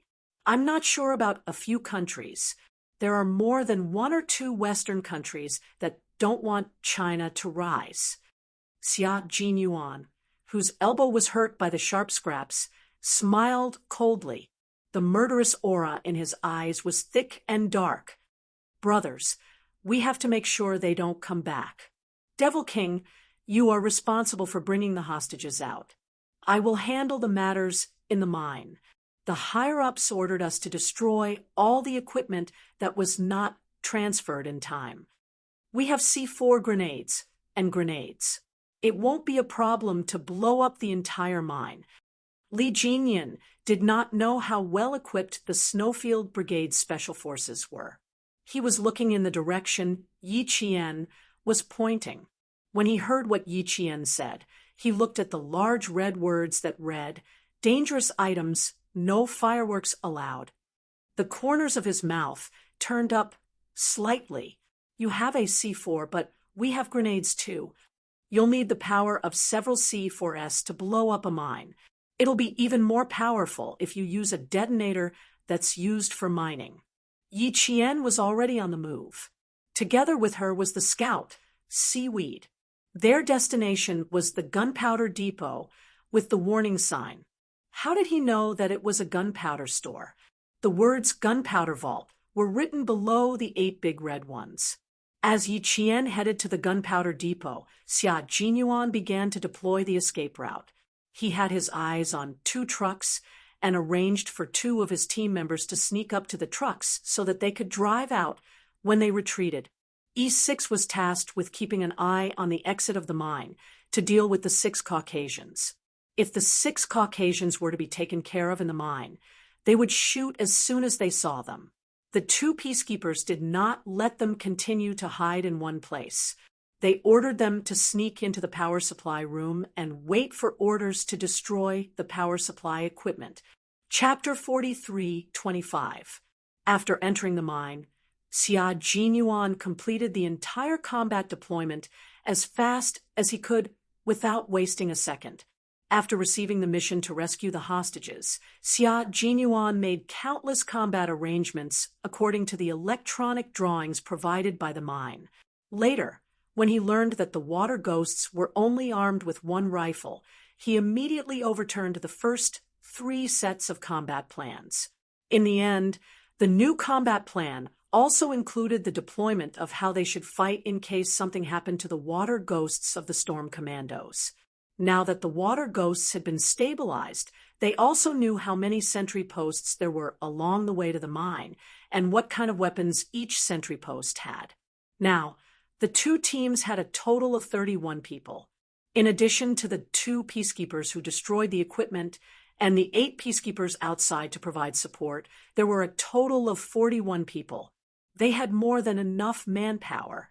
The 2 teams had members who were responsible for long-range heavy firepower suppression, snipers, assaulters, explosives, and communications personnel who were responsible for communication. They had everything they needed. After completing the combat deployment, Xia Jinyuan began to rub his hands together. After he finished the deployment, he immediately brought the assaulters to meet up with Li Jinyan. Yi Qian had already climbed into the gunpowder warehouse. The originally locked door was hooked with an iron lock that had been pried open, and the seaweed outside was responsible for guarding. In the night vision goggles, Yi Qian picked up a detonator that had already been prepared and was just waiting to be used. His clear voice sounded in the ears of every comrade. There are enough detonators. They are all civilian TNT detonators. There are wires and detonating equipment. It won't be a problem to blow up the entire mine. With so many detonators, it wouldn't be a problem to blow up the entire mountain. Such dangerous items were actually not moved together with the equipment when the Chinese employees were moving the equipment, which made things convenient for them. It was not that the Chinese company did not move them, but the detonators were not important at all compared to human lives, so they simply did not move them. In addition, They were also afraid that something would happen in the mine, with the mentality that it would not be convenient for outsiders even if it blew up. They moved all the detonators that were previously prepared to be used on another mountain into the warehouse. If something really happened, they would blow them all up. Xia Jinyuan laughed softly and said, "Let's see how many kilograms you can carry out. Don't be too greedy. Just move enough to blow up the mine." The people who were sent to mine were definitely military enterprises. With such a large amount of explosives, they were probably planning to blow up the mine. Military enterprises were often much more sensitive to crises than private enterprises, and they would not be soft-hearted when it was time to give up. Yi Qian also wanted to recite more, but Xia Jinyuan reminded her that she only needed to recite enough, so she only recited enough. However, to be on the safe side, she destroyed all the other 4 detonators. She took out 2 of them, one for her own use and the other for backup. Just as the 2 teams finished their tight deployment and were waiting to sneak into the mine, something happened in the cafeteria. Gunshots suddenly rang out. Even though the canteen was several hundred meters away from the 2 teams, the continuous gunshots could still be heard clearly. "Get down, Qing Yao!" Xia Jinyuan, who had specially come to the explosives warehouse to provide support, saw several illegal armed men rushing out. He immediately whispered to Yi Qian to stay on the ground. The gunshots alerted the illegal armed men in control of the mine, and they mobilized people to the cafeteria. There were 10 armed men guarding the cafeteria. They were squatting on the ground with their hands on their heads. Knowing that the government forces would not come to rescue them, the Libyan employees once again rebelled. This time, it was not just a few of them, but everyone. The 10 armed men opened fire at the same time, shooting down a group of Libyan employees. Then, they were pushed down by the Libyan employees who were still alive and stained with the blood of their compatriots. Chapter 43:26. The Libyan employees, who no longer pinned their hopes on the government forces, used their own methods to save themselves. In fact, it was also a kind of tragedy. They were so sad that they didn't even believe in their own country. Without weapons, they finally found a shelter. In the end, they lost the opportunity to escape because of their own fear, so they had to face it on their own. The Libyan employee who led the charge against the illegal militants was a core member of a nearby village. The main reason why he was recruited was to appease the Libyan indigenous people living nearby. Now, he led more than 60 Libyan employees and used his own flesh and blood to win freedom for himself. Even if he fell, he could exchange for the freedom of the Libyan employees behind him. They couldn't get out alive. These demon-like guys were even more annoying than the NRPL militants. At least the NRPL militants wouldn't aim their guns at the Libyan people. The cafeteria was in chaos. The surviving Libyan employees rushed out of the cafeteria. The illegal militants who received the news quickly rushed over to provide support and fired at the Libyan employees who rushed out. The storm commandos knew what was happening in front of them from the roars of the figures who were running in the direction of the cafeteria. At that moment, 2 of them almost rushed out because of anger in their hearts, but the other 2 black figures pulled them back in time. "Don't be rash, brother." A low, cold, metallic voice was heard. Li Jinyan immediately recognized that it was Xia Jingyuan's soldiers who were warning the members of the Storm Commandos not to be rash. "Remember our mission." Li Jinyan's jaw tightened, and his cold voice came through. "Enter the mine in the chaos. Quick." His eyes were so bloodshot that they looked like bloody pupils. In the darkness, the murderous aura that burst out from his bloody pupils was like a steel net with blades, as if he wanted to strangle all those bastards who aimed their guns at the civilians. In the public channel, countless people were breathing rapidly and chaotically. They were all water ghosts who went abroad for the first time for a mission. They were angry because the illegal militants pointed their guns at the Libyan employees. They really wanted to do something. They really wanted to do something. Devil King, take your people into the mine in the chaos. You have to hurry. Compared to the anger of the water ghosts, the young Q King was surprisingly calm. The gunshots did not affect his mood. All his emotions and all his judgments revolved around rescuing people this time and how to maximize his benefits in the chaos. Who was he? He was a soldier who was ordered to carry out a mission. A soldier's duty was to obey orders. Therefore, he could not carry his personal emotions, let alone the emotions of a saint. The Libyan employees chose to resist. This was their choice, and they believed that it was the best choice. What about him? He was a soldier who had been ordered to carry out a mission and rescue all 12 Chinese hostages safely. He had to tell those who dared to directly make decisions against the Chinese side and do something that would endanger the Chinese side to declare war. Don't King stand on the Chinese side's head and behave atrociously. The sudden revolt of the Libyan employees brought certain advantages and disadvantages to the rescue operation. The advantage was that they could take advantage of the chaos to enter the mine. The disadvantage was that they could not confirm whether the Chinese employees were in the mine. Xia Jinyuan held Yi Qian's hand tightly and transmitted his voice to every Special Forces soldier on the mission through the public channel. Although they were happy to be reunited in a foreign country, they could only suppress the joy in their hearts and complete their reunion with just one look. Chapter 43:27. There was no time to say a few heartwarming words. To them, time was of the essence. After speaking, Xia Jinyuan loosened his grip on Yi Qian's hand. They had only held hands for a few seconds. Our country's employees are waiting for us to save them. Your mission is to rescue them. Do you understand? Li Jinyan knew what his team members were going through at this moment. He had experienced it before. This was the psychological process of growing up. After going to the battlefield and experiencing life and death, they completely understood how heavy military orders were. It was also a threshold that they had to cross. The moment they stepped out of the country, they would no longer revolve around training or carrying out missions in their own country. In the future, they would have more opportunities to go out of the country to carry out high-risk, confidential, and desperate missions. Brothers, this was the growth of a professional soldier. The water ghosts, whose internal organs were twisted in pain, began to move. It was too painful, so painful that they felt as if their roots were about to be pulled out of their chests.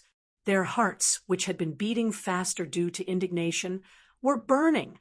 However, they gradually burned into ashes because of Xia Jinyuan's words. The moment the Chinese peacekeeping soldiers who were keeping an eye on the periphery heard the gunshots, they thought that the Chinese soldiers who had entered the mine to rescue the hostages had been exposed. When they received the news from inside, they realized that it was the Libyan employees who had been imprisoned in the canteen who had risen up and resisted. At that moment, the peacekeeping soldiers who were keeping an eye on the periphery all held back their anger. They gritted their teeth so hard that they almost broke a few. The Libyan people who had the courage to resist in a lonely situation were the hope of this country. They would fight for freedom and work hard to survive. Even if this country was riddled with holes, there was a group of people who rose up for freedom and hope. The future would always be there, and they would never abandon the Libyan people. The gunshots became more intense, and the special forces of the two special forces heard it. Their eyes were filled with murderous intent. The water ghosts of the storm commandos approached the mine. Xia Jinyuan and Li Jinyan issued orders almost at the same time. Destroy the power equipment. A calm voice mixed with murderous intent came. The two peacekeepers received the order to pull down the main power valve and then destroy the entire power supply equipment. The entire mining area was plunged into darkness in an instant. The mining area that had lost its photo became a little chaotic. The sentries guarding the mine were also momentarily distracted.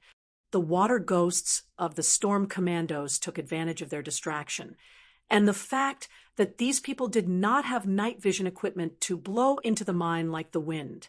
The storm commandos were already on the move.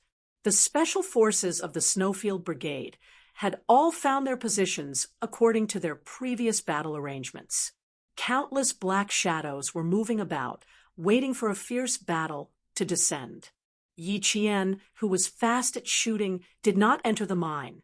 Xia Jinyuan took out 6 grenades and handed them to her. It will be a fierce battle. Take a few grenades to defend yourself. Give me the detonator. Later, I'll lay down the mines. You stay on guard. Don't stray too far from me. Do you understand? Yi Qian, who had been following orders the entire time, took the grenades and handed over the detonator. Yi Qian then said softly, "Don't keep reminding me. You have to be careful too." His helmet suddenly lifted a little, and a light kiss landed on his lips. It was very, very light. It was just a light touch, and he had already raised his head. "Nothing will happen. I promised you. Let's go, Qing Yao. Captain will take you to battle." The female soldier, who had grown up, followed the mature and steady male soldier closely. She did not follow him blindly. Instead, she held her gun and was on guard for him and for herself. She had grown up, and Xia Jinyuan, who had been holding her hand as she grew up, could rest assured that his back was in her hands. Chapter 43:28. The 60 or so Libyan employees who resisted caused a lot of trouble for the illegal militants. The 10 rifles that were taken from the cafeteria were all AK rifles. The bullets would penetrate the target directly. Even if they didn't die, they would be crippled. The chaos created was huge. Most importantly, the Libyan employees were very familiar with the mine. The sudden destruction of the electrical equipment made it easier for them to escape. Some of them tried to escape to the exit, but they didn't manage to escape. Instead, they were shot dead by the illegal militants. On the other hand, the Libyan employees who escaped into the mine found a place to hide. Some of them hid and didn't come out easily. Those who had guns in their hands kept firing back. In the chaos, Yi Qian and Xia Jinyuan entered the mine at the same time. The 2 of them kept running forward until they reached a fork in the road. One fork led to the left, while the other led to the right. According to the drawings provided by the Chinese mining company, the left was an abandoned mine that was more than 140 meters deep. The right was a mine that had been mined in the past 2 months. It was similar to the coal mines in China. In the mine, other than a minecart track that transported the ore out, there were various metal pipes of different sizes on one side of the mine. Some of them were even made of copper.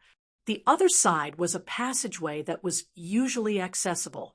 Both sides of the passageway were covered with a metal mesh that was used to prevent stones from falling and injuring people.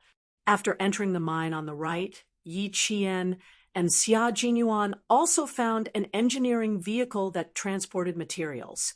The engineering vehicle was a special vehicle that was specially designed to transport materials deeper into the mine. The entire vehicle was long, but it was very short. It looked like a flattened truck. There was also a huge black pipe above its head. It was mainly used to discharge air and provide oxygen to the deeper parts of the mine. The vigilant Yi Qian glanced up and saw the corpse of an illegal militant that had already been taken care of lying on top of the pipe. This was the guy that the storm commandos had secretly taken care of first. The channel was very quiet. There was still no news from the water ghosts that had gone deep into the mine to search for the Chinese employees. The situation outside was still unknown for the time being. The Snowfield Brigade's special forces that were preparing for battle outside were silent. This meant that everything was normal and there was no need to worry. the resistance of the Libyan employees had attracted all the attention of the illegal militants. Until now, no Chinese soldiers had snuck into the mine and entered the depths of the mine. Xia Jinyuan began to lay down the mines.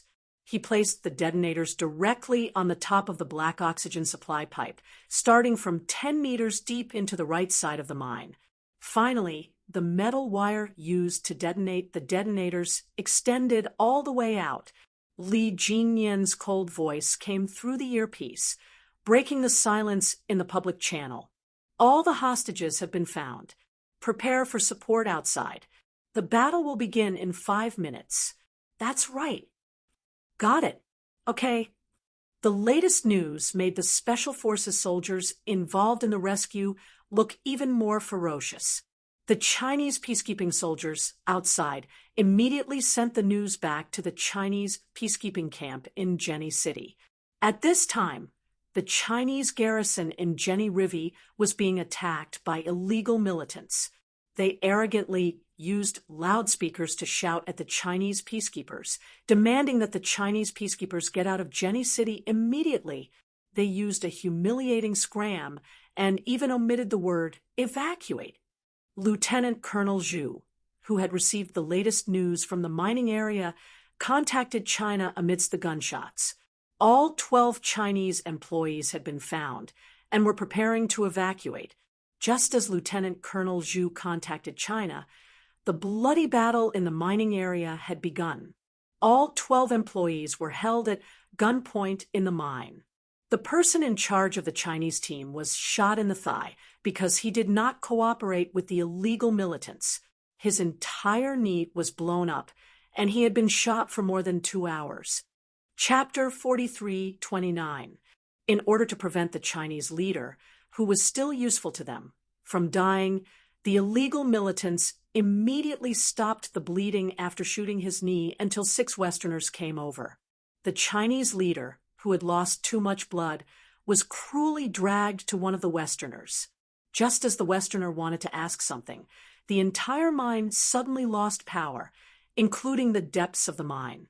The mine that lost its light instantly plunged into darkness. 2 of the illegal militants who were standing guard ran out to check the situation, but they were killed by the water demons who came over without a single drop of blood. The water demons of the storm commandos snuck in just in time to hear the threats of the illegal militants because the Chinese leader did not cooperate. There was a backup power supply in the mine. The special forces who moved close to the side of the tunnel first found the electric well box according to the blueprint. By the time Demon King Li and the members of the Storm Commandos could see the Chinese employees and quickly hid in combat positions, the electric well box that was responsible for the mine's backup power supply was destroyed. "What the hell are you doing?" The last ray of light disappeared, and the guy who threatened the Chinese leader shouted towards the outside of the mine. At the same time, there was the sound of countless bullets being loaded in the darkness. The 6 Westerners who had entered the mine and had yet to start working were stunned at first. Then, the 6 of them pulled out their pistols almost at the same time and aimed at the darkness. The mine was too deep and dark. Even if someone was standing at a distance where they could hear the sound of breathing, there was no way to see the other party's face clearly.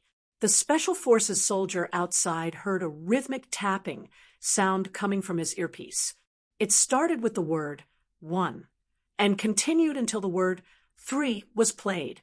After hearing the 3 knocks, Xia Jinyuan shouted in a low voice, "Move." Li Jinyan raised his hand, and dozens of black shadows rushed out. The first to be taken care of was the guy who pointed his gun at the Chinese employees. The Chinese employees were squatting while the illegal militants were standing. This time, it was not an assassination, but a shooting. The Type 95 rifle fired continuously, and a magazine of bullets flew out. There were flames at the muzzle of the gun. "Get down! Get down! All of you get down!" Li Jinyan shouted in Chinese. The squatting Chinese employees were frightened by the gunshots and screamed. thinking that the bullets were shot at them. Then they suddenly heard someone shout in Chinese, "Get down! All of you get down!" Their desire to survive made them react as quickly as possible. They threw themselves forward and lay on the ground, motionless. Bang, bang, bang. Bang, bang, bang. The sound of gunfire was particularly exciting. All the water ghosts fired their bullets at the targets they had their eyes on. They had also divided the targets under their muzzles in advance. Even the 6 Caucasians were not missed. The bullets hit the target, and the target fell to the ground. Some of the bullets hit the machinery used to mine the ore. The sound of metal hitting metal rang out continuously, and sparks flew everywhere. This time, the water ghosts were the first to attack. After the first round of shooting, almost all of the armed illegal militants around them were killed, including the guy who was holding a gun and threatening the Chinese representative a few seconds ago. He was the first to be shot in the head by Li Jinyan. The guy whose head was shot into a watermelon was the first to fall to the ground without even calling for help. Although the power outage allowed the armed illegal militants to load their guns in advance, the water ghosts were keeping a close eye on them and did not give them a chance to shoot. They continued to fire until they had no chance to open fire. "Let's go. Hold hands and follow us." They began to retreat. Chapter 43:30. Gunshots rang throughout the entire mine. Xia Jinyuan and Yi Qian, who were hiding in the 2 forks of the mine, had their fingers on the trigger. Their cold, sharp gazes were fixed in front of them. Numerous figures who had rushed over after hearing the gunshots were instantly killed by the 2 of them. These were the illegal militants who were on sentry duty outside. The illegal militants in the mine were held back by the special forces of the Snowfield Brigade, especially the path into the mine. It was tightly guarded by the special forces, and anyone who wanted to come over and help the mine was killed on the spot. After 2 rounds, the illegal militants who wanted to come over were intimidated. Some of them wanted to inform the outside and let them know that they had been ambushed. In the end, they sadly realized that their communication devices had been blocked, and there was no way for them to contact the outside. The entire mine became even more chaotic. The peacekeepers guarding outside did not move because it was not yet time for them to act. They were the final cover for the retreat. Now that the brothers who had gone in to rescue the people had not come out, they had to continue lying down and waiting. Since it was the rainy season, there was plenty of rain in Labani. The rain had not stopped since the previous evening. The rain splashed down and hit the leaves. The intertwining sound of the rain drowned out the gunshots in the direction of the mine. The blood was also instantly washed away by the rain. The sound of an explosion rang out. The flames from the explosion surged forward and lit up a certain part of the mine. The wind and rain carried the smell of gunpowder. A group attack? Sons of Beaster's cheese. It's convenient to annihilate them all in one go. A cold and ruthless voice rang out from the public channel. Yi Qian, who was helping the storm commandos retreat, heard a deafening explosion a few seconds later. Follow closely, bend down, don't raise your head. Keep moving forward." Water ghost Big Eel's voice could be heard through the earpiece. He, sea anemone, seaweed, and Big Squid. A total of 4 teams led the team to cover the retreat of the Chinese employees. Big Squid carried the Chinese person in charge, whose right knee had been blown off. The last team to cover the retreat was Li Jinyan and the others. Quick, quick, quick.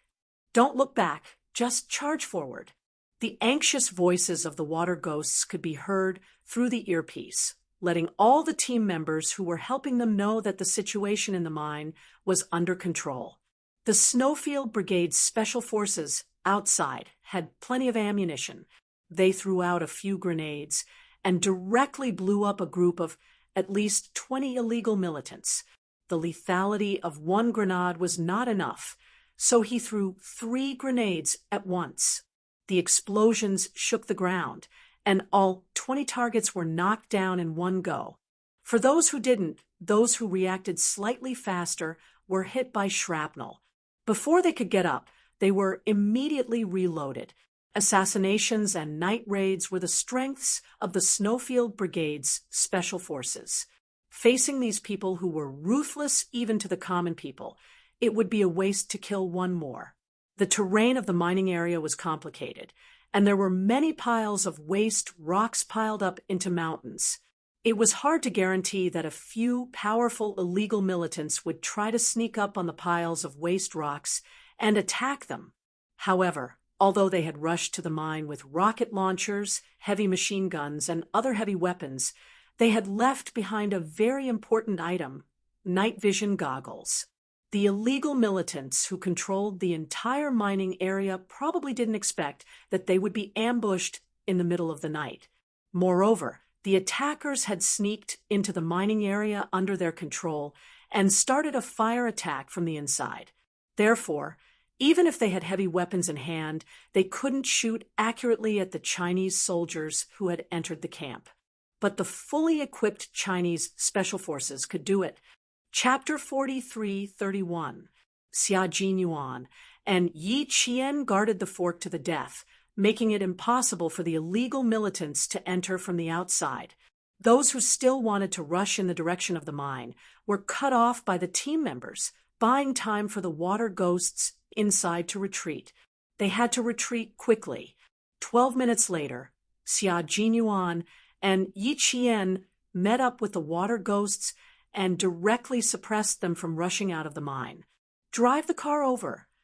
Xia Jinyuan ordered his comrade, who had been waiting to drive the car, to move immediately. They rushed toward the mine at top speed.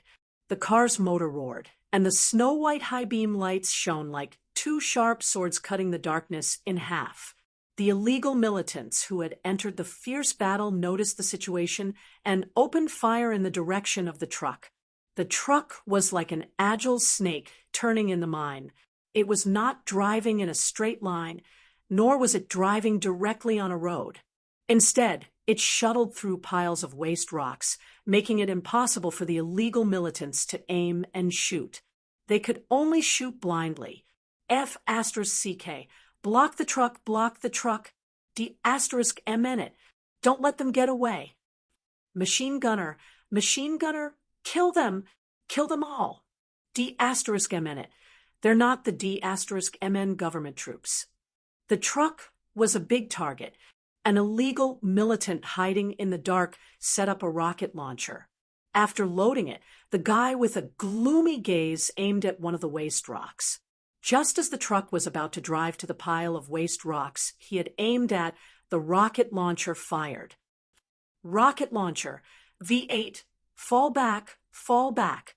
The fired shell shot straight toward the pile of waste rocks with a long fiery tail. The Special Forces soldiers M and T6, who had locked onto the west side, immediately realized something was wrong. Their voices sounded like they were torn from their throats, full of ruthlessness. The V8 vehicle had already driven into the pile of waste rocks. Hearing his comrade's warning, he did not retreat. With bloodshot eyes, he swerved to the right, and the car shot out like a cannonball, rushing toward another pile of waste rocks. Boom! The anti-tank rocket launcher shell hit the pile of waste rocks. Flames and smoke rose into the air. The huge explosion flattened the entire pile of waste rocks, leaving a medium-sized crater in the middle. Countless broken stones and broken pieces splashed in all directions and hit the ground like a rain of stones. Everyone knew the power of a rocket launcher. Amidst the sound of the explosion, T6 shouted for V8. The two of them had always been partners whose lives were linked together. At the moment of the explosion, T6 felt like his life was about to end. V8, V8, the T6 combatant roared. His handsome face, washed by the rain, was so distorted that he looked like a different person. Everyone was waiting for V8's reply. However, V8's reply did not come immediately. The guy hiding on top of the pile of rubble saw that the pile of rubble had been flattened by the explosion. He slowly lowered his head and prepared to leave. M didn't stay where he was. He locked onto the location of the rocket launcher and rushed out with his rifle. He had to find that guy as soon as possible. He had to kill that guy as soon as possible. If there was a first shell, there would be a second one. Once the shell was aimed at the mine, all of their rescue arrangements would fail completely. When his military boots stepped on the puddles, the muddy water splashed everywhere. When he ran over the uneven gravel, there was a thud under his feet. Finally, through his night vision goggles, M saw two figures in that green world. Both of them were carrying something. One was carrying a cannon barrel, and the other was carrying a shell. The range was too far, and there was no way to accurately lock onto them. M sped up and rushed out again. However, someone was faster. It was Sniper E6. Chapter 43:32. Bang! The heavy sniper rifle's large-caliber bullet pierced through the air and accurately hit the guy carrying the shell without any deviation. The standing shadow instantly fell down. Even at the moment of his death, he didn't know how he died. When the guy carrying the rocket saw this, he reacted quickly and immediately lay down, rolling in the opposite direction of the sniper bullet. He knew that he had been hit by a sniper, and his companion had been hit by the sniper's bullet. He himself had been targeted by the sniper, and it would be difficult to escape.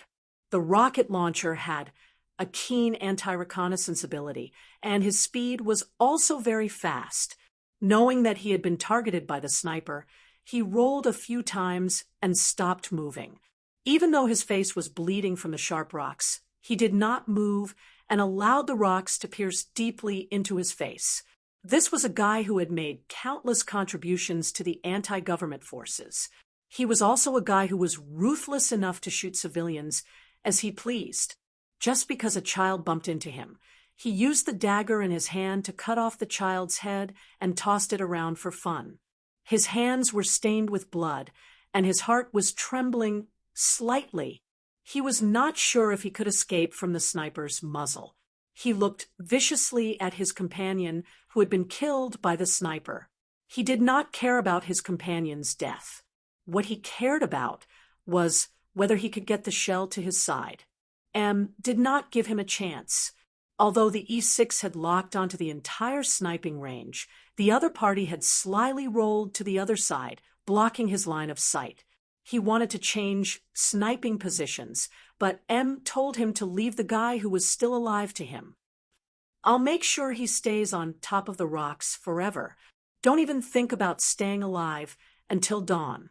M, whose eyes were so cold that ice was about to fall off, said in a low voice. After he finished speaking, a muffled voice that sounded like someone was covering their mouth with difficulty followed. "Damn it, M. Help me kill that bastard." The V8 was still alive. He drove too fast and made a right turn into the pile of rocks. In the end, he was still a step too late. The windshield on the driver's side was shattered by the flying rocks and debris.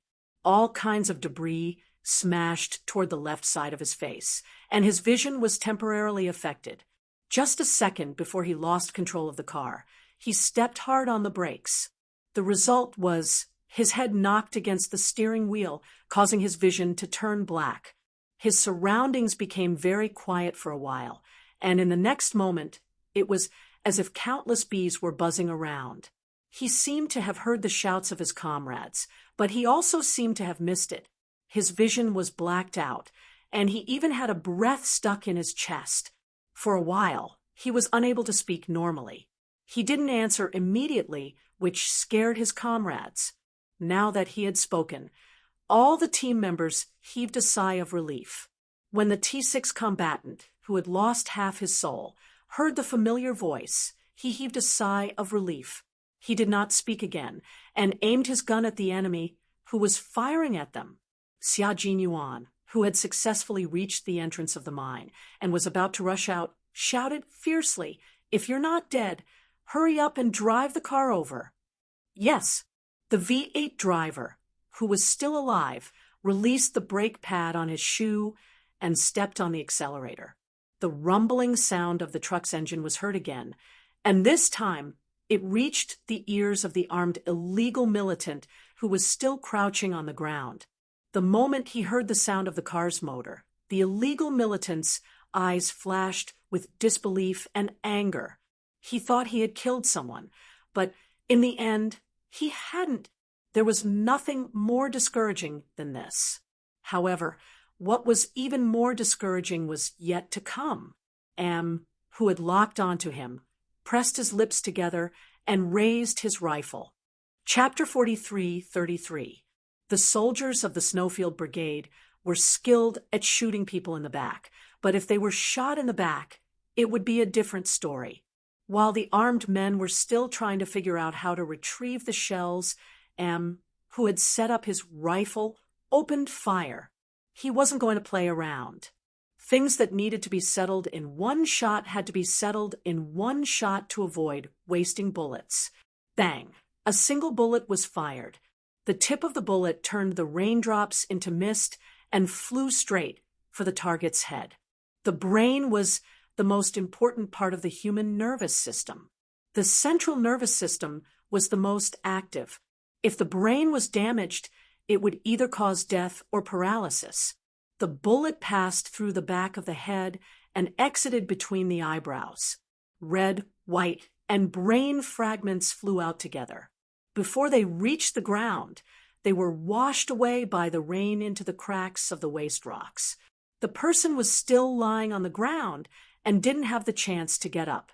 After taking care of the target, M gripped his rifle tightly and quickly retreated from the top of another pile of waste rocks. He had to clear the area now. While retreating, M ran into a Libyan employee who was also holding a gun and was nervously hiding in a corner. M didn't alert him and chose to avoid him. The surviving Libyan employees were now hiding. Even if they had stolen guns, they hid them because they realized that someone was killing those damn people one by one. V8 drove the truck straight and quickly entered the area cleared by the Snowfield Brigade. He was getting closer and closer to the rescued Chinese employees. Xia Jinyuan detonated the detonator, and a huge explosion came from the entire mountain range. The mountain collapsed, and the ground cracked. The entire mining area shook. Boom, boom, boom. The mine collapsed. Even the entire mountain showed signs of collapsing. The people inside, including the 6 Westerners who were specially sent to check, were all buried in the mountain. This unforeseen event stunned the armed men who were still fighting with their guns. They finally realized that things were worse than they had imagined. When they thought about who else was in the mine, the armed men began their final frenzied attack. "Get in the car! Get in the car! Hurry! Get in the car!" Amidst the earth-shattering sounds of gunfire, the water ghosts pulled the 11 Chinese employees into the car one by one. The person in charge, whose knee had been blown up, was one step ahead of them. At this moment, he was covered with a tarpaulin. The 12 Chinese employees got into the truck, and the 15 water ghosts who were protecting them got into the truck as well. The rescued Chinese employees were all lying on the ground, while the 15 water ghosts, including Captain Li Jinyan, were all kneeling with guns in their hands. They squatted in all 4 directions of the truck, suppressing it with their firepower as they rushed toward the entrance of the mine. All hostages have been successfully rescued. Retreat now! Retreat now! Support us from the front! Support us from the front! The password was repeated, and the truck retreated as fast as it could. V8 drove while Li Jinyan, who was sitting in the front passenger seat, was responsible for clearing the debris. The car rushed out of the rain and rushed to the Chinese camp with the 12 Chinese employees who had survived the disaster. The peacekeeping soldiers guarding outside began to move. Now it was their turn to come out and receive the hostages who had all boarded the car. Another round of fierce fighting began. Grenades were used to blow open the metal gate of the mine, and the armed men who tried to resist and stop the retreat were killed one by one. As for the Libyan employees, it was most suitable for the Chinese peacekeeping soldiers to come out and comfort them. In stiff English, he told the surviving Libyan employees to leave this place immediately and not to stay any longer. Amidst the sound of gunfire, the surviving Libyan employees finally rushed out of the blasted door under the cover of the Chinese peacekeepers. At that moment, they knew that they had successfully survived. At the most critical moment, the Chinese peacekeeping soldiers stood up and let them leave alive. Chapter 43-34. Another truck drove out. This time, it was to support the Snowfield Brigade's special forces who were still fighting in the mine. Retreat, retreat. I'll cover. You guys retreat. Where's the captain? Captain, say something. What do you mean? I'm with Qin Niao. Let's retreat quickly. F*CK. Aren't there heavy machine gunners? Why isn't there any movement? F*CK. Wait for you to remember? F*CK. Where are you? Why don't I see you? The rescue of the hostages was successful, and even the channel became lively. The cooperation of the soldiers of the two special forces could be said to have wiped out a large number of people. Other than the illegal militants who had escaped and hid far away, the rest were all wiped out, leaving no survivors. If they had only relied on the water demons of the storm commandos to sneak into the mine to rescue the hostages, how could they have succeeded so quickly? They did not have enough manpower and weapons, and they might even have to report the number of casualties. When the water demons who had already rushed out of the mine heard the cheerful voices of their brothers, deep smiles appeared on their resolute faces. It was good to leave alive. The special forces of the Snowfield Brigade started to get into the vehicles. Yi Qian was the first to jump in, followed by Xia Jinyuan. The truck retreated according to the planned retreat route. Along the way, they picked up their comrades and jumped in one after another. One by one, they retreated safely. The remaining illegal militants didn't dare to exchange fire anymore. They didn't gather together, but scattered to the east and west. Faced with an opponent who had more firepower and strength than them, they didn't dare to show their faces easily. There were about 100 illegal militants who had entered the mine, while the Chinese special forces had 31 people. Even if the enemy had twice the number, they were still at a disadvantage. It should be known that the ability of a special forces soldier was far superior to that of a normal soldier. In battle, a special forces soldier could fight against more than 5 normal soldiers. Therefore, even if the illegal militants had more people, they would lose without a doubt. Of course, there was another important factor. The other party did not expect that the Chinese side would be able to send out peacekeepers to rescue the hostages, and they did not expect that it would be the Chinese special forces. They thought that by restraining the 2 Chinese peacekeepers stationed in Jenny City and Cowell Town, the Chinese side would not be able to send out any extra troops. They thought so, and so did the Western countries who were cooperating with the illegal militants. The United Nations was still condemning the cruel acts of the illegal militants and trying to make them remember the peacekeeping regulations. The Chinese side had already solved the biggest problem. Just as the illegal militants were still trying to threaten the Chinese side, demanding that the Chinese peacekeeping forces in Libya scram back to China and give them the right to operate the mine and all the equipment, the special forces sent by the Chinese side had already left the mine with the hostages. Not only did they successfully rescue the hostages, but the Chinese peacekeepers also brought back the surviving Libyan employees. Instead of riding in the same car, they left in 2 hidden trucks. When the Libyan employees got on the bus, and learned that they would be settled in the camp of the Chinese peacekeeping forces. Their eyes were filled with tears and a deep sense of security. The country did not give them a sense of security, but the peacekeepers did. They stayed close to each other without saying a word. They leaned on each other until they were further away from the mining area. Chapter 43:35. The mine had collapsed, burying the people and machines together. In other words, this place would become an abandoned site and would never be reopened. 5 kilometers away from the mine, the Snowfield Brigade and the Storm Commandos switched vehicles. The Snowfield Brigade would protect the rescued Chinese employees, while the Storm Commandos would rest in another vehicle. A total of 4 trucks were driven out. The Snowfield Brigade also split into 2 groups. One group was with the water ghosts, and the other came out to protect the hostages. As for Yi Qian, she was with the Storm Commandos, so she naturally had to return to the team. However, she did not return. She was pulled back by Xia Jinyuan and continued to stay with Xia Jinyuan to protect the Chinese employees.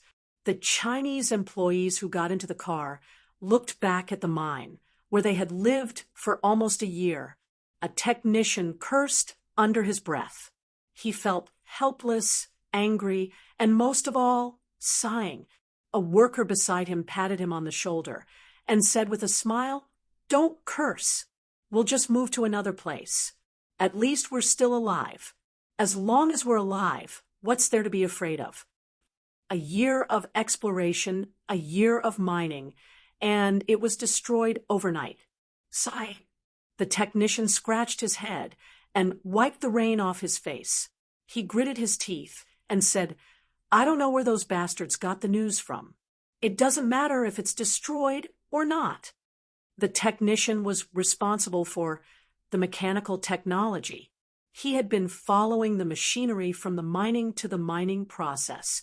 He was a witness when the desired resources were extracted, now that the hard work he had put in had to be destroyed because of the outside world.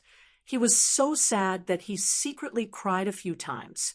He was very scared when he was kidnapped, but he really did not cry. Now, he secretly cried until his nose was stuffed. It's okay. Everything will be easy as long as we're here. Let's ask about Ding Gong's injury first. I don't know if his leg can be saved.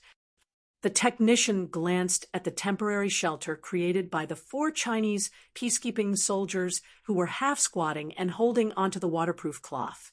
He stared at it for a while before turning around and whispering, "They should still be working on it. Let's ask them later. I don't know if Ding Gong's leg can be saved." Sigh. The technician sighed. It was not up to them to decide whether the leg could be saved or not. They would have to wait for the military doctor's opinion. Let's rest for a while. We'll ask the military doctor when he comes out. The Chinese employees who were sitting next to each other heard this and did not speak. They leaned against each other and staggered out of the rainforest in the rain. The rescued Chinese employees did not know that the rescuers were special forces sent by the country. They had always thought that they were peacekeeping soldiers. Even the worker who was treating the wounds at this moment thought the same. In the end, he was hit by a bullet and knelt on the spot. The Chinese staff saw him in so much pain that his facial nerves were twitching, but he did not make a sound.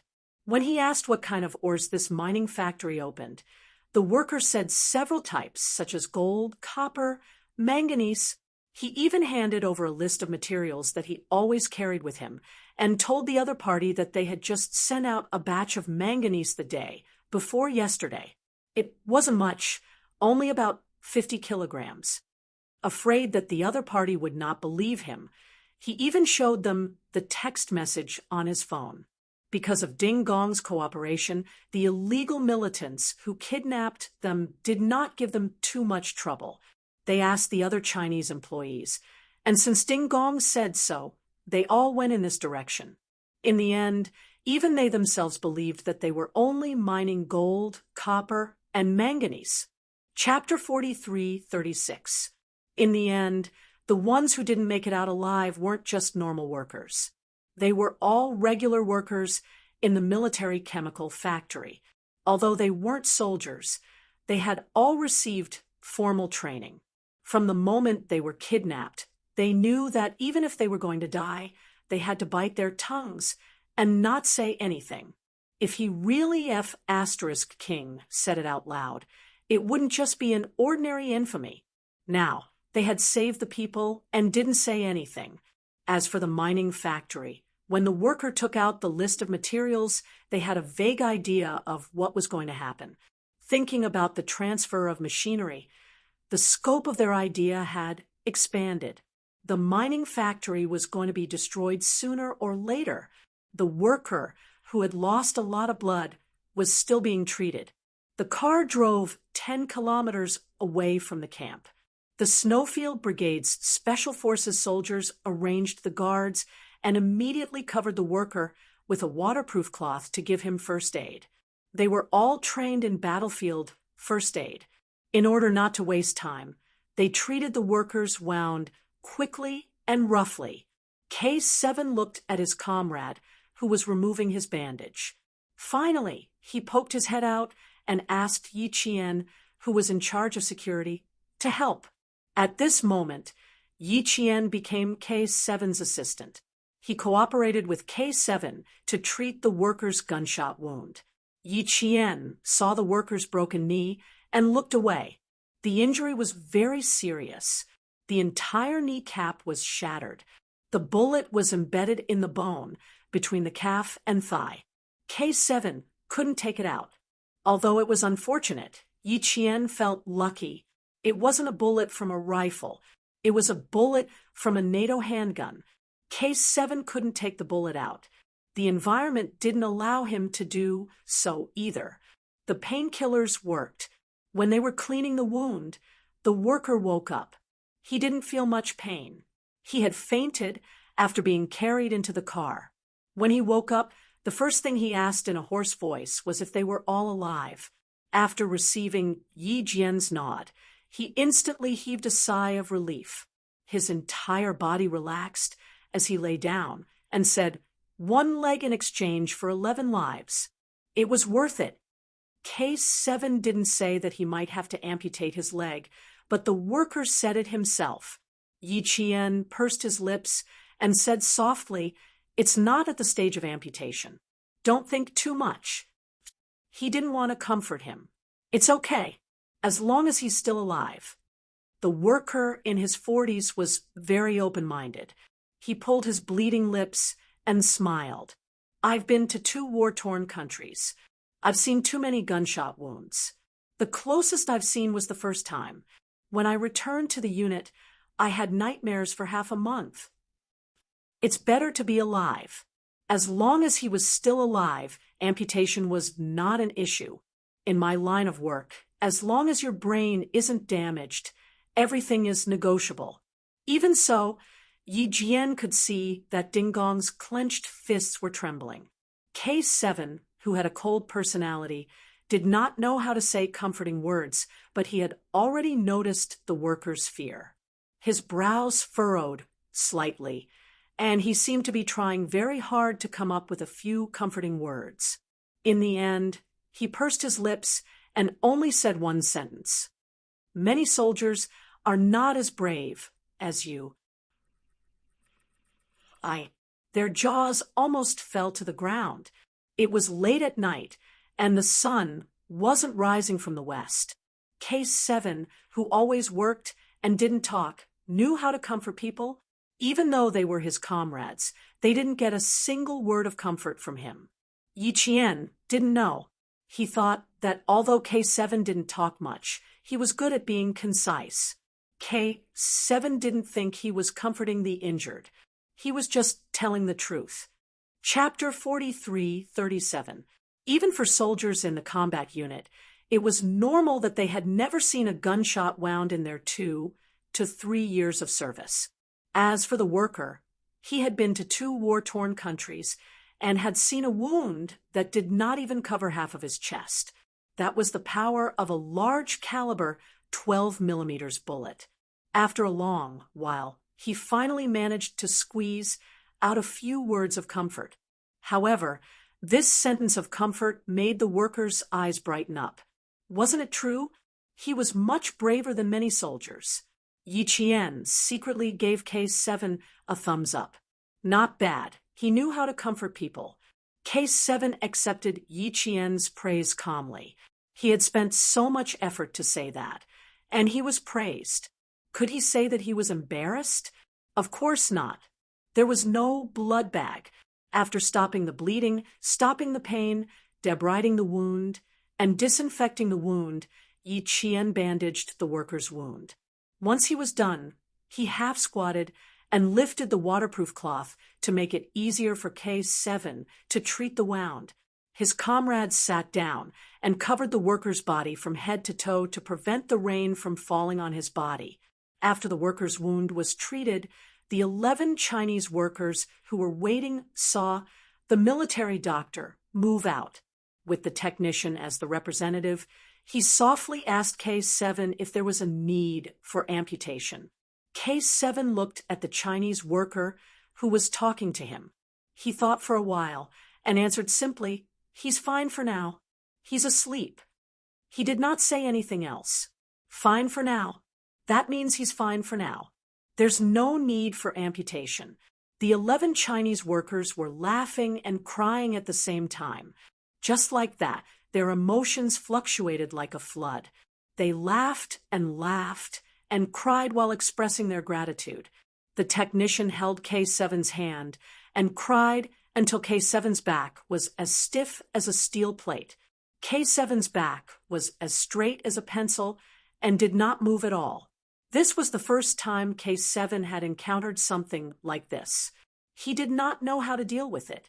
He wanted to ask for help, but then he realized the 11 Chinese workers were holding his 11 comrades' hands. They were all crying like children. Perhaps it was because G3 was about to become a father, but he patted the back of a Chinese employee with a benevolent look on his face. Yi Qian almost got a handshake as well, but someone reacted quickly and pulled his comrade X, then pulled Yi Qian back. Caught off guard, X was shaken by the Chinese staff, while Yi Qian was pulled into someone's arms. Yi Qian was caught off guard, coupled with the shaking of the car. He was suddenly pulled and fell into Xia Jinyuan's arms. The back of his head slammed into Xia Jinyuan's jaw, causing both of them to gasp. His jaw hurt, and the back of his head hurt. The good thing was that Yi Qian was now sitting in Xia Jinyuan's arms. His back was firmly leaning against Xia Jinyuan's broad chest, and he was hugged tightly. Xia Jinyuan raised his eyebrows in surprise. His original intention was to pull her away so that she wouldn't be hugged by other men who knew that he would end up benefiting himself. Benefits fell from the sky. How could he not cherish them? Humans should cherish their blessings. Therefore, Lieutenant Colonel Xia decided to be a man who cherished his blessings. He held the gun with one hand and wrapped the other around Yi Qian's waist. The only thing that made him a little unhappy was that the tactical vests they were wearing were in the way and did not allow them to be more intimate. "Are you throwing yourself into my arms?" The man who cherished his blessings chuckled and whispered into Yi Qian's ear, "Comfort in battle? Not bad. I like it." After the business was over, Xia Jinyuan decided to relax. How could he be so tense? He would age easily. He should relax when it was time. Chapter 43:38. There wasn't much time to relax. Xia Jinyuan had always been good at using his time, so he wouldn't miss any chance to relax. After 2 consecutive maneuver battles, even an Iron Man like him couldn't take it anymore. He urgently needed to rest and catch his breath. He dared to relax like this, but Yi Qian didn't. She didn't care about the pain at the back of her head and hurriedly said, "Everyone is watching you closely. How dare you touch me? Let go." As she spoke, she tried to pry open the iron arm around her waist with both hands. No one is watching. Everyone is busy. Xia Jinyuan wouldn't let her. Even with one arm around her waist, he still had enough strength to hold her down and not let her escape from his arms. His voice was a little hoarse from the smoke, but it was soft and seemed to have a thin hook that went straight to Yi Qian's heart. Even though she knew that they might be discovered, she couldn't bear to push him away. Therefore, she didn't use all her strength to pull his arm, making it easier for Lieutenant Colonel Xia to have his way. 2 consecutive maneuver battles. Baby, let me lean on you. I'm a little tired. Yi Qian, acting spoiled again. She didn't even know how to act spoiled. The spoiled Yi Qian had no choice but to stop pulling his arm. Even her voice softened. Does it hurt? I can feel the pain at the back of my head, even with the helmet on. Even her helmet was hurting from the impact, not to mention his jaw that had been hit. It hurt a little, but it wasn't a big deal. However, since his girlfriend was so concerned, Lieutenant Colonel Xia nodded solemnly and said with a little grievance, "It hurts. Your chin is bruised." I almost cried. It can't be that serious. Thinking of the pain in the back of her head, even when she was wearing a helmet, Yi Jian felt a little uneasy and raised her hand to touch his shoulder. Just as her fingers touched his jaw, she heard his faint gasp again. It really hurt. It wasn't fake. Don't touch it. It still hurts. You hit yourself so hard. It's going to be bruised tomorrow. If you didn't pull me just now, I wouldn't have hit myself so hard. The stubble on his chiseled jaw was a little prickly. Yi Qian's heart ached as he spoke. He didn't dare to use too much force with his fingers and only stroked it very gently. Go back to the barracks and see if there's any ice. Use some ice and see if it can alleviate the bruises. Although she said that, she looked around vigilantly. Fortunately, her comrades in the same car were comforting the 11 Chinese employees in the same car, especially G3. Yi Jian glanced at them a few times and felt strange for no reason. Why did it seem like they were comforting children? She was only distracted by G3, but Xia Jinyuan, who was hugging her from behind, seemed to have seen her directly. He chuckled and explained, G3. Impressive. He went back home on vacation for half a month and used all his strength to torment his wife every night. I didn't expect that he would torment her until she had a baby. Sister-in-law is more than 2 months pregnant. Originally, she wanted to tell us after 3 months, but she was overjoyed when she received the news. She only told us before we left that she was going to be a father soon. She even said it a few times, but she almost couldn't hold it in. Right now, he's looking like a loving father. Just take it that he's becoming a father in advance. Without explaining, Yi Qian only felt that G3's actions were a little strange. After listening to his explanation, she felt very immersed in the role. It was just like what Captain Xia said. G3 was going to be a father. What a joyous occasion. He's also the first father in our team. Now, all the veterans in our team have been unilaterally declared as godfathers by him. I feel very helpless. He's still a child. How did he become a father? He spoke quite seriously at the beginning, but towards the end, Yi Qian couldn't help but pinch his thigh. Lieutenant Colonel Xia, who was caught off guard, almost cried out in pain. Chapter 43:39. Pinch his thigh. It hurts, it hurts, it hurts. Be gentler, gentler. Yi Qian did not loosen his grip, so Lieutenant Colonel Xia begged for mercy. I won't say it. I won't say it. I'm just explaining it to you. I don't mean anything else. Can you loosen your grip too? Yi Qian, who did not stop, asked him with a smile. Yes, yes, I'll loosen my grip after another minute. Just 1 more minute.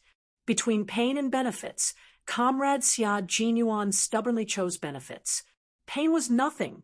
Soldiers were not afraid of hardship, tiredness, and pain. There was pain every day, but hugging a girlfriend was not every day. Yi Qian was both amused and angry. He was really, the more mature he was, the more thick-skinned he became. In the end, Yi Qian could not bear to see him in pain, so he loosened his grip and said, "Stop fooling around. Have a good rest. We still have to make a detour back to Cowl Town. We don't know if anything will happen on the way, so take the time to rest and recuperate." The sobbing around them also became much softer. They were all grown men, so they couldn't help but wail for a moment.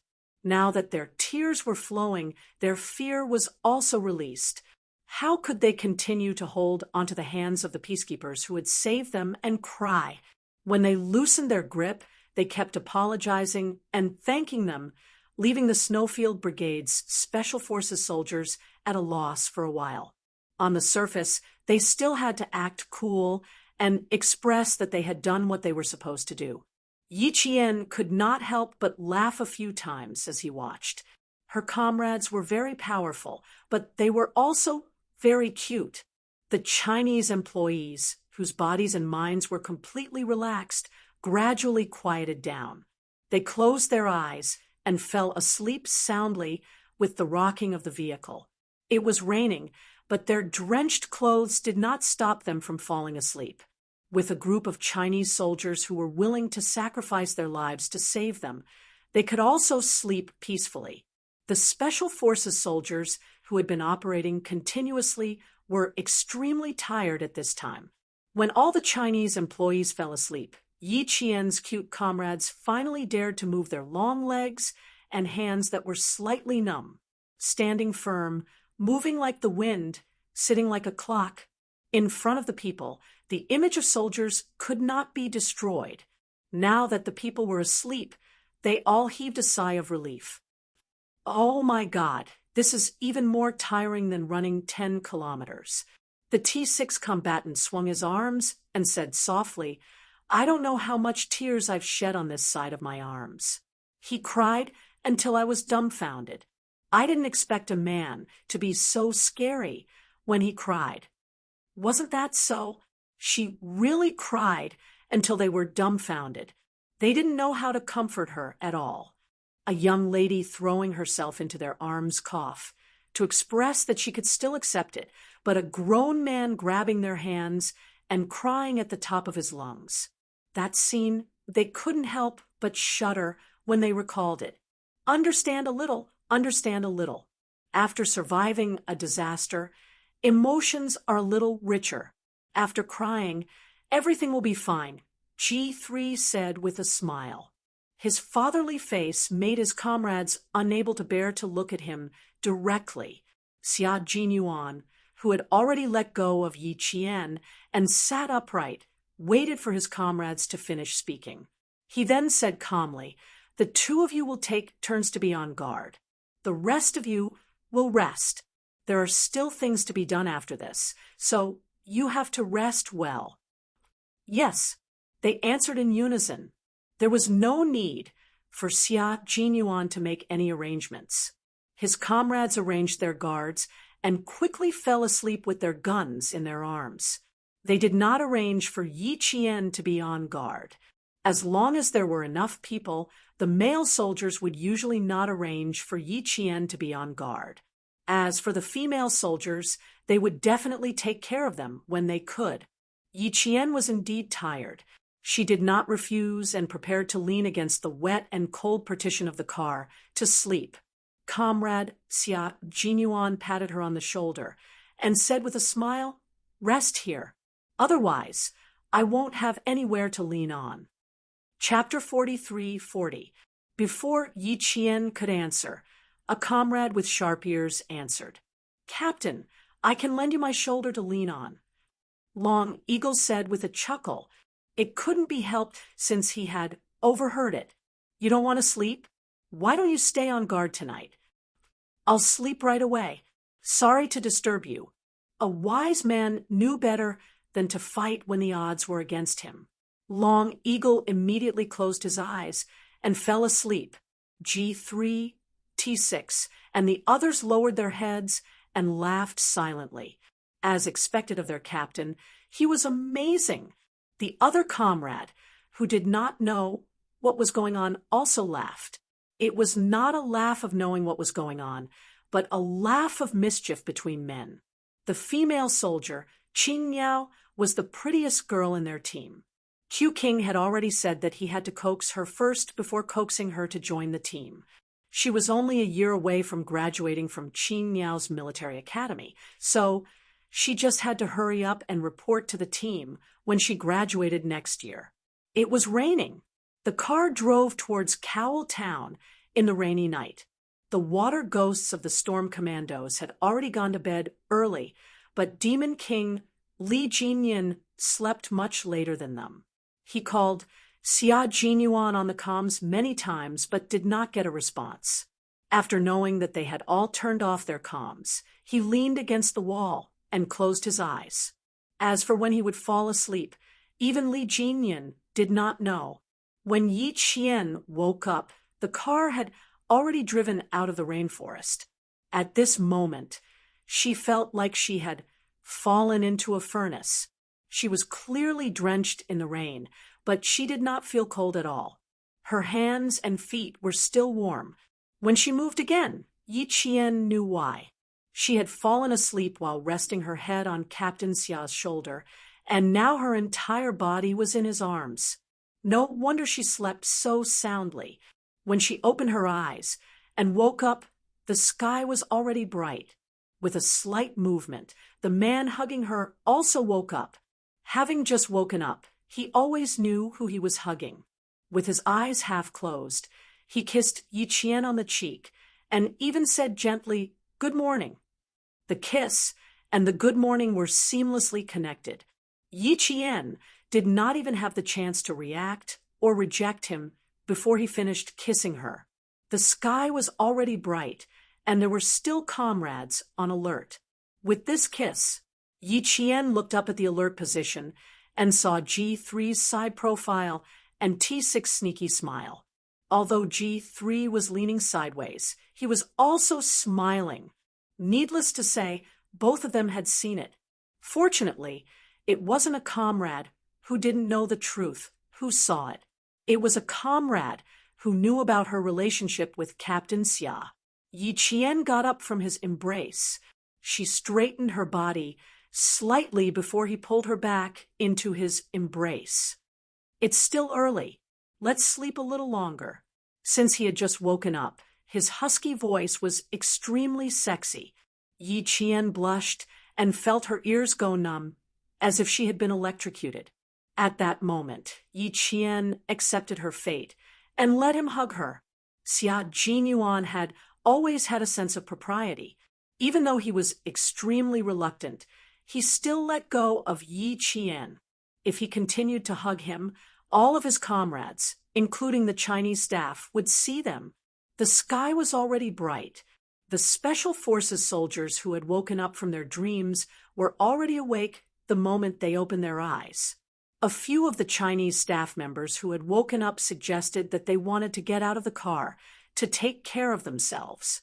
There were no problems nearby, so all 4 trucks stopped. Those who needed to be on alert stayed on alert, and those who needed to take care of their personal problems did so. After Xia Jinyuan finished taking care of himself, he came out and saw Yi Qian standing alone in the bushes that were half a person's height. She was looking to the east, and no one knew what she was thinking. The rain that had been falling since yesterday evening had stopped at some point.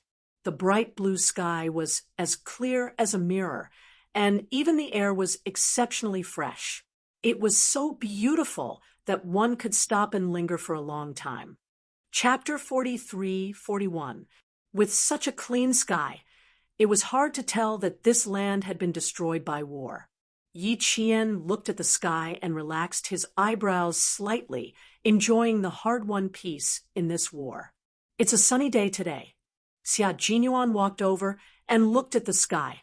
Yi Qian heard footsteps and turned around. He smiled at him and said, "Yes, it's a sunny day. The sky is very beautiful. Just looking at it, like this makes one's heart feel peaceful. The sky in Libya has always been beautiful, especially on sunny mornings. The sun will be out all day today. You can sit in the car for a day and dry your clothes. It could indeed dry the clothes. Xia Jinyuan didn't say much. It was too common for people to dry clothes, so it wasn't worth mentioning. Seeing that her camouflage uniform was a little messy, he naturally reached out to help Yi Qian tidy it up. The clothes had absorbed a little too much water, so he twisted them while he was at it. He then sighed and said, "Your equipment is so simple that I can't bear to say it. I'll talk to the Devil King later and ask him to apply to the higher-ups." Yi Qian tugged at his tactical vest. It was still a little heavy because of the water, but he couldn't take it off. She looked up slightly at the man who tidied her clothes. Her dark eyes reflected the blue sky like transparent glass, and only Xia Jinyuan's figure could be seen in the rippling water. He lowered his head, and she raised her head.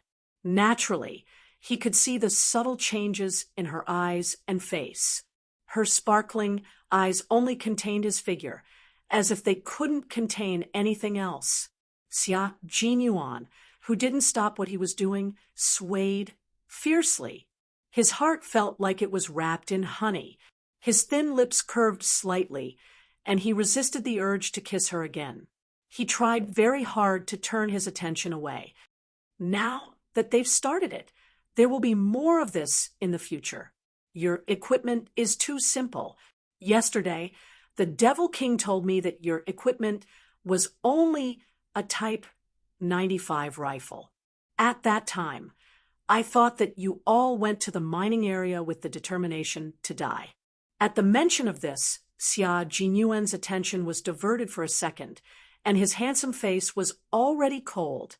Yi Qian had carried out a few missions overseas before, so compared to this battle with the Storm Commandos, his equipment was indeed much more complete. However, their mission this time was different, and they could only go light. Seeing that his expression was so tense that even his jaw had been bruised by him last night, he explained, "The mission we received this time required all of us to go light. We had to leave and turn back at the last minute to rescue the Chinese staff, so our equipment didn't keep up. However, you can talk to my big brother about it. You can't fall behind in terms of equipment. You have to have a complete set." She could also tell that the Storm Commandos' equipment was much worse than the Snowfield Brigade's. If Captain Xia said that the water ghosts would often go out on missions in the future, then their equipment would have to keep up. Yi Qian saw that his attire was a little messy, and his tactical vest was also crooked. Yi Qian spoke as he helped him tidy up. It was normal for comrades to dress neatly. Even if they were seen by others, they wouldn't think much of it. Yi Qian was very natural and neat, and Xia Jinyuan even tilted his neck slightly to make it easier for her to tidy up. The country's equipment is still a little simple, and everything is still in progress. Let's take it one step at a time. When the day comes that the entire army is equipped with top-notch equipment like the Snowfield Brigade's special forces, the country's strength and military strength will increase by many levels. Yi Qian, who was speaking, straightened his collar, adjusted his equipment, and patted his shoulder. Not bad, a very handsome male soldier. It was just that the bruise on his chin was a little annoying. Last night's collision had indeed hit his chin hard. Chapter 43-42. They didn't continue talking about the equipment. If they did, they would be going off topic. The two of them squeezed out some time to talk alone. These weren't problems that could be solved in a short period of time. It was fine if they didn't talk about it.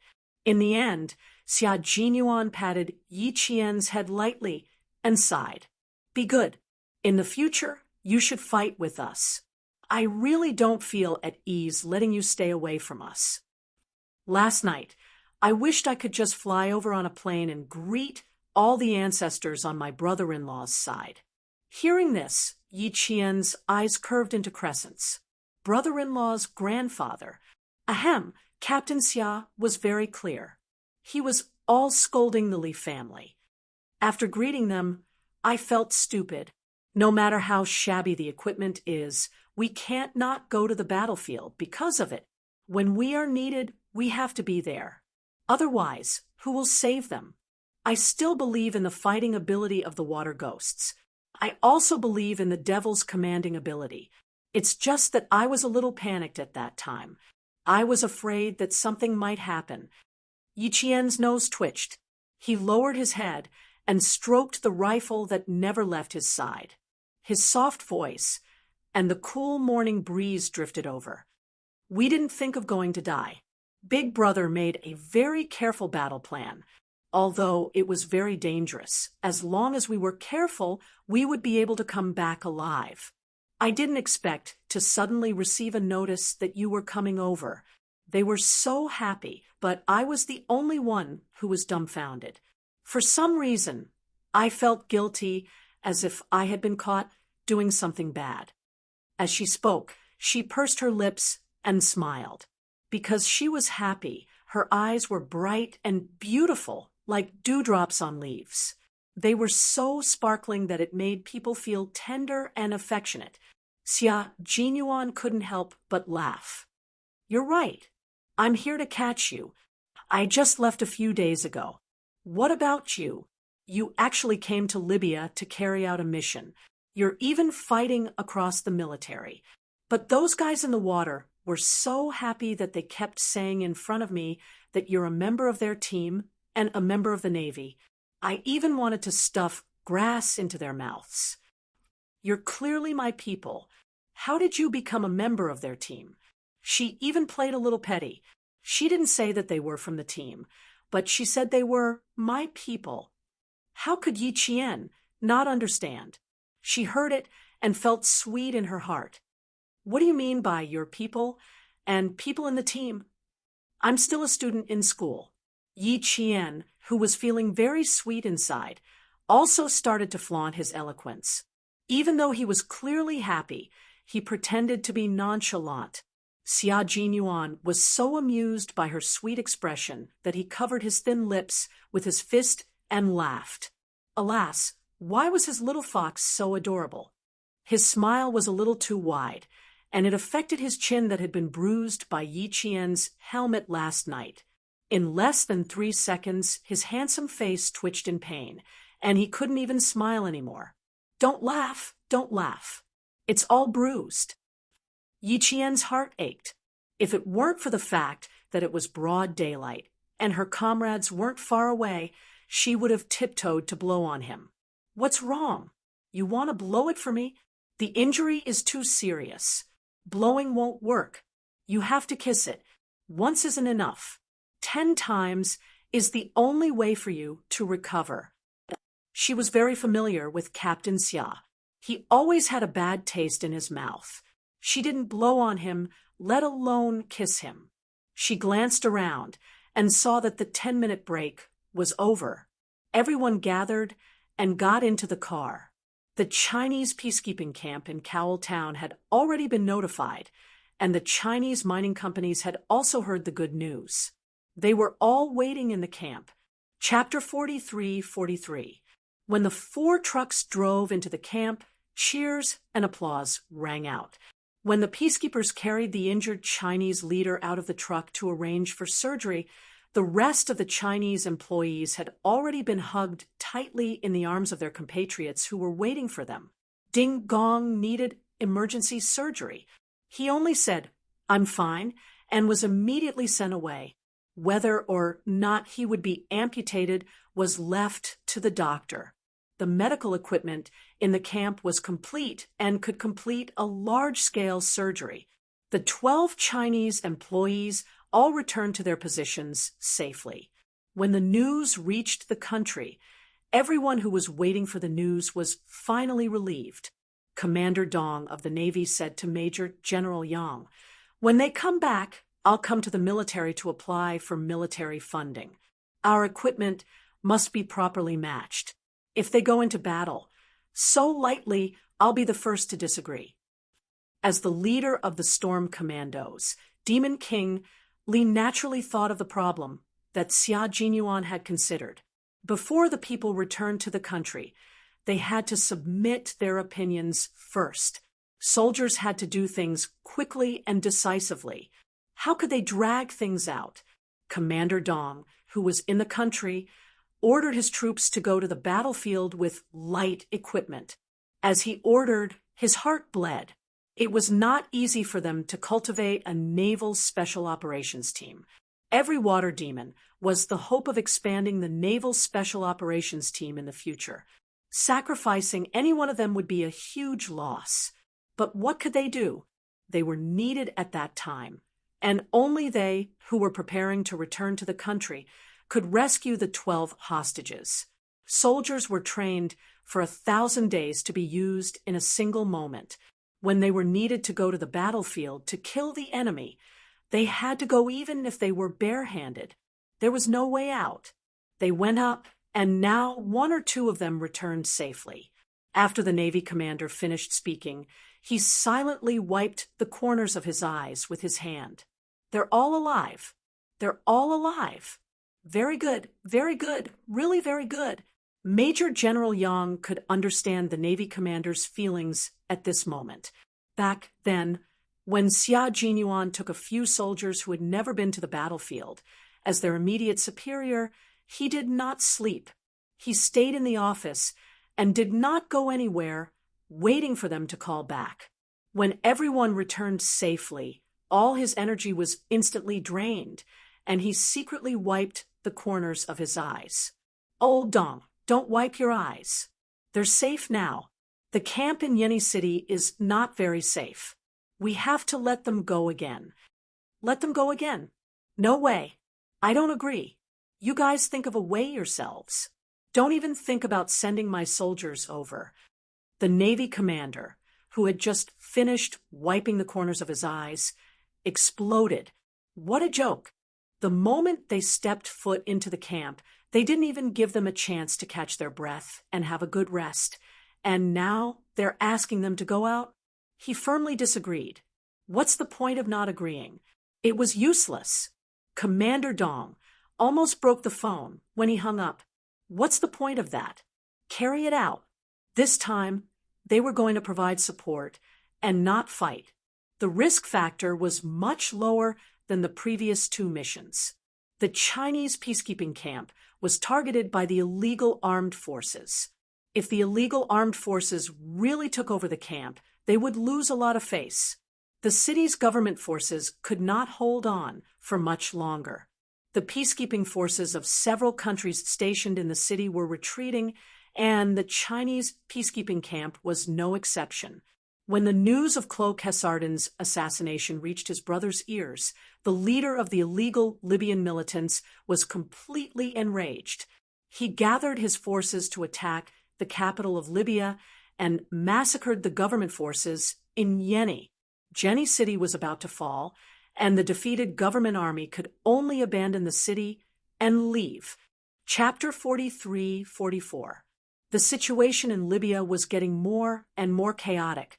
Illegal militants attacked the capital of Libya, and NRPL militants also attacked the government forces. The Libyan government, which was under attack from both sides, turned to the United Nations for help. The weapons provided by a Western country to the illegal militants arrived at the port ahead of time, but they found that there was no way to contact the mine that was controlled yesterday. They even lost contact with the 6 experts and 4 mercenaries they sent out. The Western country's vice ministerial leader in charge of this matter realized that there was a problem, but they had no way of knowing what the problem was. In order to prevent the surviving illegal militants from leaking the news, the Snowfield Brigade's special forces destroyed the communication and blew up the vehicles when they retreated. Even if the surviving guys wanted to leak the news, they had to walk out first. It took a long time to walk. How long would it take to walk more than 100 kilometers? By the time they walked out, everything was too late. Realizing that something was wrong, a Western country asked the illegal militants who cooperated with them to go and inquire about the situation. At the same time, 2 special forces of the Chinese Special Forces were ordered to go and meet the Chinese peacekeepers who retreated from the city of Yeni. With the help of the Russian side, the Chinese peacekeepers in Yeni once again repelled the siege of the illegal militants. The British and Russian peacekeepers withdrew, and the Chinese side immediately began to retreat after the fighting ended. The Russian peacekeepers sent over did not leave. They also needed to withdraw to the town of Cowell, so naturally they would follow the Chinese side. Lieutenant Colonel Zhu first arranged for the wounded to get on the vehicles, and then arranged for the transportation of supplies. The soldiers in front opened the way, the middle was for cover, and the rear was for retreat. They completed the retreat as quickly as possible. A total of 31 special forces from the Snowfield Brigade and the Storm Commandos, including the 2 captains, entered the camp. They only had time to change into camouflage uniforms and grab a few buns in their hands. They did not even have half an hour to rest before jumping on the vehicles to carry out the mission. This time, they all went to meet them as peacekeepers. After getting on the vehicles, they arranged for their guards and seized the time to rest. Yi Qian could not be in the same vehicle as Xia Jinyuan on this trip. She was currently fighting with the water ghosts of the Storm Commandos and could not leave the team at will. Even though Xia Jinyuan wanted to be in the same vehicle, he had no choice. Right now, he was not the captain of the Qing dynasty. His brother-in-law, Demon King Li, was the captain of the Qing dynasty. After personally sending Yi Qian to the truck, he was afraid that Yi Qian would not be able to get on the truck alone, so he decided to jump in first. Then, he reached out to pull Yi Qian up. After pulling him down, he was not in a hurry to let go. He said to the water ghost sitting in the truck, "Brothers, please take care of my team's Qing Miao." What should he do? He really wanted to kick this guy who had a fake smile and was obviously up to no good out of the car. They then looked at the Demon King, who had yet to board the car, and was standing below. Seeing that his face was as cold as ice, even his eyes seemed to be frozen, the water ghosts pointed outside the car, indicating for this thick-skinned brother, who had climbed up to communicate with their captain and not to stand here and be an eyesore. Li Jinyan, who had yet to board the truck, looked coldly at the arrogant guy who had climbed up to their truck like a host. He cleared his throat and said calmly, "You're trying to stall for time, right?" His brother-in-law's voice came from behind. Xia Jinyuan smiled and turned his head to take a look. Then he said to Yi Qian, who could not do anything to him, "You're a soldier I've trained. Once you're in the brothers' company, don't embarrass me as the captain. Understand?" Understood. Yi Qian was very cooperative and nodded solemnly. Chapter 43-45. How could she not cooperate? Based on her understanding of him, if she didn't cooperate now, she would be the one having a headache. To avoid trouble, she might as well cooperate with him. Moreover, he had indeed brought her up single-handedly. With Yi Qian's cooperation, Xia Jinyuan felt comfortable all over as he jumped out of the car. His movements were clean and swift, and he looked so handsome that Yi Qian's eyes were filled with smiles. Seeing this, Li Jinyan didn't want to say anything more. He glanced at the guys who were still standing there and jumped into the car. He pulled up the tailgate and pulled Yi Qian to his side at the same time. Xia Jinyuan waved his hand and left in satisfaction. "You want to steal Qing Miao? You're thinking too much." When Z7 saw him walking over, he immediately retracted half of his body and sat up straight. He waited for his captain, who looked like a peacock spreading its tail, to come over as soon as he arrived in front of Qing Miao. When they got into the car, Z7's voice was just loud enough for his comrades to hear. "Brothers, we have to be careful. The brother next door is really thinking about our team's Qing Miao. Don't provoke Qing Niao. If she really goes to the storm team in a fit of anger, then we won't even have a place to cry. Qing Niao was still a military academy student. Even if she was in the army, it wasn't impossible for her to cross the military, especially an outstanding female soldier like her. Who wouldn't want her? I'm not trying to scare you. Brothers, we have to be 120% vigilant. Z7 secretly glanced at Lieutenant Colonel Xia, who was sitting in the middle, and said this. When he glanced over, Xia Jinyuan knew that he was making fun of him. He glanced at Z7 coldly, and a faint smile appeared on his face. Z7 instantly panicked. His strong desire to live made him speak up immediately. In front of all his comrades, he made a big turn. But don't worry too much. We still have our captain. With our captain, Qing Niao can't run anywhere. Don't you guys agree? He then turned to Xia Jinyuan and said, Q King, I was right, wasn't I? With you around, Qing Niao is a member of our team. Raising his hand, Xia Jinyuan patted Z7's dog head and said with a smile, You're so sensible. Next time, don't say such things that shake the morale of our troops. Since it's your first offense, you'll have to run 20 kilometers with weights when you get back. Let's put it on the tab first and return it when we return home. Z7 was speechless. She had wanted to see him make a fool of himself, but in the end, before he even returned to the country, he was already holding a grudge. The comrades who always liked to watch a good show criticized the captain's punishment for being unfair. It had shaken the morale of the troops. How could 20 kilometers be enough? It should be at least 30 kilometers. Xia Jinyuan, who had always been democratic, sincerely accepted the criticism from his comrades in order to prove that he was a fair and impartial captain. With a wave of his hand, he changed the load from 20 kilometers to 30 kilometers. Z7 angrily protested. What kind of comrades were they? He wanted to change teams. His protest was invalid, but 30 kilometers with weights was valid. With Z7's help, the atmosphere in the car was very relaxed. The water ghosts were also very relaxed. They praised their own team like flowers and even praised their benefits to a higher level so that Yi Qian would be tempted to join their team. Li Jinyan just watched without saying anything and let the water ghosts persuade him. It was not bad to join their team. In the future, he could take care of his sister more. When the water ghosts saw that their captain was letting them persuade him, it was obvious that he also wanted Qing Niao to stay. Hence, they persuaded him even more happily. Yi Qian did not move. He smiled and listened quietly. Occasionally, he would nod to show that he was listening. After 20 minutes, the thirsty water ghost stopped talking. Yi Qian continued to smile. After a round of persuasion, Yi Qian was still very calm and unmoved.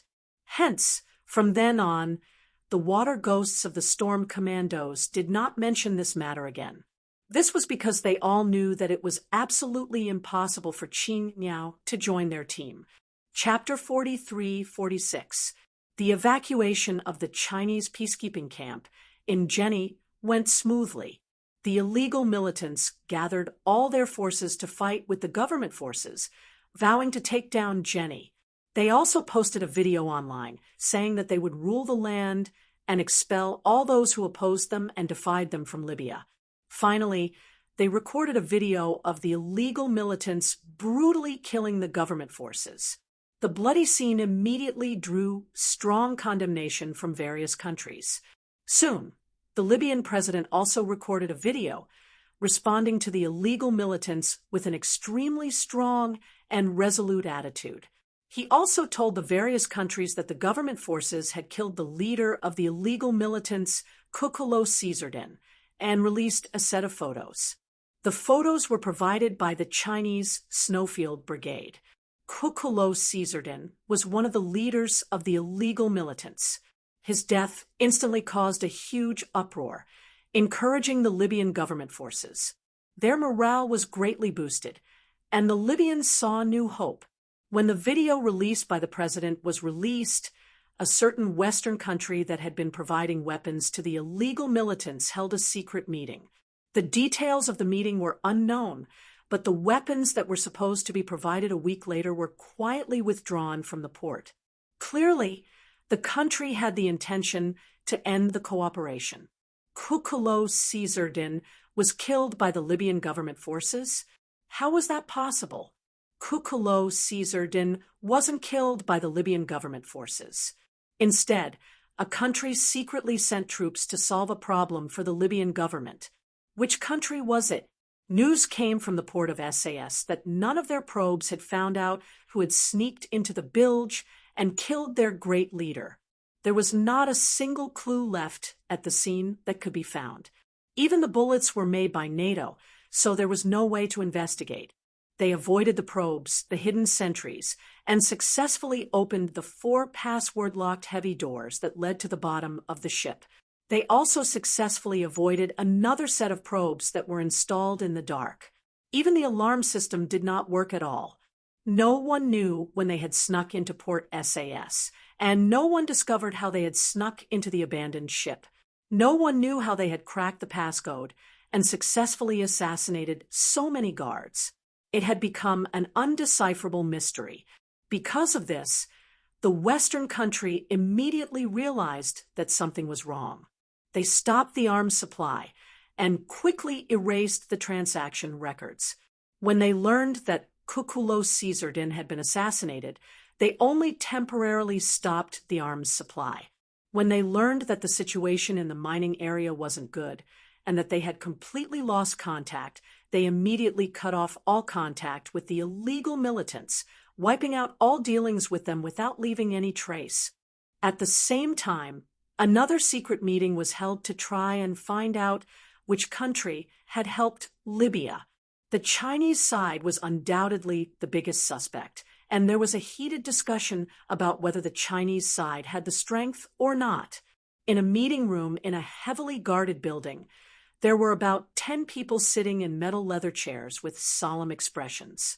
They had already quarreled with each other, and their expressions were solemn, making the atmosphere of the meeting extremely depressing. Someone pointed out that it was impossible because it was impossible for the Chinese side to send peacekeepers to assassinate Kelo Caesar. There were also people who suspected that the Chinese side had secretly sent reinforcements. They were also rebutted. The reason for the rebuttal was very simple. So far, they had not found a force strong enough to complete an assassination without leaving any traces. Chapter 43-47. The heated discussion was fruitless until the Chinese peacekeepers successfully rescued the mine workers who had been held hostage by the illegal militants. The argument finally came to a conclusion. The Chinese didn't participate in the assassination of Klo Caesardin. Their focus was on rescuing the 12 Chinese workers who had been held hostage. The topic of does the Chinese have the strength came to an end. Of course, they didn't have the strength. How could they save the Chinese workers and assassinate Klo Caesardin? So which country was it? Russia became the biggest suspect, and Russia had enough strength to do it. As for whether Russia had found out which country was supplying weapons to the illegal militants in Libya, so what if they found out? Where was the evidence? There was no evidence. Even if they found out, it was just a discovery. The illegal militants who were fighting with the Libyan government forces didn't know that their arms supply had been cut off. The first leader, once again, said that he would drive the president out of Libya within a month. He also said to Russia that they would make Russia pay a heavy price. There were not many countries that believed this, provoking the fighting nation and making the fighting nation pay a painful price. He really didn't know where he got his confidence from. One moment, he declared war on this country, and the next moment, he declared war on another country. The special forces who hadn't received the Chinese peacekeepers in Yeni didn't know what was happening internationally. Yi Qian, who was resting with her eyes closed, stretched her sore legs. As the car swayed, she couldn't help but yawn a few times. Yi Qian gave up resisting and let herself have a good sleep. She closed her eyes and turned off the headset. It would be embarrassing if all her comrades heard her talking in her sleep. She only turned off the call and didn't cut off the entire communication channel. She could still hear what was said on the channel. Li Jinyan, who also had his eyes closed, felt a weight on his shoulder. He turned his head and saw that his sister had already closed her eyes and fallen asleep. A smile flashed across his eyes as he adjusted his sitting position slightly so that Yi Qian could rest more comfortably on him. The two sides kept in contact and finally met after more than an hour of driving. As soon as the car stopped, Yi Qian, who had fallen asleep, opened her eyes. A familiar voice came through the headset, telling everyone to get out of the car and gather. Xia Jinyuan said, as he jumped out of the front passenger seat. They would wait here for the peacekeeping vehicles to arrive. The comrades in the car got off one by one and lined up neatly to wait for the peacekeeping camp vehicles to arrive. About 4 minutes later, they heard the rumbling sound of vehicles coming from the front. Then, the first jeep came out first, followed by the second truck. There were a total of 16 vehicles in the peacekeeping camp. There were 4 jeeps, 3 transport vehicles, 2 ambulances, and the rest were trucks. As they drove over, the special forces who had been in formation for 4 minutes immediately jumped back into the vehicles. The first vehicle became the vehicle of the Snowfield Brigade Special Forces. They led the way to the camp, while the Storm Commando's vehicle was the last vehicle. They were responsible for all the security at the rear. The meeting did not take a minute, and they returned to Cowl Town as quickly as possible. When Commander Dong learned that the meeting went smoothly and there were no twists and turns along the way, he finally felt relieved. He said to Major General Yang, "I can eat one more bowl for dinner tonight." Major General Yang couldn't stop laughing and said, "Be careful, don't blow your stomach." Commander Dong replied, "I'm willing to blow my stomach as long as my soldiers can return safely." Chapter 43-48. It was noon when they arrived at Corval Town. The 2 teams of special forces who had completed their mission could finally have a good rest. Xia Jinyuan got out of the car and looked around. He then looked back at the convoy that was still slowly driving into the camp. His cold black eyes narrowed slightly as he said to V8, "I'm going to take a nap in front. If it's a small matter, look for G3. If it's a big matter, look for the Devil King. If it's an emergency, look for me on the channel. Remember, don't come looking for me. I'm very tired now. I need a good sleep." For the sake of proof, he was really tired and yawned several times in just one sentence. The T6 combatant nodded in a daze and answered, "Yes." When he came back to his senses, his team had already strode toward the few large trees in front that were most suitable for cooling off. "Are you really that tired? In the past, I could still jump around after fighting for 3 days and 3 nights without sleeping. Why are you so tired today? Could it be that you're old and don't have enough energy?" The T6 combatant muttered softly as he stared at the departing figures. Lieutenant Colonel Xia, who had walked far away, did not hear him. He was contacting Yi Qian alone. He did not look tired at all and was full of energy. "We have 8 hours to rest. You must be tired. I found a good place. After you get out of the car, get rid of Big Brother and come straight to me." Yi Qian, who was sitting in the last truck, suddenly heard a man's gentle voice in her earpiece. She secretly glanced at her big brother sitting next to her, but did not dare to say anything. She only lowered her voice and grunted a few times to show that she already knew and that it was not convenient for her to speak at the moment. Xia Jinyuan was amused when he heard that and did not dare to say anything.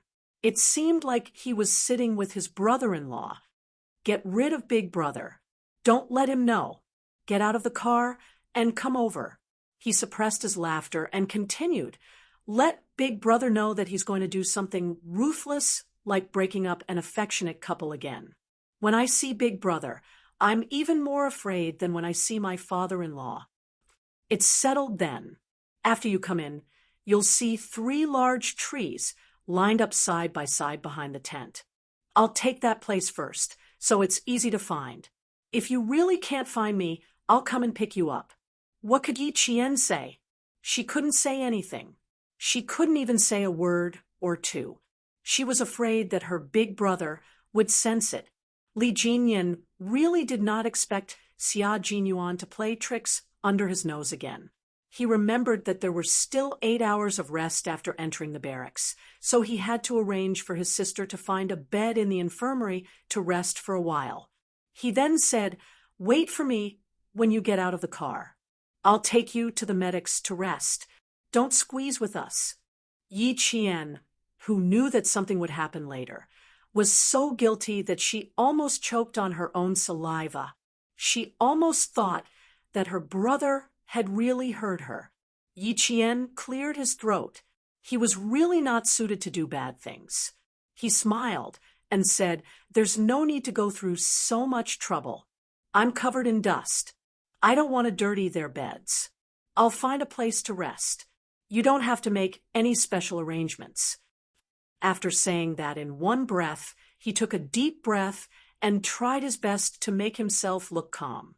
She didn't know that Li Jinyan's brows were slightly furrowed. In the end, he didn't say anything and nodded slightly. "That's fine too. Don't turn off the communicator. I need to make sure that I can find you at any time." "Okay, I understand." Yi Qian smiled and nodded. That was close. They finally got through this. Xia Jinyuan had already walked under the shade of the tree. Yi Qian's truck had just driven into the barracks. Feng Zhongxiang, who was stationed in the barracks in Cowl Town, was talking to Lieutenant Colonel Zhu. They had agreed to meet Captain Li later. As for Xia Jinyuan, they didn't know about his existence. They also didn't know that there were actually 2 special forces teams in the team. The 2 people in charge of the barracks both thought that there was only one special forces team. Chapter 43-49. It was precisely because Lieutenant Colonel Zhu and Lieutenant Colonel Feng did not know of the existence of another special force that Xia Jinyuan said to look for Li Jinyan and not to disturb him. The special forces of the Snowfield Brigade were now a shadow that no one knew about. Li Jinyan got out of the car and met with the lieutenant colonels of the 2 camps. After a few words, they went back to work. Lieutenant Colonel Zhu waited until Li Jinyan came out of the tent before he said to Lieutenant Colonel Feng, who was stationed in the Cowl camp with lingering fear, "Fortunately, we met them. Otherwise, it would have been impossible for our 2 camps to rescue the 12 employees in time." When I learned that the 12 Chinese employees had fallen into the hands of the illegal militants, I was thinking about where to send people to rescue them. Speaking of the kidnapping of the Chinese employees, Lieutenant Colonel Zhu's heart was still beating fast. I was really worried at the time. Fortunately, they came to solve the problem and rescued everyone. Lieutenant Colonel Feng nodded. "Indeed, the situation in Libya is too chaotic now. We can't let anything happen here." Lieutenant Colonel Nikita from Russia called. "Next, both camps will be on guard together until the illegal militants retreat. What are you going to do with those Russian peacekeepers? Drive them back to the Russian camp or continue to stay here? Take a short rest and return to the Russian camp. No need to send a separate car. They have their own. By the way, are there any ready-made steamed buns in the cafeteria? Bring 50 of them back." Lieutenant Colonel Feng laughed. 2 bags of steamed buns as a thank you gift? A specified thank you gift. I like steamed buns. Lieutenant Colonel Zhu also laughed. As all the problems were solved, the smile on his face increased a lot. Each person can eat 3 steamed buns in one sitting. 50 steamed buns are enough for them to eat 2 meals. This thank you gift is quite unique. We don't have any ready-made ones. Let the cookhouse take care of it. Okay, I'll go see the wounded first. Lieutenant Colonel Fong also got up. Let's go and see. The supplies will be arranged by your side. Your soldiers also need to be on guard. After resting and reorganizing, we'll have a big assembly. Everything that needs to be arranged must be arranged. The situation is still uncertain. Cowl Town hasn't been affected by the war yet, but it's hard to say what will happen next. Lieutenant Colonel Fong said as he walked out of the tent with Lieutenant Colonel Zhu. As the people in charge of the camp, they didn't have much time to rest. Everything had to be arranged properly. They did not care about the Special Forces soldiers who had entered the barracks to rest. The military called and told them that all matters of the Special Forces would be handled by their respective team leaders. They would leave the barracks in 8 hours and return home. The Special Forces soldiers who had been fighting continuously got out of the car and didn't even have lunch. One by one, they crawled into their tents and found a random spot to lie down on the ground with their guns. In less than 3 minutes, all of them were sleeping soundly. Yi Qian did not enter the tent to sleep. Instead, he walked around the tent and headed towards the 3 trees that Xia Jinyuan had pointed out. Before she got close, she saw Xia Jinyuan talking to a tall and bulky man from afar. Judging from his attire, she could tell that he was a foreign soldier. The foreign soldier was none other than Luke, who had been with Xia Jinyuan for a year and a half. Luke, who had come from the signal flag to help the Chinese peacekeepers defeat the illegal militants in the barracks this morning, looked as if he had seen a ghost. His light brown eyes were so wide that they were about to fall out of their sockets. Xia, he wasn't mistaken. The Chinese peacekeeper in front of him was Xia,